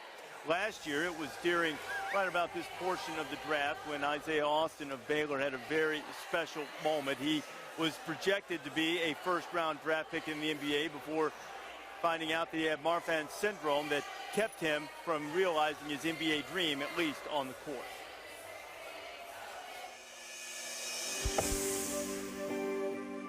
In the 2014 NBA Draft, the NBA selects Isaiah Austin from Baylor University. Isaiah committed himself through endless hard work and dedication to a potential career as a professional basketball player, and we wanted to make sure he fulfilled at least this part of his dream.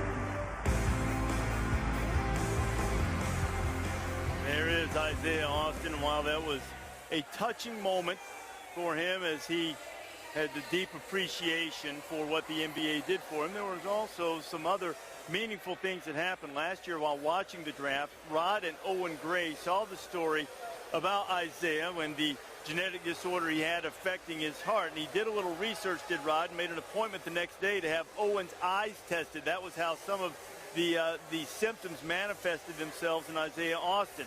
Multiple tests concluded that Owen also has the heart defect known as Marfan syndrome. Rod Gray says that watching the draft that night prompted him to take action, get a diagnosis, and potentially save the life of his son. And certainly we're delighted to have Rod and Owen Gray with us at the NBA draft this year. And certainly continued success to Isaiah Austin as he continues his career in basketball, albeit not one on the playing floor as he had hoped at one point. All right, so the Blazers are on the clock right now, and it is a remarkable thing. Sometimes you get caught up in draft picks, and you can have a meaningful moment that we all experienced with Austin a year ago, and then see how it impacted another young man's life as well. Absolutely. What a terrific opportunity. Like, it's not a right to play in this league. It's a privilege. And to have the opportunity to put on a uniform is just something special. As I mentioned, 3,988 players have played an NBA basketball game. You got 1 million of critics, but it's really a special and exclusive club. You know, and Isaiah Austin, too, you talk about the mental fortitude to push through something like that. You have to commend that young man. He continues to fight each and every day to find his life without the sport of basketball. How much class was it for the league to actually do that? Agreed, yeah. It was so awesome for that to happen. The NBA continues to handle itself with great dignity and class and matters both on the floor He's in the family. and off. Portland Trail Blazers have just made their selection. We're about to find out who it is as the commissioner makes his way to the podium. 23rd overall pick going to the Blazers, who've won 50 or more consecutive seasons for the first time since 08-09. With the 23rd pick in the 2015 NBA Draft, the Portland Trail Blazers select Rondae Hollis Jefferson from the University of Arizona. Sizable contingent supporting Rondae Hollis Jefferson and his trousers, apparently. See what Zion Bridges thinks of those trousers. The NBA guys desperately want to love Rondae Hollis Jefferson because of how hard he plays, and the only issue with him is finding a little more offense. Everything else is there. And he'd be very popular if he were on the first tee at Carnoustie right now in those pants.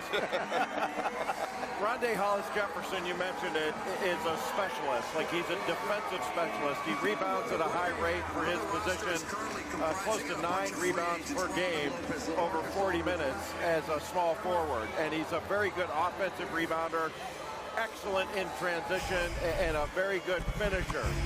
But he's a guy who is not an offensive player. He does not shoot the ball well at all, only 20% from three-point range. Mid-range, doesn't shoot it well, but he plays with a terrific motor. Explosive. We mentioned his transition finishing ability, but I think his best attribute is his defensive ability. With those long arms, he's rangy, he can guard out on the perimeter, he can go down and guard in the post, and he gets on the glass. He sticks his nose in there and he rebounds with 2 hands. Really like his potential as a defensive player. I just don't know that he's ever going to be an offensive player. He's just not a natural in that regard. A young Josh Smith in Atlanta in particular. Earlier in his career, he was a player that would have 100 blocks and 100 steals in a season. He's not much of a jump shooter. He's improved playing for the Houston Rockets, can really finish, can guard multiple positions, a fellow lefty also. Interesting to watch Portland, though. They have Gerald Henderson now. They lost Nicholas Batum, but I think he can provide that defensive mindset for the team. The big question, though, they're going to pay Wesley Matthews $15 million a year. That's the kind of numbers he wants. Hey, look at the lineup now as they picked up Noah Vonleh. We'll talk a little bit more about Hollis Jefferson in a moment, but first, let's hear from him. He's with Shannon. Thanks, Reese. You know, Andy Katz walked over to you a few minutes ago and asked you how you were doing with the weight. You said, I'm fine. How have you been able to stay so calm? Patience, you know, believing in God, putting all my trust in God, and my dreams came true, you know, just being patient and waiting for my turn. You said you weren't even supposed to be here. What about this journey got you here? Motivation from my people, from my city, you know, my community. They got my back, I got their back. They keep me pushing. I got to ask you about your pants. First of all, they're extremely fancy, but they're also Trailblazer colors. Little foreshadowing? I don't know. You know, it's just a color. Red's my favorite color. I wanted to add that in there, so it all planned accordingly, and just all grace to God. That's all I can say. Well, congratulations. Thank you. I appreciate it. Reese? All right, Shannon, today on SportsCenter, Larry Brown was a guest, and he wasn't talking about Rondae Hollis-Jefferson specifically, but he talked about how he had a number of players over the course of his career in the NBA, including our buddy Bruce Bowen. Came into the league without much offensive game, without much ability to shoot, but he felt like that was something that could improve greatly with a great deal of work in many cases. Jay mentioned that Hollis-Jefferson's not a natural offensive player. You see him being the kind of guy that over the course of time could at least become functional, someone you at least had to respect as an offensive player. Well, Jalen mentioned Josh Smith. I mean, Josh Smith wasn't necessarily the best shooter when he came in the league. And people learn how to work on their crafts. But I do like the fact he can guard multiple positions, and he's a bulldog defensively. Energy is a skill. And so if he's going to play hard every night, and as you mentioned, guard multiple positions, then they have minutes for him. Exactly. If he takes bad shots and makes bad decisions with the basketball, then it won't be so pretty. All right, so the Cavaliers are now on the clock. They won the Eastern Conference Championship and then fell to Golden State in the NBA Finals, as you know. LeBron returned to Cleveland not long after the draft, just a couple of weeks or so after it. Last year, they traded for Kevin Love, dealing the #1 overall pick Andrew Wiggins in the process to Minnesota. They started the season under 500, but then went on a tear toward the end, and then injuries did them in late. Kevin Love getting hurt in the playoffs, and then Kyrie Irving getting hurt in the finals, and ultimately it led to a 6-game series loss to Golden State in the NBA Finals. So Kevin Love, you don't know for sure what he's going to do. He's said that he's open and perhaps plans to return to Cleveland, but he's opted out of his deal, as everybody expected. Kyrie Irving is hurt. So what do the Cavaliers need to do here with this pick? First, they need to get more versatile. They ended the season, obviously without Kyrie, without Love, with a team of specialists. You had Dellavedova give you defense. James Jones, Mike Miller give you spot-up shooting along with J.R. Smith. And Shumpert give you defense. They need guys that could do multiple things to complement LeBron James. I think a guy like R.J. Hunter could be available here. He's a dead-eye shooter, considering J.R. Smith opted out. Obviously, Tyus Jones, you can get younger at that backup PG role. I know people love Delly in Cleveland, but he's a third guard. But yeah, exactly. Tyus Jones is that playmaker. He can do things off screen and rolls. If you want a shooter, R.J. Hunter's the best shooter available right now. He's got a 6'11" wingspan. He's got ridiculous range. Like, he's a conscience-free shooter. But his range really extends out. Last year at the LeBron James Skills Academy, he shot it every time he touched it, but it was really kind of fun to watch. And he's a good passer. Like, he's an underrated passer, throws pocket passes. He's a good player. That's what his dad taught him to do. He's a family friend. I've known him since he's a kid. He taught him to be a thumper, and that's what he is. And if he gets to play with LeBron James, how awesome would that be? A lot of wide open shots. Absolutely. I hope to see that for him.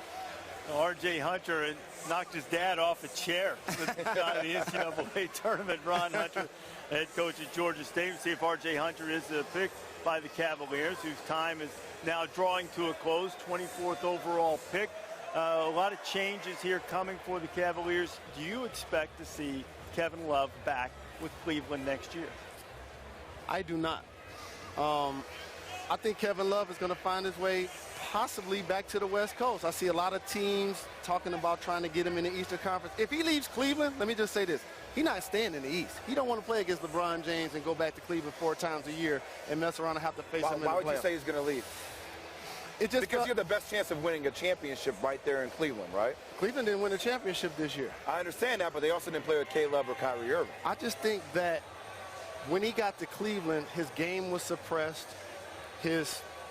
What he brought to the team wasn't necessarily appreciated by the masses, and from public sentiment seemed like by his teammates, he almost seemed like an outcast. So I think he's going to find a situation where he could go in and put up big numbers.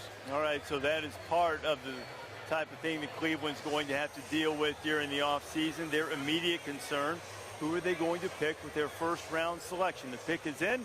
Let's go to the commissioner.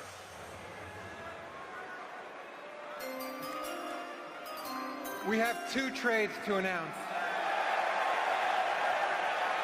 The Atlanta Hawks trade the draft rights to Kelly Oubre Jr., the 15th pick in the draft, to the Washington Wizards for the rights to Jaren Grant, the 19th pick in the draft, and 2 future second-round picks. And the Atlanta Hawks trade the draft rights to Jaren Grant to the New York Knicks for the player contract of Tim Hardaway Jr.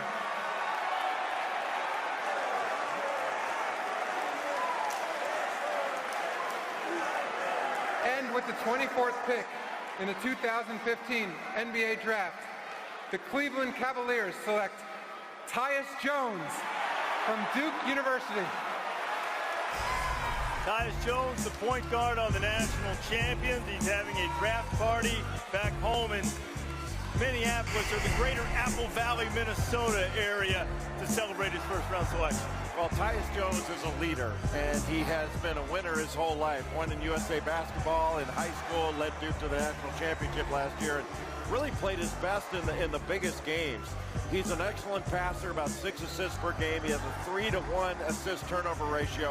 One of the best things about him, he makes big shots. He's excellent in pick-and-roll situations. He comes off, he shoots 52% in pick-and-roll situations, and he's an automatic free throw shooter. The only downside, he's small. Reminds me a lot of Shabazz Napier, who also won an NCAA championship. Not going to necessarily wow you with his athleticism, but really smart players, really good leaders, play well in pick-and-roll situations. And JB, you said it correctly. He shined at the biggest moments. He will need to do so for the Cleveland Cavaliers, because they will probably be in the finals again next year if they're healthy, and they're going to need big-time minutes from him at the backup PG spot. And maybe even have a couple of Duke guys in the backcourt together, Tyus Jones and Kyrie Irving, next year. It's time for the future of the assist, brought to you by State Farm. And Tyus Jones was the most outstanding player in the national championship game against Wisconsin for the Duke Blue Devils. 23 points, led all scorers. He had a couple of huge threes late in the second half, and 19 of those 23 points came in the second half of that game, in that victory for Duke, as those 3 guys, Justice Winslow, Tyus Jones, Jahlil Okafor, all went to Duke. The idea, lead them to a national championship and get drafted in the first round. It's happened for all of them. Now, Tyus Jones is going to play with LeBron James. Tom Penn's with us now. How does this work for Cleveland, Tom? Ooh, pressure-packed player. That's what they need in Cleveland, because, look, we know it always starts with this guy, LeBron James in the middle. Let's talk the unease here, not unease. We know he's coming back, right? But look at what else they got to deal with. And you go right to Kevin Love and Jalen Rose. I agree with you. Real threat, he goes west. Hello, Lakers. Hello, real plan, he goes here west. Now come over here. The other big who can back him up is Tristan Thompson. Or is Tristan Thompson better suited as a starter? Maybe yet another threat for Love. Then we come out. You got unsettled backcourt. All these guys are free agents. J.R. Smith, Dellavedova, Shumpert, and then for the first time we put a head coach here on the board, because already there's drama and trauma about whether he would play there or whether he'd coach or not based on his relationship with LeBron. So we don't know where this is headed. The big decisions are coming for Cleveland as they try to fine-tune and tweak to get over the hump where they can win another one for him. All right, Tom. Tom brought it up. How do you see the relationship, David Blatt, long-term in Cleveland? I don't see it long-term, because when you're holding the clipboard in a huddle and LeBron James, a basketball genius, is also looking at it, and he doesn't think that you're just as smart, just as accomplished, if not more, than he is, I don't think that works long-term. I said in the middle of the year, I thought David Blatt was gone regardless of whether they won the championship or not. I saw LeBron James talking more to Tyronn Lue than I saw him talking to his own head coach. And I think that's an issue when the best player in the world doesn't see eye to eye with your new coach. And nobody thought Coach Black was going to coach a guy like LeBron had a chance to win a championship their first year. It was a rebuilding year. So I did the comp, Tyus Jones and Shabazz Napier. What player last year did LeBron James say he preferred in the draft? Shabazz Napier. Who did they draft? Jones. LeBron James is slinging a sledgehammer in Cleveland, and rightfully so. But Before we decide for sure whether Tyus Jones would fit well in Cleveland, Andy Katz is going to join us now. And Andy, what are you hearing about the potential for Tyus Jones staying in Cleveland or perhaps on the move somewhere else? Well, there's a proposed trade that's been confirmed by Tyus Jones' representation. He is on the way to Minnesota. Cleveland made that selection for the Timberwolves. In return, they will get the 31st and 36th pick in the second round. So Tyus Jones to Minnesota as a potential backup or playing with Ricky Rubio. Cleveland will get Minnesota's 2 picks here in the second round, 31 and 36 confirmed by Tyus Jones' representation. Back to you. All right, Andy, so the proposed trade there, it has to be approved by the NBA, but that would send Tyus Jones basically to his hometown team, playing for Minnesota as Cleveland makes that pick at number 24. So let's spin it that way now. You've seen Tyus Jones a lot. How do you think he fits in there and a chance to play at home now? Better get a heated garage. He should be used to it after growing up there. And that's where he is tonight, isn't it? Ricky Rubio and Tyus Jones, almost the same player. I think Tyus Jones is the better shooter than Ricky Rubio. And Rubio dealt with some injury concerns, so you want to get that extra ball handler in there also. Okay, so Andy Katz just told us that Tyus Jones on his way to Minnesota. The Memphis Grizzlies have the next pick. They're on the clock, and the pick is in. Here's the commish. With the 25th pick in the 2015 NBA Draft, the Memphis Grizzlies select Jarrell Martin from Louisiana State University. So Jarrell Martin is probably best known for between-the-legs dunk in a relatively close game against Florida this year, but he can do more than just show off in the open floor, James. He averaged 17 points a game, and really Jarrell Martin can play all over the floor. He's a versatile offensive talent. He's got a good handle. He uses space very well. He's a gifted athlete, both with his vertical and his lateral quickness. The one thing I think he needs to improve upon is his defense, and his effort on defense has been inconsistent. That needs to improve, but he's gifted, and he's got a lot of ability. You know, he played with Jordan Mickey alongside. With those two guys, you wonder why they didn't win a little bit more, but I actually had Jordan Mickey rated right with Jarrell Martin. Both those guys really good players. Size, explosiveness. You saw him finish with both hands. He has a real skill of scoring the basketball, getting the ball in the hoop. So because of that, I think he's going to have staying power. This is a really strong pick. So the Grizzlies take and they needed it. They need some offensive punch. Jarrell Martin of LSU on his way to the Grizzlies. The Spurs are on the clock with the 26th. Go, Spurs, go.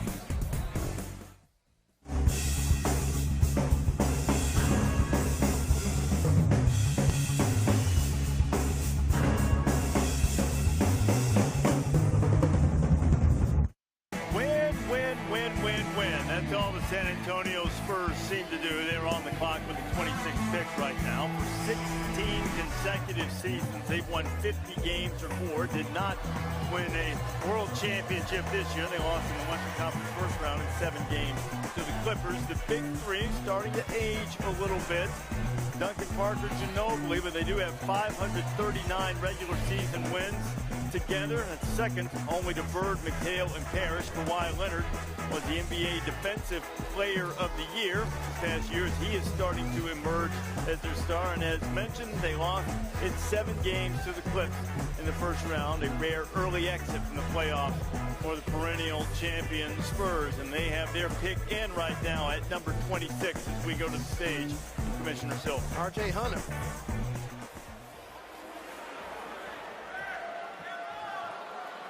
With the 26th pick in the 2015 NBA Draft, the San Antonio Spurs select Nikola Milutinov from Novi Sad, Serbia. He last played for Partizan in Serbia. And it's not surprising that the Spurs would go with an international pick. What do they have here, Fran? I showed you some video of a tournament from 2 years ago when he played against 5 first-round picks for Team USA. 7 feet tall, 20 years old, and what a surprise. The San Antonio Spurs take another foreign guy. Remember, they got to clear the deck for some cap space for LaMarcus Aldridge. Now, when this young man was 12 years old, he wanted to be an Olympic swimmer.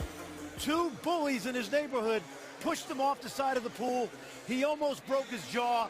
The next week he was in a gym picking up a basketball. And there's two clowns running around Novi Sad, Serbia right now that don't realize they just made this kid a millionaire. Good long-term pick. Again, we'll see him in a couple of years playing in a good level at Partizan, the Boston Celtics of Serbia. So Spurs do it again. We'll see him down the road. Hey, if that's all of the turbulence he's had to deal with. Well, one thing you don't understand is Fran Fraschilla was there by the side of that pool scouting this kid. That's how dedicated he is. So Fran says we're going to see Milutinov in a couple of years. How much longer do you anticipate that we'll see the big three in San Antonio, Jay Will? Well, I mean, Ginobili is free agent. I think he's going to stay, though. I mean, Tim Duncan's getting older. I think Tim Duncan keeps playing. It seems like he keeps getting younger. I mean, he just finds ways to score, but the run is going to stop eventually. I don't know if it's another 2-3 years, maybe. I think this will be Manu's final season based on what I saw from him in the diminishing returns, but still productive. I think Tim will play a couple of more years, and you can't argue with the international Spurs. That's what they have been over the last handful of years. Players from different countries become a melting pot, and once you get under Coach Pop, they find a way to have success. I mean, they took Ginobili at 57th, Parker at 28th, Splitter at 28th, Kawhi Leonard at 15th. They know what they're doing. Yes, they do. You see all of these teams with multiple lottery picks. The Spurs only have one, Tim Duncan. And they tend to make the most of the picks they have, picking up Ginobili in the second round. We'll write down the second pick of the first round for the Los Angeles Lakers. We await. They're on the clock right now with the second overall pick. They shook things up just a little bit by taking D'Angelo Russell from Ohio State and leaving Jahlil Okafor on the board. Byron Scott with Ramona Shelburne.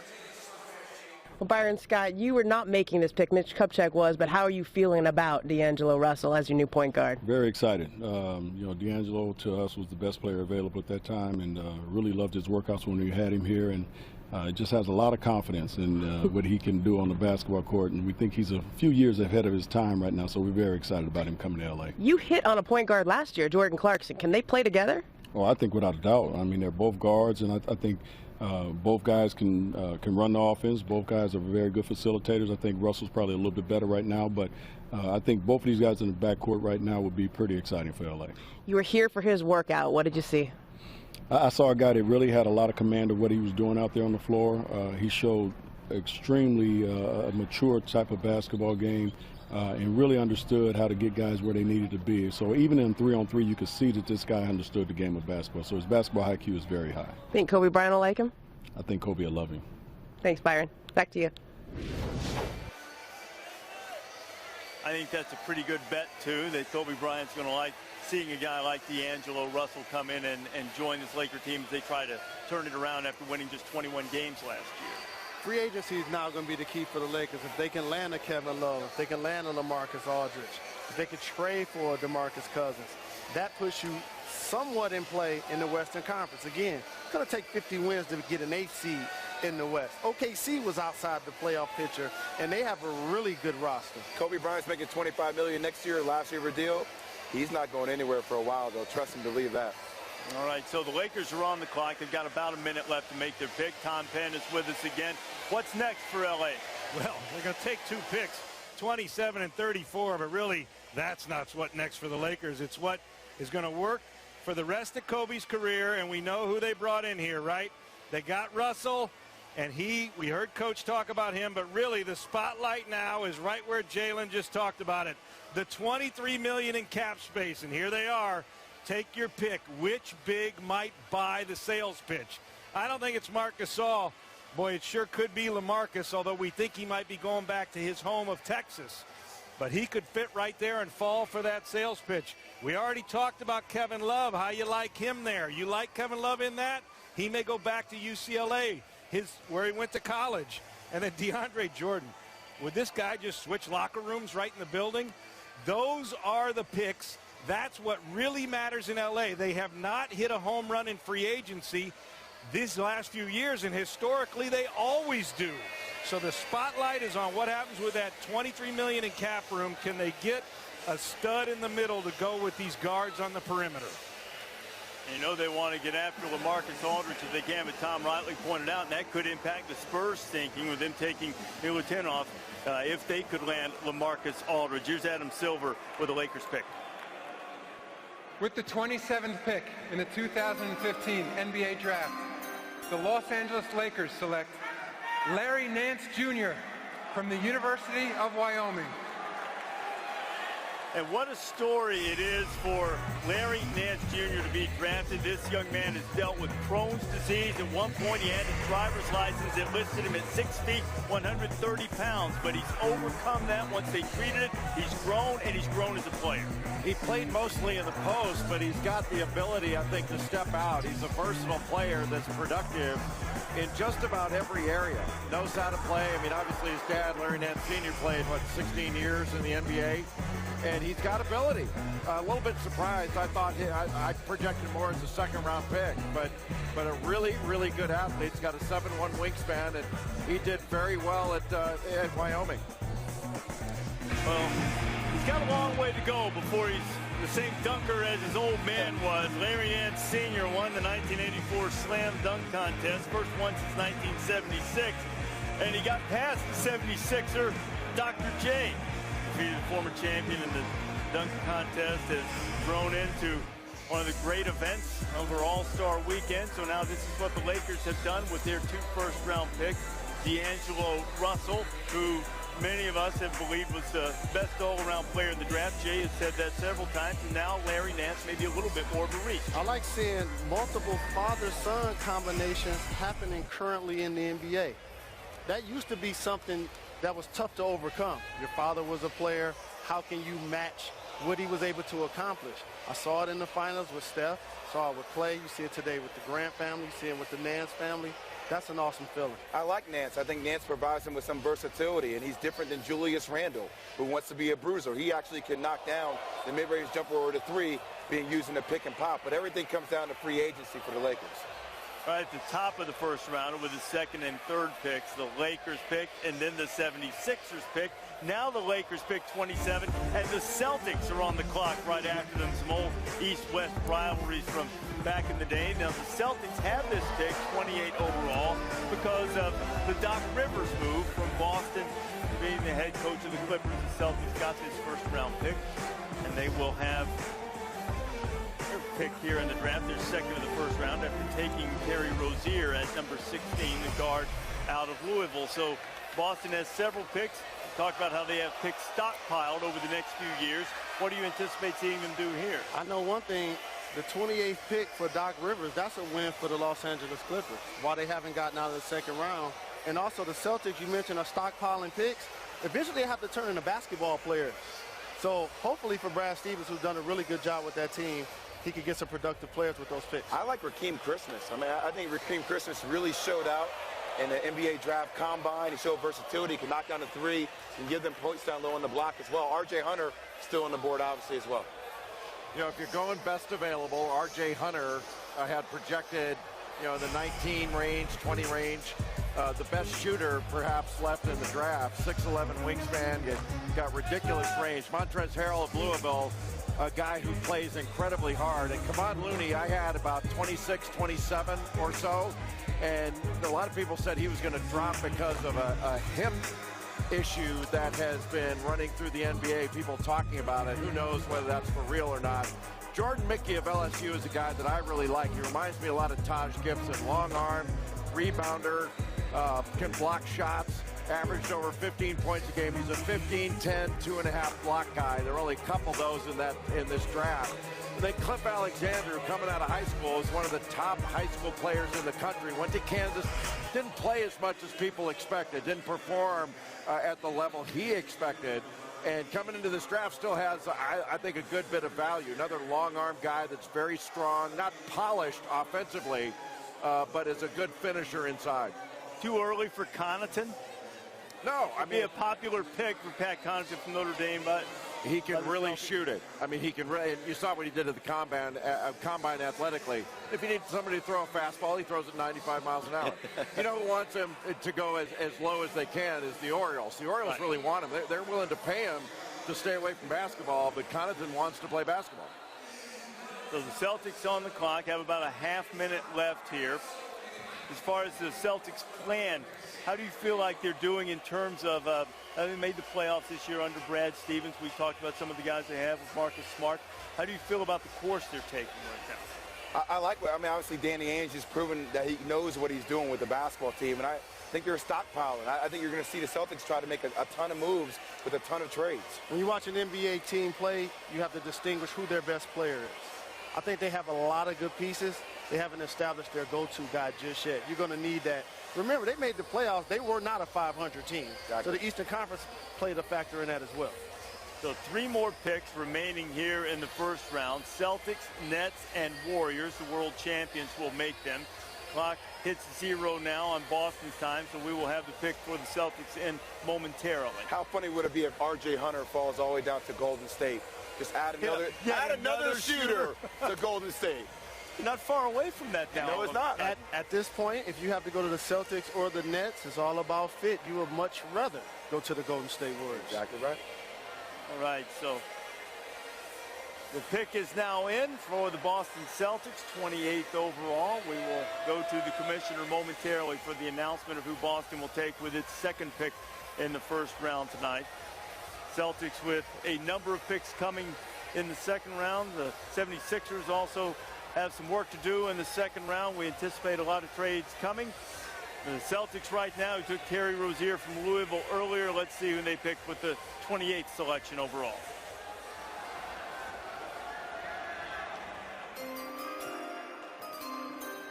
With the 28th pick in the 2015 NBA Draft, the Boston Celtics select R.J. Hunter from Georgia State University. So the long-range shooter R.J. Hunter becomes the first player from Georgia State to play in the NBA once he makes it there. A couple have been drafted but didn't play in games. Well, he goes to bed and wakes up thinking about shooting. And he comes off screens looking to shoot anytime he catches it. And from wherever he catches it, that thing is subject to going up. He has got ridiculous deep range. You know, as soon as he crosses half court, literally that thing can be put up.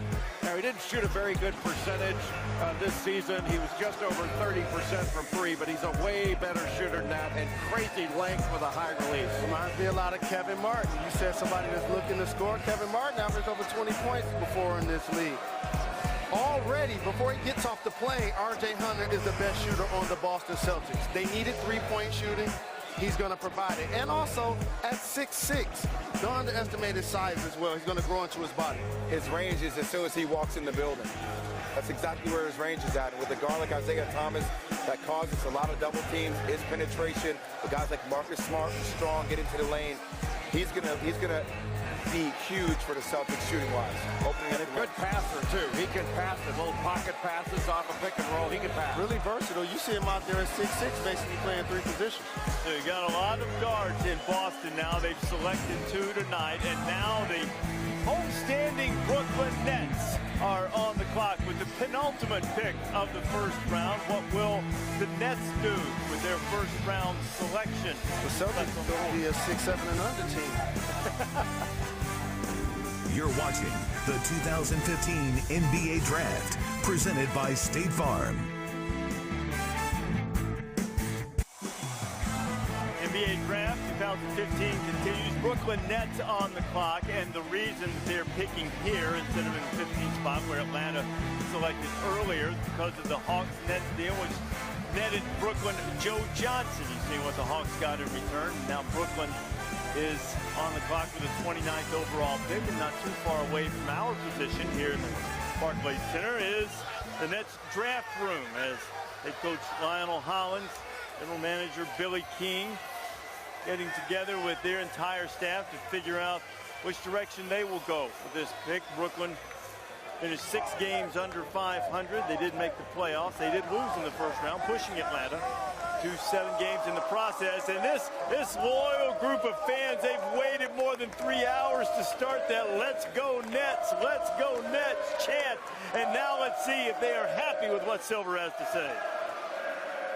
With the 29th pick in the 2015 NBA Draft, the Brooklyn Nets select Chris McCullough from Syracuse University. And that is greeted with cheers as you see Chris McCullough, who is in the stands, not among those invited to the green room, but a talented forward from Syracuse who suffered an injury about halfway through the season that curtailed his development and productivity.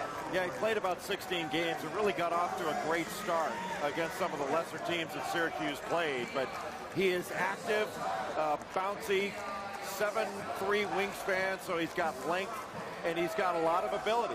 So bouncing back from that injury, he only took 1-3 last year, but he's got a good mid-range profile. Like he can play from mid-range and gets into the lane.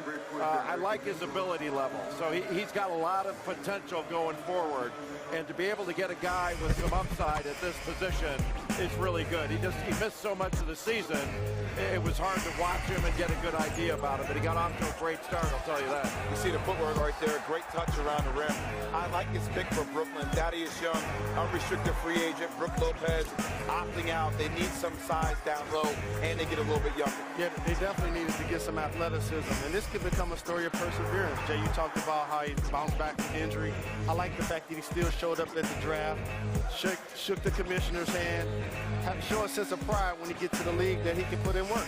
Yeah, I got a stat for you, though. How about the two of their top players, Joe Johnson and Darren Williams, will combine for $46 million next year. That's currently more than the entire payroll of 6 playoff teams. Only in America. You never get what you deserve, only what you have the leverage to negotiate.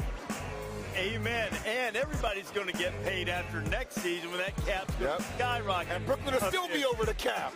Chris McCullough is with Shannon. Work on your game. That's right. Here in Brooklyn, they were waiting with the hats as soon as he walked down and came down to the stage. What do you think about playing here in Brooklyn? Oh, man, I love it. It's a great opportunity for me to showcase what I could do. I'm from the Bronx, so it's a hometown thing, so I'm just looking for the opportunity. I know you guys, you're rehabbing from the ACL injury. What can you tell us about that process right now? It's coming along pretty good. I just started running a couple of weeks ago. I did a lot of leg press, and my legs getting stronger, and I'm starting running. I'm starting to jump and feel good. Congratulations. Thank you. Reese?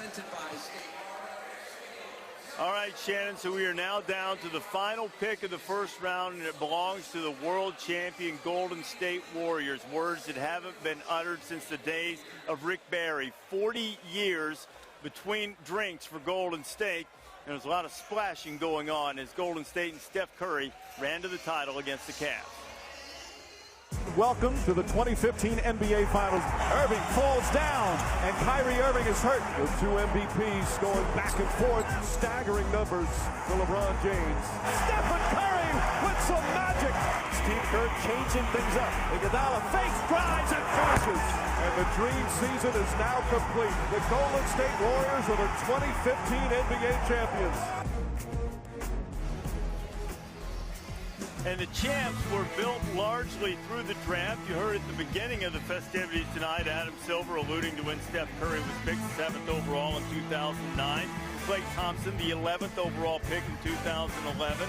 Harrison Barnes, 7th overall in 2012. Festus Ezeli was the final pick of the first round. And then Draymond Green, 35th overall, coming in 2012. All of those guys played prominent roles in Golden State's run to the World Championship victory against Cleveland in the NBA Finals. So now, Golden State, Andrew Bogut didn't play a lot late. It looks as if they're going to try to accommodate David Lee and move him on to a more prominent role. So what does Golden State need to do here? Draymond Green did a really good job guarding 4s and 5s, but he's 6'7". You talked about Andrew Bogut. How about an athletic post player? Somebody that could probably get you some points on the post, but taller than Draymond Green.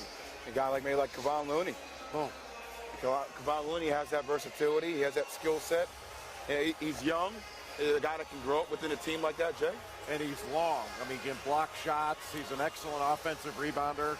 And Kevon Looney was a guy that was projected to be a mid-first-round pick. And I don't know exactly why he dropped down. People have been talking about this hip thing. And I had him projected more in the 25, 27 range, something like that. But that would be a good pick here. Kevon Looney, he was in the green room, wasn't he?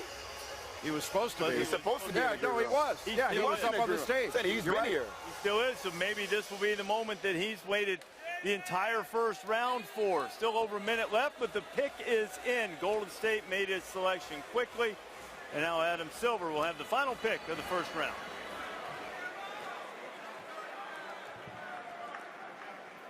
With the 30th pick in the 2015 NBA Draft, the Golden State Warriors select Kevon Looney from UCLA. Been a long wait for Kevon. He averaged 11.5 points, 9 rebounds per game in his only season at UCLA. He's second in the Pac-12 in rebounding, so Golden State gets a little bit of size, and apparently at this point in the draft, not scared off by the potential medical red flag we've heard a lot about. You know, if I'm Kevon Looney, I'm going to the team where I'm sitting there looking at a guy like a Draymond Green and said, exactly right. He was drafted second round, or like for a guy like him, late first round, but that guy's going to get over $10 million this year on Draymond Green. He has the same potential. Kevon Looney getting his moment with the NBA commissioner, and that is the final pick of the first round as Looney is going to the world champion Golden State Warriors.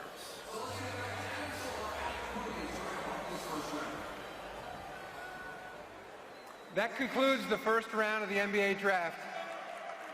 Thank you again to the Nets and the wonderful fans here at the Barclays Arena.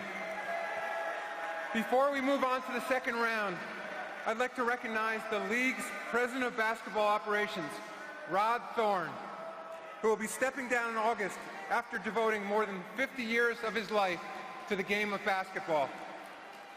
Rod has achieved success at every level. He was an All-American at West Virginia University and the second pick in the 1963 NBA Draft. He was a coach in the ABA and NBA and a valued league and team executive. As general manager of the Bulls, Rod famously selected Michael Jordan as the third pick in the 1984 NBA Draft. Before moving on to the 76ers, he was the NBA Executive of the Year, winning honors for taking the Nets to 2 consecutive NBA Finals. 2 of the greatest players ever wanted to acknowledge Rod. Hey, this is Jerry West. You've been one of my great heroes. I was sorry I didn't get a chance to play with you in college and also in the professional ranks. I will love that. I cherish the days that we spent together on the road looking for future NBA players. The service you have provided to this league is second to none. Rod Thorne, the man that discovered Michael Jordan. What a great privilege, man. I'm very happy for you. Over the years, it's been an honor to know you. You brought me into the city of Chicago. Your dedication to the game of basketball as a player, definitely as a general manager in the league office, it's been unparalleled. Congratulations. An NBA institution for nearly half a century. Ladies and gentlemen, Rod Thorne.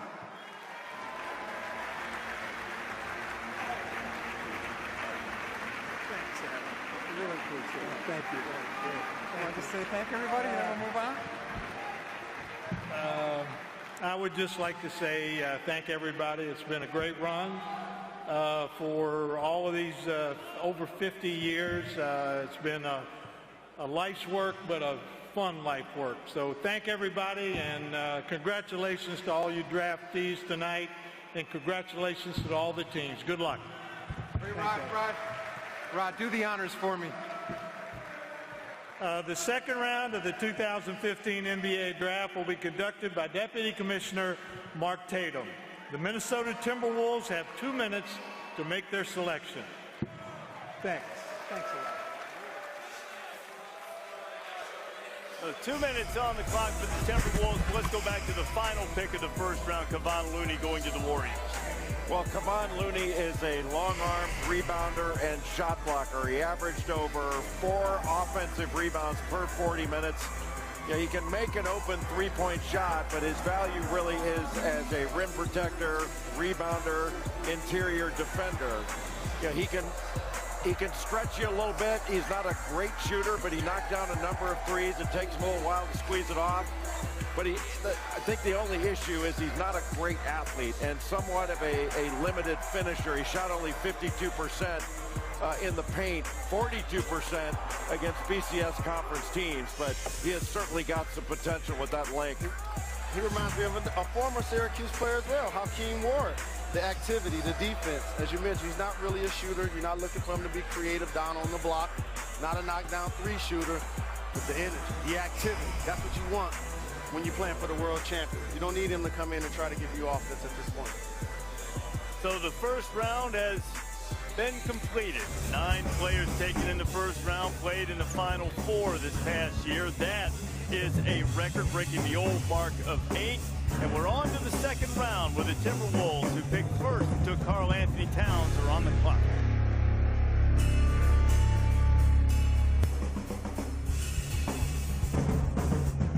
Brooklyn in second round coverage of the 2015 NBA Draft presented by State Farm. Minnesota Timberwolves are on the clock. The first pick of the second round. They took Karl Anthony Towns to start the festivities tonight. And the pick is in. 31st overall, Deputy Commissioner Mark Tatum will handle all of the picks here in the second round. And he'll start with the Timberwolves, who have Karl Anthony Towns, and they believe Tyus Jones in a trade as well. Here's Mark Tatum. Hello, Brooklyn, and welcome to the second round. With the 31st pick in the 2015 NBA Draft, the Minnesota Timberwolves select Cedi Osman from Ohrid, Macedonia. He last played for Efes in Turkey. And Osman was a member of the Turkish All-Star team. And that pick, we believe, could be on its way to Cleveland, and the Houston Rockets are now on the clock. But as it stands, Fran, when you look at Cedi Osman, what exactly do you see in him? Well, first of all, going 31st, Reese, this is the coveted lottery pick of the second round for international guys.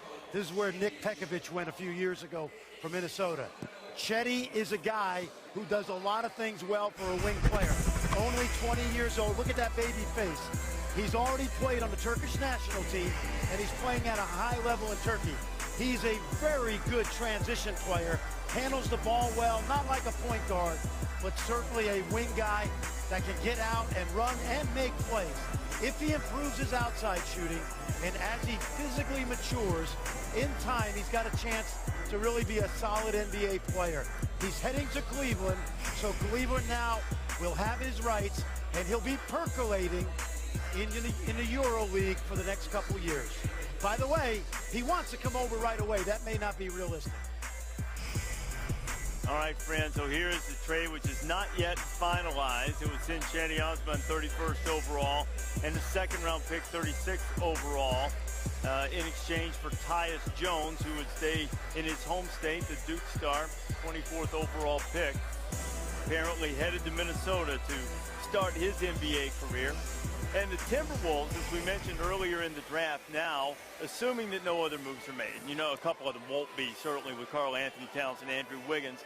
We factor Anthony Bennett into the equation, and they are the first team in NBA history to have 3 consecutive #1 overall picks on their roster at the same time. Obviously, I'd like to have a little bit more from Bennett, who was the first pick by the Cavaliers, as was Wiggins last year, and both of them moved to Minnesota in the Kevin Love deal after LeBron James decided to go back to Cleveland. So Minnesota, when you factor in these guys and you factor in Tyus Jones going there too, building a pretty good foundation. I like the Tyus Jones trade because Ricky Rubio has been injury prone. He's coming off ankle surgery, and who knows about his durability. And Tyus Jones is almost the same player as Ricky Rubio, but can shoot the ball better. And also, he's going to be a guy that throws the ball at the post to Karl Anthony Towns. Exactly. That's what they really want him to do. And I was just thinking, Fran is really good at his job. Has a lot of stamps in his passport, travels all over the country scouting these players. He be talking about each of them like they're going to come in the league and ball. That's all I got to say, Fran. I'm going to tell you, you know what Jalen Rose's theme of this draft is? America. Patriotic you are. I love the Orlando Magic's draft pick. I really do. I'm kidding. The Rockets have their pick in there. Here's Mark Tatum. With the 32nd pick in the 2015 NBA Draft, the Houston Rockets select Montrezl Harrell from the University of Louisville. And Montrez finished with more than 1,200 points and over 770 rebounds in his career, playing for Rick Pitino. Well, Montrezl Harrell is explosive. He's an excellent finisher, tries to dunk everything around the basket, another guy that just plays so hard. He can run the floor. One of the things, his range really improved this last year. He could face up. Now he's hitting the college three. So he's become much more of a threat away from the basket. One of the things, he's not that tall, but he's long-armed. He needs to be a better rebounder. He's been compared a little bit to Kenneth Faried, but he's not as good of a rebounder as Faried. He's a will player, and that's where he's going to make his bones. J.J. Hickson is the guy he reminds me a lot of. I like his attitude. I like that he plays with anger, plays with passion. That's what you need when you're playing against adults.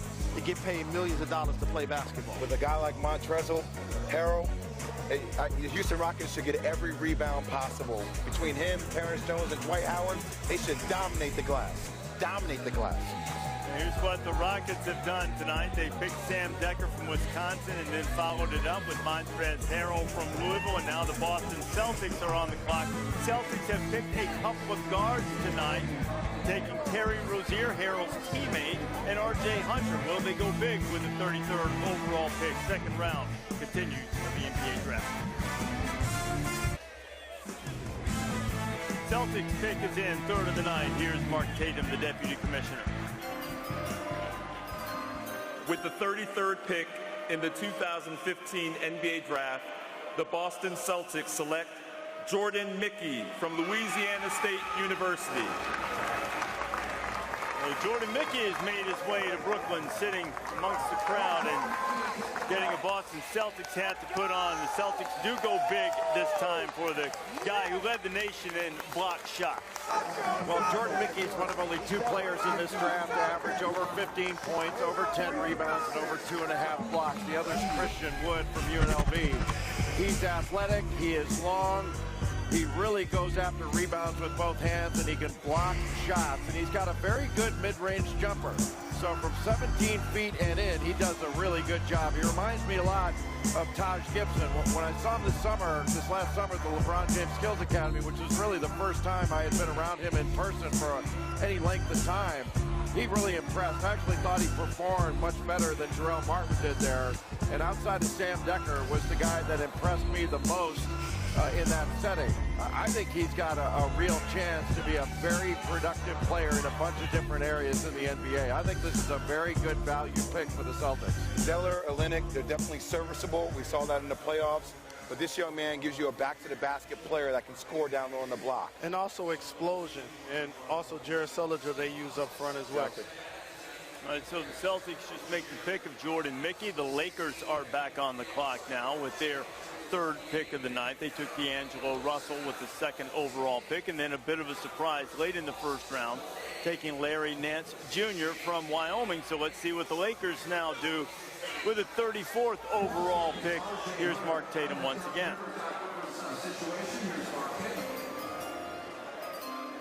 With the 34th pick in the 2015 NBA draft, the Los Angeles Lakers select Anthony Brown from Stanford University.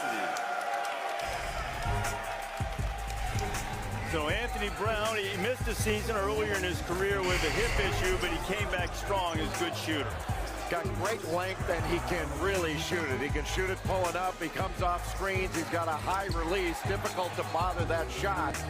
Made 79 83s this last year.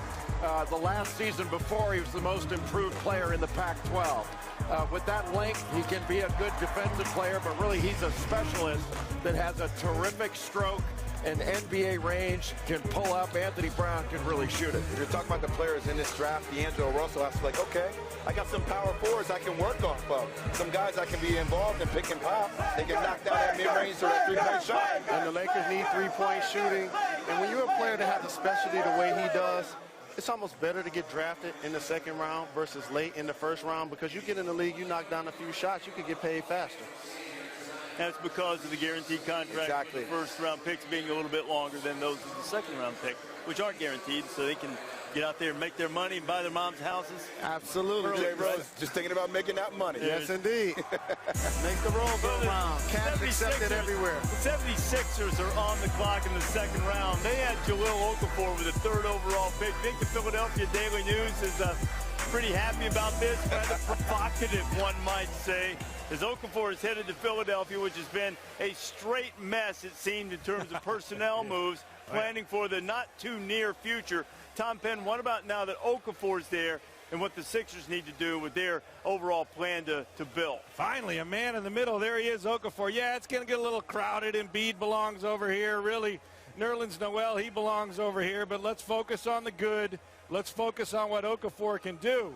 And when we go to the tape, let's have a little fun. Let's talk about great post play. And you start with what else? The Dream Shake. And look at this. This kid already at 19 has the Dream Shake. He can do that. Big man, how about Kareem Abdul-Jabbar? All-time leading scorer. Well, he could pass as well. Okafor's hands, as we know, are giant. He plays in the Grapefruit League, throws that thing around. He can really pass. And if we're talking fundamentals, the big fundamental, and you'll see the similarity. Already he has this in his repertoire as well. It doesn't matter who you put up as a fundamental big man, this kid's already got it. So finally in Philly, something substantial to build around in the middle. This guy is that great.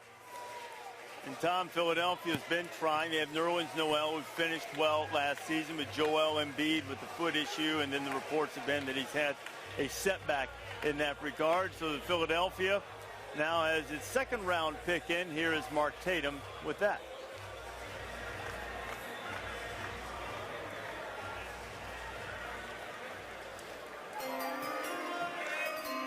With the 35th pick in the 2015 NBA Draft, the Philadelphia 76ers select Guillermo Hernan Gomez from Madrid, Spain. He last played for Sevilla in Spain. Guillermo Hernan Gomez, Billy, he goes by. Hernan Gomez, picked by the 76ers out of Spain. Sam Hinkie, they want him to trust the process, and he selects Billy Hernan Gomez. Fran Place, what do you got with Hernan Gomez? Here we go. Here we go. Now, he wasn't even the best guy on his team because he played with Porzingis, but he had some really good games. In fact, he might not be the best player in his family because his mom played on the Spanish Olympic team in 1992. But look at the size, 6'11". We're going back to his days with the Spanish national team, the under-20 team, to get a chance to see his size, the agility around the basket. Not a terrific athlete, but you just like the idea that he knows how to play, plays hard, competes, and in the ACB this year, he put up some very, very good games, including against the best teams on the schedule. At his size and his age, with all the big guys that Sam Hinkie is accumulating, he'll be another guy that we'll see in a couple of years. All right, so the 76ers take a big guy for the future. Not surprised. You got to think they have to start getting some guards in free agency, considering Ish Smith was their starting point guard. Tony Bradley come off the bench. Perhaps so. The Timberwolves back on the clock, and their pick is in here.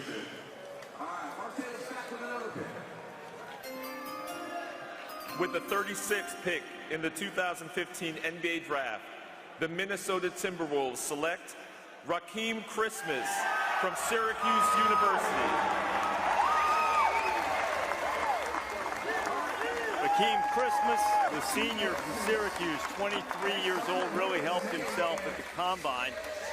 And on a night when 13 freshmen selected in the first round, a new record, we have a senior going here in the second round who could really help. He's going to wind up in Cleveland. Yeah, and it's a senior that has gotten better every year that he's been in college. And if you had said in his first couple years that he would wind up being as good as he was offensively, I'm not sure people would have believed it. He just kept plugging, and what a great kid that has done a remarkable job.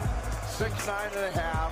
He's got a huge wingspan at 7'5", a terrific shot blocker, a very good rebounder, but his offensive game has really come along. He's a good low-post scorer that has made himself into a really good offensive basketball player. He's going to step into the NBA, and he's going to be able to play. He's not sure about that vest there, but still. He's not Kevin Love, but if Kevin Love does decide to leave, I think he's a guy who can throw the ball down too low in the post, get you some points. point. Cavs definitely protecting themselves up front here. They have Mozgov, Love, Tristan Thompson, Berejao, all in play and or under contract. We'll see if he can make the team. All right, now here, as a reminder, here is the trade that has not been finalized or approved by the league at this point is the one that will send Duke's Tyus Jones to Minnesota. He was selected by the Cavaliers, and the 2 second-round picks will wind up in Cleveland. Philadelphia back on the clock. You're going to hear that a whole lot in the second round. We'll give you the Sixers' latest pick. That might draft me.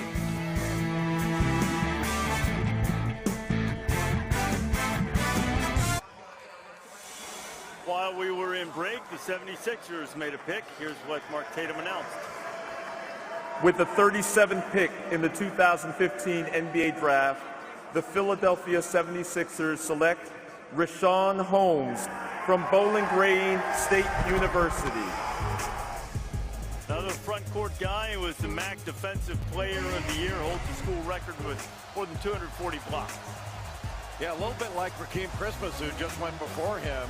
Guy who can block shots, he can step away and knock down a perimeter jumper, but 75% of his offense is around the rim.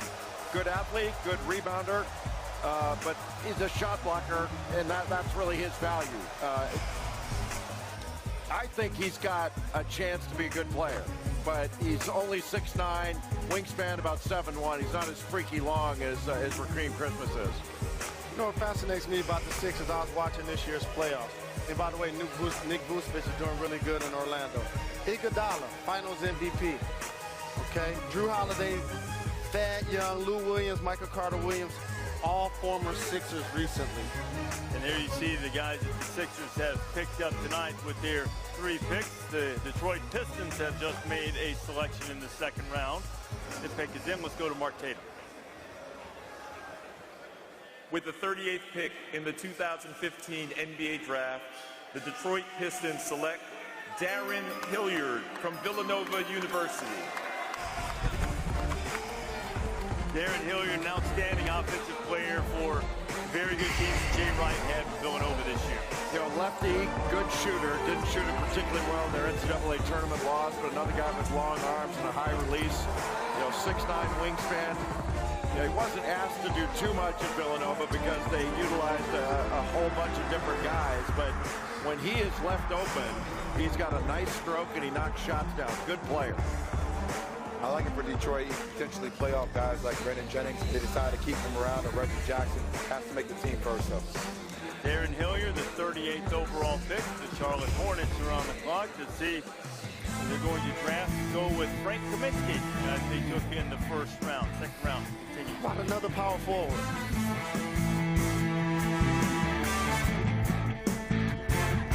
Picks starting to come fast and furious in the second round. We'll catch you up momentarily. Want to see all these draft picks play? You get a chance to do so. The NBA Summer League, July 4th through the 20th. Join the conversation. Hashtag NBA Summer. Watch NBA TV for all the action. They'll do it for 17 days, and all culminates with the Samsung NBA Summer League in Las Vegas. Get you caught up on those picks now. Rakeem Christmas going to Minnesota, picked by Minnesota. He's going to wind up in Cleveland as part of that Tyus Jones trade. Juan Vallée from Argentina goes to Charlotte, and Josh Richardson of Tennessee selected by Miami. Well, Josh Richardson is an athlete, another guy with a long wingspan, a wing defender, and a guy who I think can really run the floor. He's got terrific speed, not great with his ball skills. That's one area he's got to improve, but he has improved his shooting. He came into Tennessee, did not shoot the ball well at all, but has improved his ability to make shots. He is certainly not a great shooter. He's got a little bit of an odd release, but his value is as an athlete and as a defender. The associate head coach for Tennessee was actually my JV coach in high school. And he always raves about that young man's effort. Really thinks he has a chance to have some staying power. He can put up points in a hurry, and once again, you see Miami stockpiling at that small forward, that shooting guard position. And yeah, I played JV. Big shout, Tone Jones. Justice Winslow and Josh Richardson, the pick for the Heat. Now the Brooklyn Nets in front of their home crowd on the clock. And the next pick is in. Mark Tatum to Deputy Commissioner. With the 41st pick in the 2015 NBA Draft, the Brooklyn Nets select Pat Connaughton from the University of Notre Dame. So the Nets take the Notre Dame star. Fastball in the 90s, vertical in the 40s, and guts off the charts. 2014 Major League Baseball draft, Connaughton, a fourth-round selection by the O's. They let him go back to Notre Dame for his senior season. He was going to do that anyway. And as a basketball player, he was a leader along with Jarrett Grant for Notre Dame this year. Made big shot after big shot. Could also do work inside, both on the boards and offensively. And he's tough. He's always guarding guys that are a lot bigger than him and going nose to nose. And he's one of those guys that is a terrific shooter. He can really stretch a defense, gets the shot off quickly, and he is a two-handed rebounder. I mean, he goes after every rebound with both hands and rebounds at a really high rate. You know, he's only 6'5", but he's got, you know, the wingspan of a guy 6'8", and tested off the charts at the combine. I mean, I think most of us had no idea he was that good of an athlete and could jump like that. He probably thought he could, but I didn't. He will make the team for the Brooklyn Nets. He will make the team for the Brooklyn Nets. They need shooting. They need toughness on the perimeter. And Darren Williams and Joe Johnson can really benefit of having a guy on a court like this. And the first pick for the company softball team, too. No, hey, are you trying to tell Pat that you didn't know he was a great athlete? He'll say, did you not see me get all those rebounds against Kentucky? But I didn't see him be. He's a ridiculous athlete. You know, he really didn't show that to that level. He knew he's a good athlete. I mean, he's got a 95-mile-an-hour fastball, but he's ridiculous. And he can really defend. He will follow the scouting report and really work you defensively. All right, so Pat Connaughton now has a decision to make, baseball or basketball, prefers basketball. The Jazz with a pick in the second round. Here's the announcement.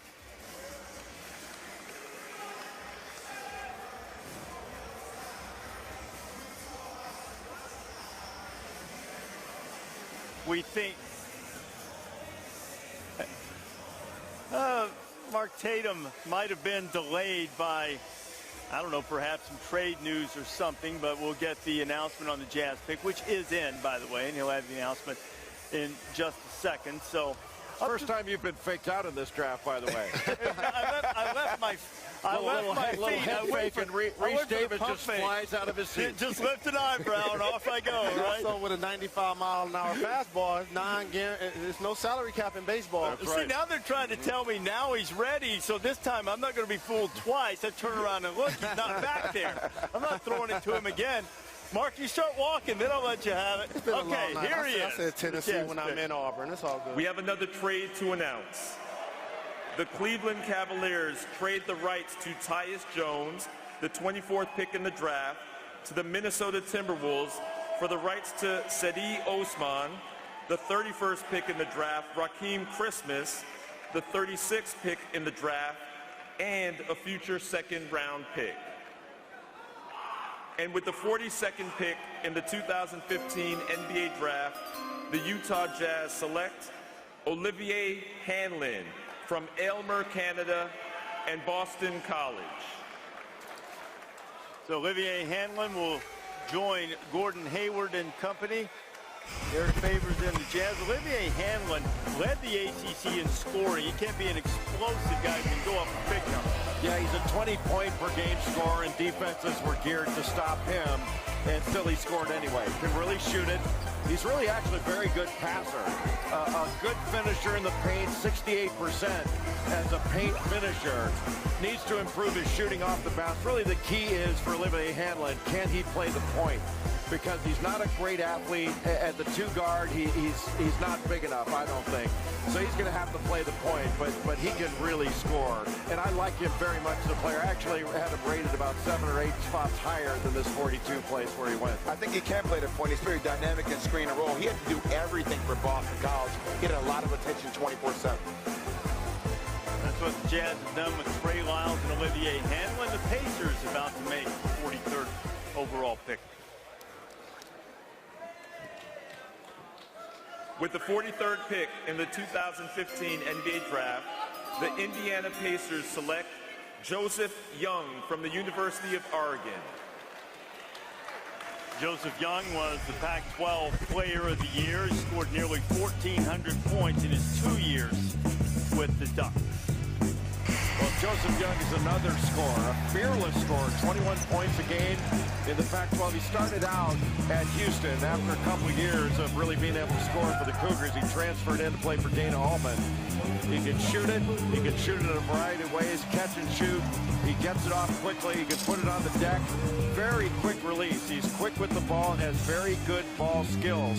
He's a small point guard. Reminds you a little bit of Aaron Brooks. Not really a defender. He's more of a scorer, but a great kid and a guy who's absolutely fearless on the offensive end of the floor. Larry Bird talked about wanting his team to play faster, surrounding the floor with multiple players that can put the basketball in the hole. They were 19th in pace this past season.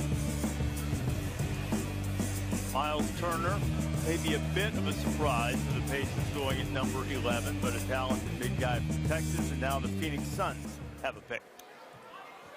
With the 44th pick in the 2015 NBA Draft, the Phoenix Suns select Andrew Harrison from the University of Kentucky. So Andrew Harrison is the 5th Wildcat pick tonight. His brother Aaron's still out there, as is Dakari Johnson. Andrew helped himself, really, I think, a bit in his second year. Yeah, the Chicago Combine really helped him, actually. At the beginning of the year, you thought Aaron Harrison had a better chance to get drafted more so than Andrew, but he kept at it. I give him a ton of credit. He's a taller, bigger guard, and he's going to a guard-oriented system in Phoenix that Jeff Hornacek runs. He's shown he can be clutch. He's shown he can sacrifice for the greater good of the team. What's the record for the most collegiate players on one roster? Because that's what the Phoenix Suns are becoming. The Kentucky Suns. Kentucky guys have got Devin Booker and Andrew Harrison both going to Phoenix. Trey Lyles, Willie Cauley-Stein, Karl Anthony Towns have been picked. Should Dakari Johnson and Andrew's brother Aaron hear their names called tonight, it would be a record for number of players selected from one school. The Celtics are on the clock. NBA Draft, presented by State Farm. While we were in break, the Boston Celtics made their 4th selection of the night, 45th overall. With the 45th pick in the 2015 NBA Draft, the Boston Celtics select Marcus Thornton from the College of William and Mary. Celtics fans at this point in the evening, they'll celebrate about anything, but who's the Colonial Athletic Association Player of the Year and scored 20 points per game? Yeah, he's a 20-point-a-game scorer, really dynamic and quick with the ball. And you mentioned that he could score, but he was so fast at the Combine. He tested out as the fastest player there, 40% from three-point range, but his speed sets him apart. The best player, William and Mary, since Keith Saplicki was drafted by the Lakers back in the 80s. Okay, I'll trust you. What round? Too many questions. Only surface area research, JP. You need to be looking over your shoulder. Keep your head on a swivel for Mark Tatum. Right. We've been doing this for 4 straight hours. We got this. Well done, JB. Well done on that one. That was impressive. My man had to call you out. I know. How about that? You see the 4 players that the Celtics picked, another guy in the backcourt for them. Only took one guy up front. They took Jordan Mickey from LSU. Otherwise, they've spent some time drafting guards tonight. They're determined to be a 6'7" and under team. They're working on it. The Bucks are on the clock, and the pick is in. What was that old league? Was that the USBL that was like 6'5" and under or something like that? I can't believe I got my own. The Raleigh Bullfrogs were in that league. With the 46th pick in the 2015 NBA Draft, the Milwaukee Bucks select Norman Powell from UCLA. Norman Powell. It's a good pick. First team all Pac-12. Why do you think so? Because he's a guy, his offensive game has blossomed. We've seen him grow at UCLA, and I think he's an elite defender. He's an elite wing defender, and he takes on the challenge of trying to lock a lot of people down. And for him to be drafted in the 2nd round, I think he's going to have a chance to make a team, and he's extremely athletic. That's really the key. He's got a 40-inch vertical. You mentioned an athletic wing that can really guard, but he attacks the rim. He can drive it, gets to the rim in transition, very quick first step, but he's streaky as a shooter. He only shot 28% from three, even though he's improved his shooting. After January, only 28% from three, so wore down a little bit as a shooter, but as an athlete, wing defender, transition player, good prospect. And we acknowledge the players in the pros, in particular productive players from Duke, from Kentucky. But don't sleep on UCLA. They have a lot of productive players that they put in the league that are doing really well. It could be a Tony Allen type of player. A guy who's just defensive lockdown if he makes a team. He'll have his opportunity. So the last pick made was Norman Powell. And the phrase, as Bill has said earlier, what was it, America's war on sobriety or whatever. If you tipped one back every time I've said the Sixers are on the clock tonight, you're feeling pretty good by now, too. And they're just getting started.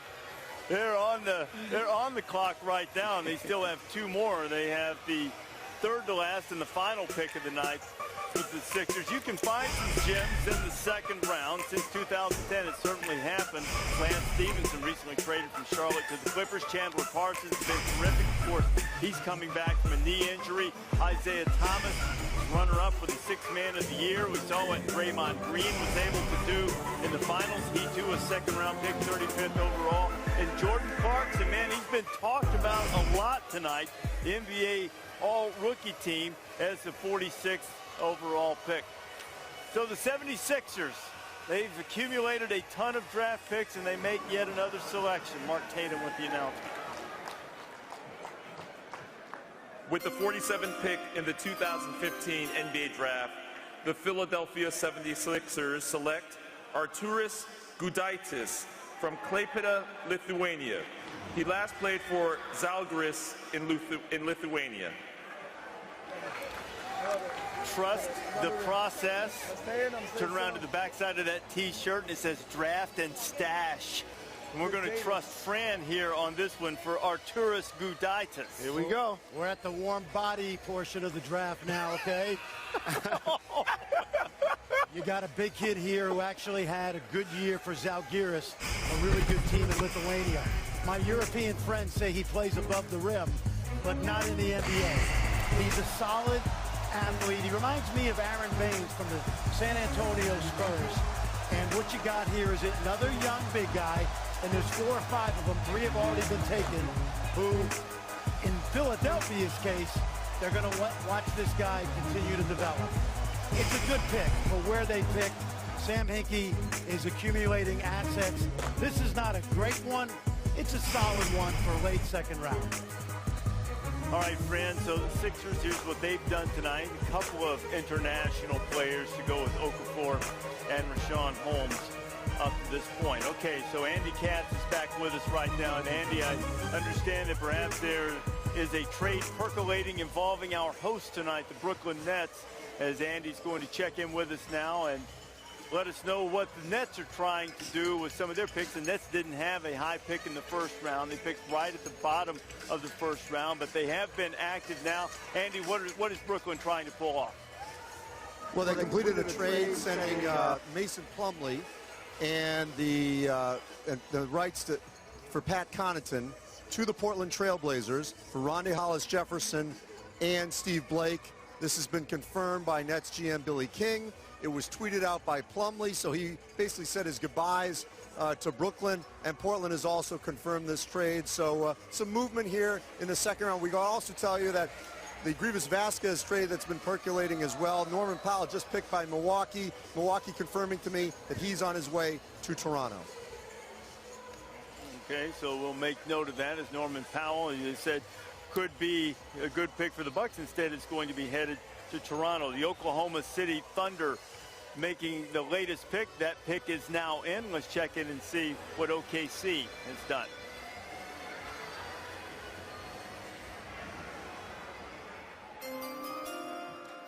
With the 48th pick in the 2015 NBA Draft, the Oklahoma City Thunder select Dakari Johnson from the University of Kentucky.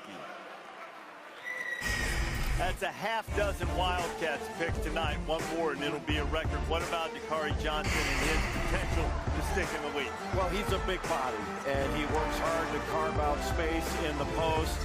drop step, get to the rim, rebounds. He can block a few shots. He's just not an explosive athlete.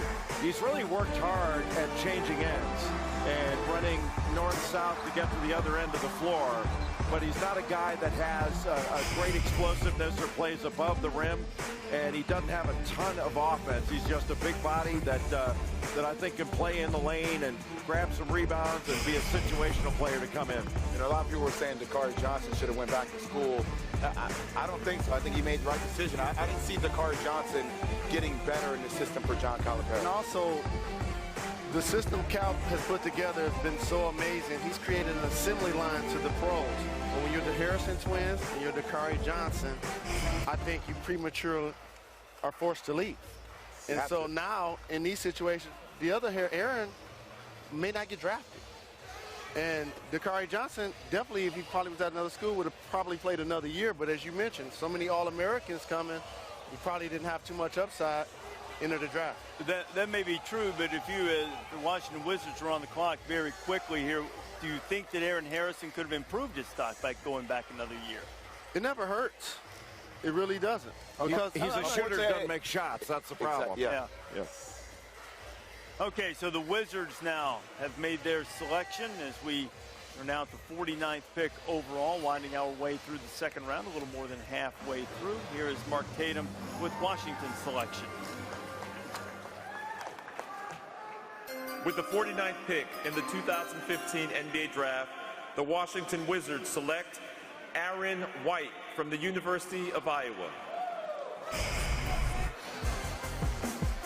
Aaron White, a versatile player, a senior who plays for Fran McCaffrey and the Hawkeyes.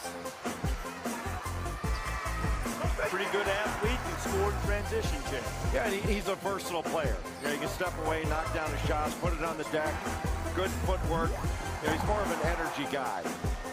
But a solid player that did a terrific job in the Big Ten and was really a leader for the Iowa Hawkeyes. So, you know, good value in the second round. Can come in and can play out on the perimeter, good length, and a solid athlete. Wizards trying to sneak and see if they can get a stretch four. Between their power forwards and centers, they only made 11 threes. That's the third worst in the NBA. Aaron White led the Hawkeyes in rebounding all 4 seasons in Iowa City.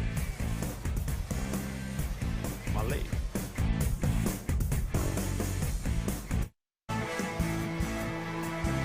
Back here at the NBA Draft, working our way to the final 10 picks of the second round. Mosiah Bridges, if you were with us earlier, is the young man who won competition on Shark Tank. He has Moe's Bows, and he has become our de facto fashion consultant for the night and visited with Shannon Space. Well, Reese, back now with Mosiah Bridges. Then I figured since we're going to take a look at some of our analysts, Jalen Rose and Jay Williams, and what they look like in the draft, I'd wear one of the Moe's Bows, and this one is called Feeling Good, right? I think we're feeling good tonight. Okay, so we're going to start with the older guy. Sorry, Jalen. 1994, Jalen Rose, when he walked across the NBA draft stage, what do you think about his outfit? Jalen Rose, he was very candy cane-ish. I would say it was very colorful, but at the same time, was it Christmas? He's a lot bigger than you, and you know he's right over there. Yeah, but don't tell him I said that. All right, we will. Moving along to Jay Williams from 2002. What did you think about his ensemble? Jay Williams, he was very clean and crisp, and I would say that's how we dressed in Memphis. It's very pristine and it's very calm and collected. All right, so how many women purchased your bows to wear? I believe about 90% of my company women buy bow ties because they buy them for their sons, they buy them for their fathers, they buy them from their brothers. It's just all women. Well, thank you very much for joining us here tonight. I appreciate it. Thank you. Guys, back to you. A $200,000 business that Mosiah is running. But right now, Jalen, you're probably thinking children should be seen and not heard. No, I like that he said candy paint. But I got to show the young fella something. It was Christmas. Draft day, that's what it represents, young man. I say, too bad I wasn't cool, calm, and collective in my career. I'm allowed to be self-deprecating. I can have some fun with it. Well, it's like the people at home that want to watch and criticize. Just keep that cable bill current. Hawks, their pick is in. With the 51st pick in the 2015 NBA Draft, the Orlando Magic select Tyler Harvey from Eastern Washington University.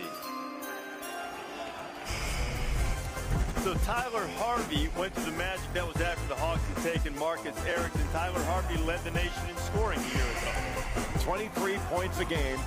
So he averaged over 20 points, and he had a true field goal percentage of over 60%. Now, there are only 6 guys to do that in recent memory. Stephen Curry, Kevin Martin, Doug McDermott among them. He's got a very quick release on his shot, shot over 41% from three-point range, and he can really shoot it off the bounce. 52% from jump shots, with pull-up jump shots, shooting off the bounce. That's impressive. And by the way, he was the main priority of every team they played against. He was the one guy that you had to stop. It's huge. He can shoot those kind of numbers with multiple hands in his face. Yeah, he's not a great athlete, not a great defender, but he can really score. The Magic were looking for some guys who could do that in the perimeter and on the outside. They already play hard. They have good defenders. Absolutely. Elfrid Payton, Oladipo, Aaron Gordon. They play really hard. Can always have more shooting. All right, next pick is in now. 52nd pick in the 2015 NBA Draft, the Dallas Mavericks select Satnam Singh from Chowki, India. He last played for IMG Academy. Satnam Singh is in the building here, celebrating his draft selection by the Dallas Mavericks. Get Fran Fraschilla on this case. Fran, what have the Mavericks got in Satnam Singh? A long-term project, but he's big. He's from Punjab, the province in India. He did not qualify academically to play at a Division I school. He had a number of high major schools recruiting him, but once the academic issues reared their ugly head, he had no choice but to turn pro. The Mavericks here have a guy that they just hope with his size and his age, they can develop, put him in their D-League team, which is 30 miles north of the American Airlines Center, keep their eye on him, and most importantly, the first player, I believe, drafted from India. Now, Sim Bhullar, who played in the NBA last year, is Canadian of Indian descent, but I believe Satnam Singh is the first young man to be drafted from the country of India. Global game indeed, Fran, as you see Satnam Singh and Mark Tatum celebrating this moment as he starts his professional career. We'll wrap up 2015 NBA Draft when we come back.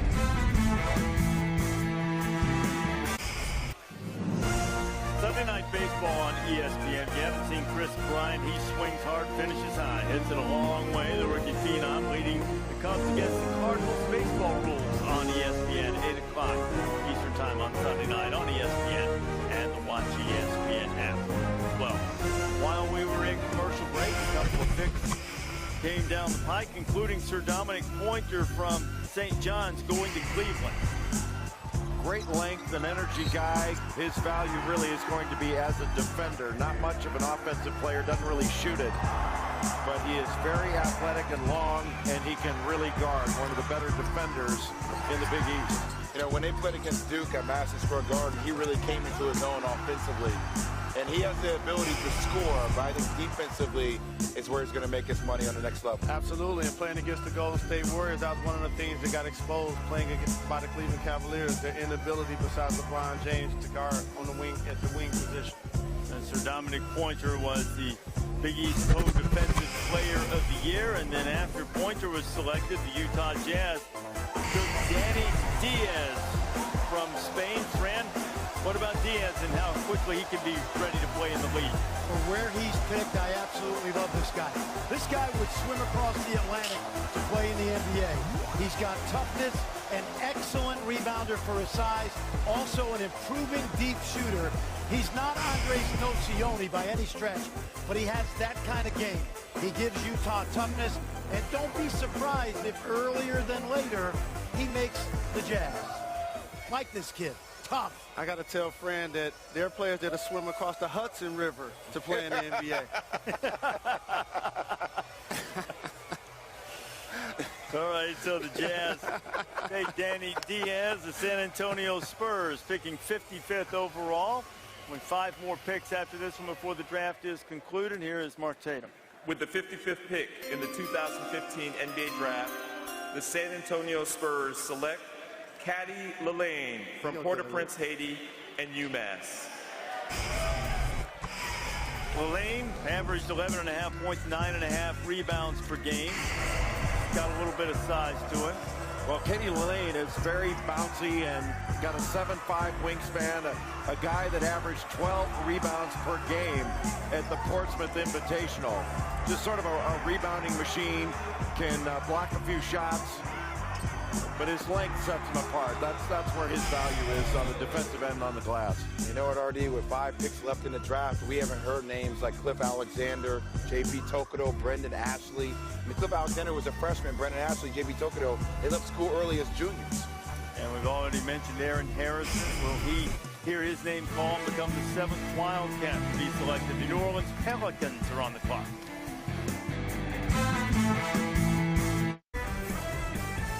While we were in break, the New Orleans Pelicans made their only selection of this 2015 NBA draft, and here it is.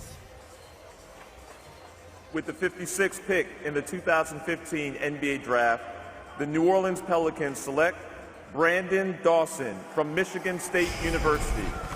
Brandon Dawson finished his career on the banks of the Red Cedar with a school record 142 blocks, a near double-double guy for Izzo. The banks of the Red Sea. The big sweaty. Brandon Dawson is a big-time athlete. Terrific offensive rebounder, very good in transition. Has tried to improve his offensive game and has improved his offensive game, but he's going to have to come in more as an energy guy, can come in and defend, rebound, run the floor. Brandon Dawson going to the Pelicans. Few more teams left. The Nuggets are on the clock, and then we'll have 2 more 76ers picks. Sandwiched around the Hawks. Still got a chance to get big. More big men, here they come. The 2015 NBA Draft is presented by the State Farm National Bureau of Assists. No one assists alone. And in part by the Samsung Galaxy S6 Edge. And Taco Bell's Grilled Stuffed Nacho, the first nachos designed not to be shared. Live Mod. Last 5 picks in the NBA draft. We saw Brandon Dawson being selected by the Pelicans. Nikola Radosjevic from Serbia, who's a teammate of Chris Porzingis in Spain, was selected by the Nuggets. So the Philadelphia 76ers with the 58th overall selection. Not their 58th pick tonight. It only seems that way. Here's Mark Tatum. We have another trade to announce. The Toronto Raptors trade the player contract of Gravis Vasquez to the Milwaukee Bucks for the rights to Norman Powell, the 46th pick in the draft, and a future first-round pick. And with the 58th pick in the 2015 NBA Draft, the Philadelphia 76ers select J.P. Tokoto from the University of North Carolina. And the eruption of few of the people remaining here in the Barclays Center tonight, including J.P. Tokoto and family and friends who left North Carolina early, really, against what Roy Williams thought was better judgment, but he's selected by the 76ers in the 3rd to last pick in this draft. Look, everybody has their family situation. I don't know what JP's is, but I'll say the decision he made. I was unhappy he got drafted. He'll have a chance to make a team. Extremely talented. Struggles to score the ball shooting-wise, even though he shot the ball a little bit better in the combine. But I think he has a chance to be an elite defender on the next level. Yeah, he's got length and superior athleticism, and he's an excellent passer. You know, he's one of those guys that is a spectacular 2-footed jumper. Doesn't go off of 1 foot very often or as well, but off of 2 feet, man, he can really soar above the rim. This loping gait in transition, but he does pass very well, and he is a very good defender. He's just somewhat limited on the offensive end. I don't think he's ever going to be a shooter. Tokoto making his way to the stage, greeted by the Deputy Commissioner of the NBA, Mark Tatum, and wearing that 76ers hat. Do we have enough room on the screen for all these banners? The Sixers have accumulated pieces And the big piece in the middle now, they have a guy who can score in the low post in Jahlil Okafor. They also took Rashawn Holmes. They also took some international players. And now with the third to last pick in the draft, they take J.P. Tokoto. What do you think about what the Sixers have done? Their roster, other than you want to get Embiid healthy, obviously. Nerlens Noel is showing he can block shots and also defend. Okafor is going to be an anchor. They need perimeter players that can be contributors on both ends of the floor. He should come in with a big-time work ethic, being picked this late in the draft. You might get a worker out of this young guy. You know, for Philly, I still think Philly needs an elite point guard to have some cap space to go out and get that point guard. Ish Smith is good. Tony Roten decent. I don't think either one of them are the starting level point guard for the NBA. Next to last pick in this 2015 NBA draft belongs to the Atlanta Hawks, and that pick is in. With the 59th pick in the 2015 NBA draft, the Atlanta Hawks select Dimitrios Agravanis from Athens, Greece. He last played for Olympiakos in Greece. And the Hawks have had a change in ownership now. They, of course, brought in Mike Budenholzer, who led them to 60 wins. A little bit of that Spurs philosophy, perhaps, by reaching into the international ranks. Fran, what about this pick for the Hawks? For where they've got this guy, this is a terrific pick. He's only 20 years old. He's about 6'10". He's a stretch four man, can play away from the basket, can put it on the floor. Maybe someday, I don't think he can be a three-man, but he definitely has some athleticism.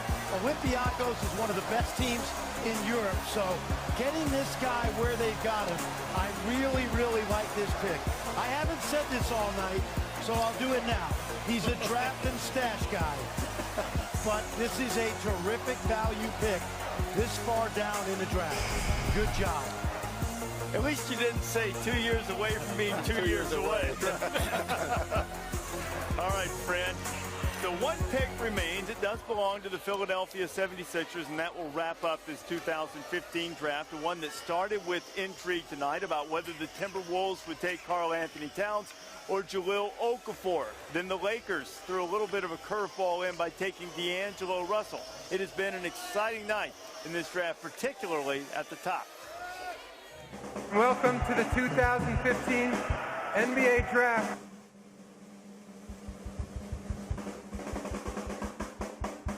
With the first pick, the Minnesota Timberwolves select Karl Anthony Towns from the University of Kentucky. D'Angelo Russell from The Ohio State University. Their franchise isn't used to losing, and I'm a winning player. Jahlil Okafor from Duke University. The New York Knicks select Kristaps Porzingis from Liepaja, Latvia. Frank Kaminsky from the University of Wisconsin. Now 4 Kentucky Wildcats have been picked in the lottery. That ties the record.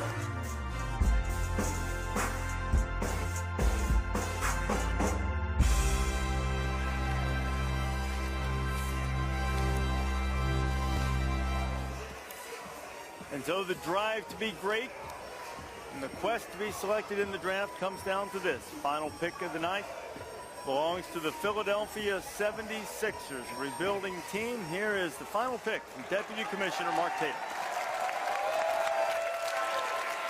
Before the final pick tonight, I'd like to thank ESPN and our broadcasters around the world for their coverage of our draft. I'd especially like to thank the borough of Brooklyn, my hometown, and all of our dedicated fans here tonight. And with the 60th pick in the 2015 NBA Draft, the Philadelphia 76ers select Luka Mitrovic from Novi Sad, Serbia. He last played for Red Star Belgrade in Serbia. Good night, everyone, and thanks for coming. And so Luka Mitrovic is the final pick of this draft. Fran, what did the Sixers get here? They got a 6'9" kid who can play both inside and out. He's got to improve his outside shooting, but he's playing for Red Star, a very good club. If he doesn't make outside shots, it's going to be hard for him to play in the NBA because he is a stretch four who right now doesn't spread the floor. 60th pick, man. you're just hoping for the best. And he plays at a good level. I like the way he plays. He is a tough kid, and good for him. He got drafted. He could tell his grandkids. And there were some disappointments in that regard tonight. Fran, Cliff Alexander, 1 year at Kansas, did not hear his name called, although I'd say not totally unexpected. Aaron Harrison of Kentucky comes out after 2 years. He didn't hear his name called tonight. Brendan Ashley as well, from Arizona. A junior. I'm really surprised that Cliff Alexander wasn't drafted. He was such a highly rated recruit going into Kansas, didn't perform well, and didn't finish the year because of an extra benefits issue, wound up getting dinged by the NCAA. But one of the things, and I don't know if this is the case, one of the things I was really surprised at was, he kind of badmouthed Kansas when he left, and I wasn't really impressed by that. I wonder if the NBA franchises that looked at him were similarly unimpressed by it.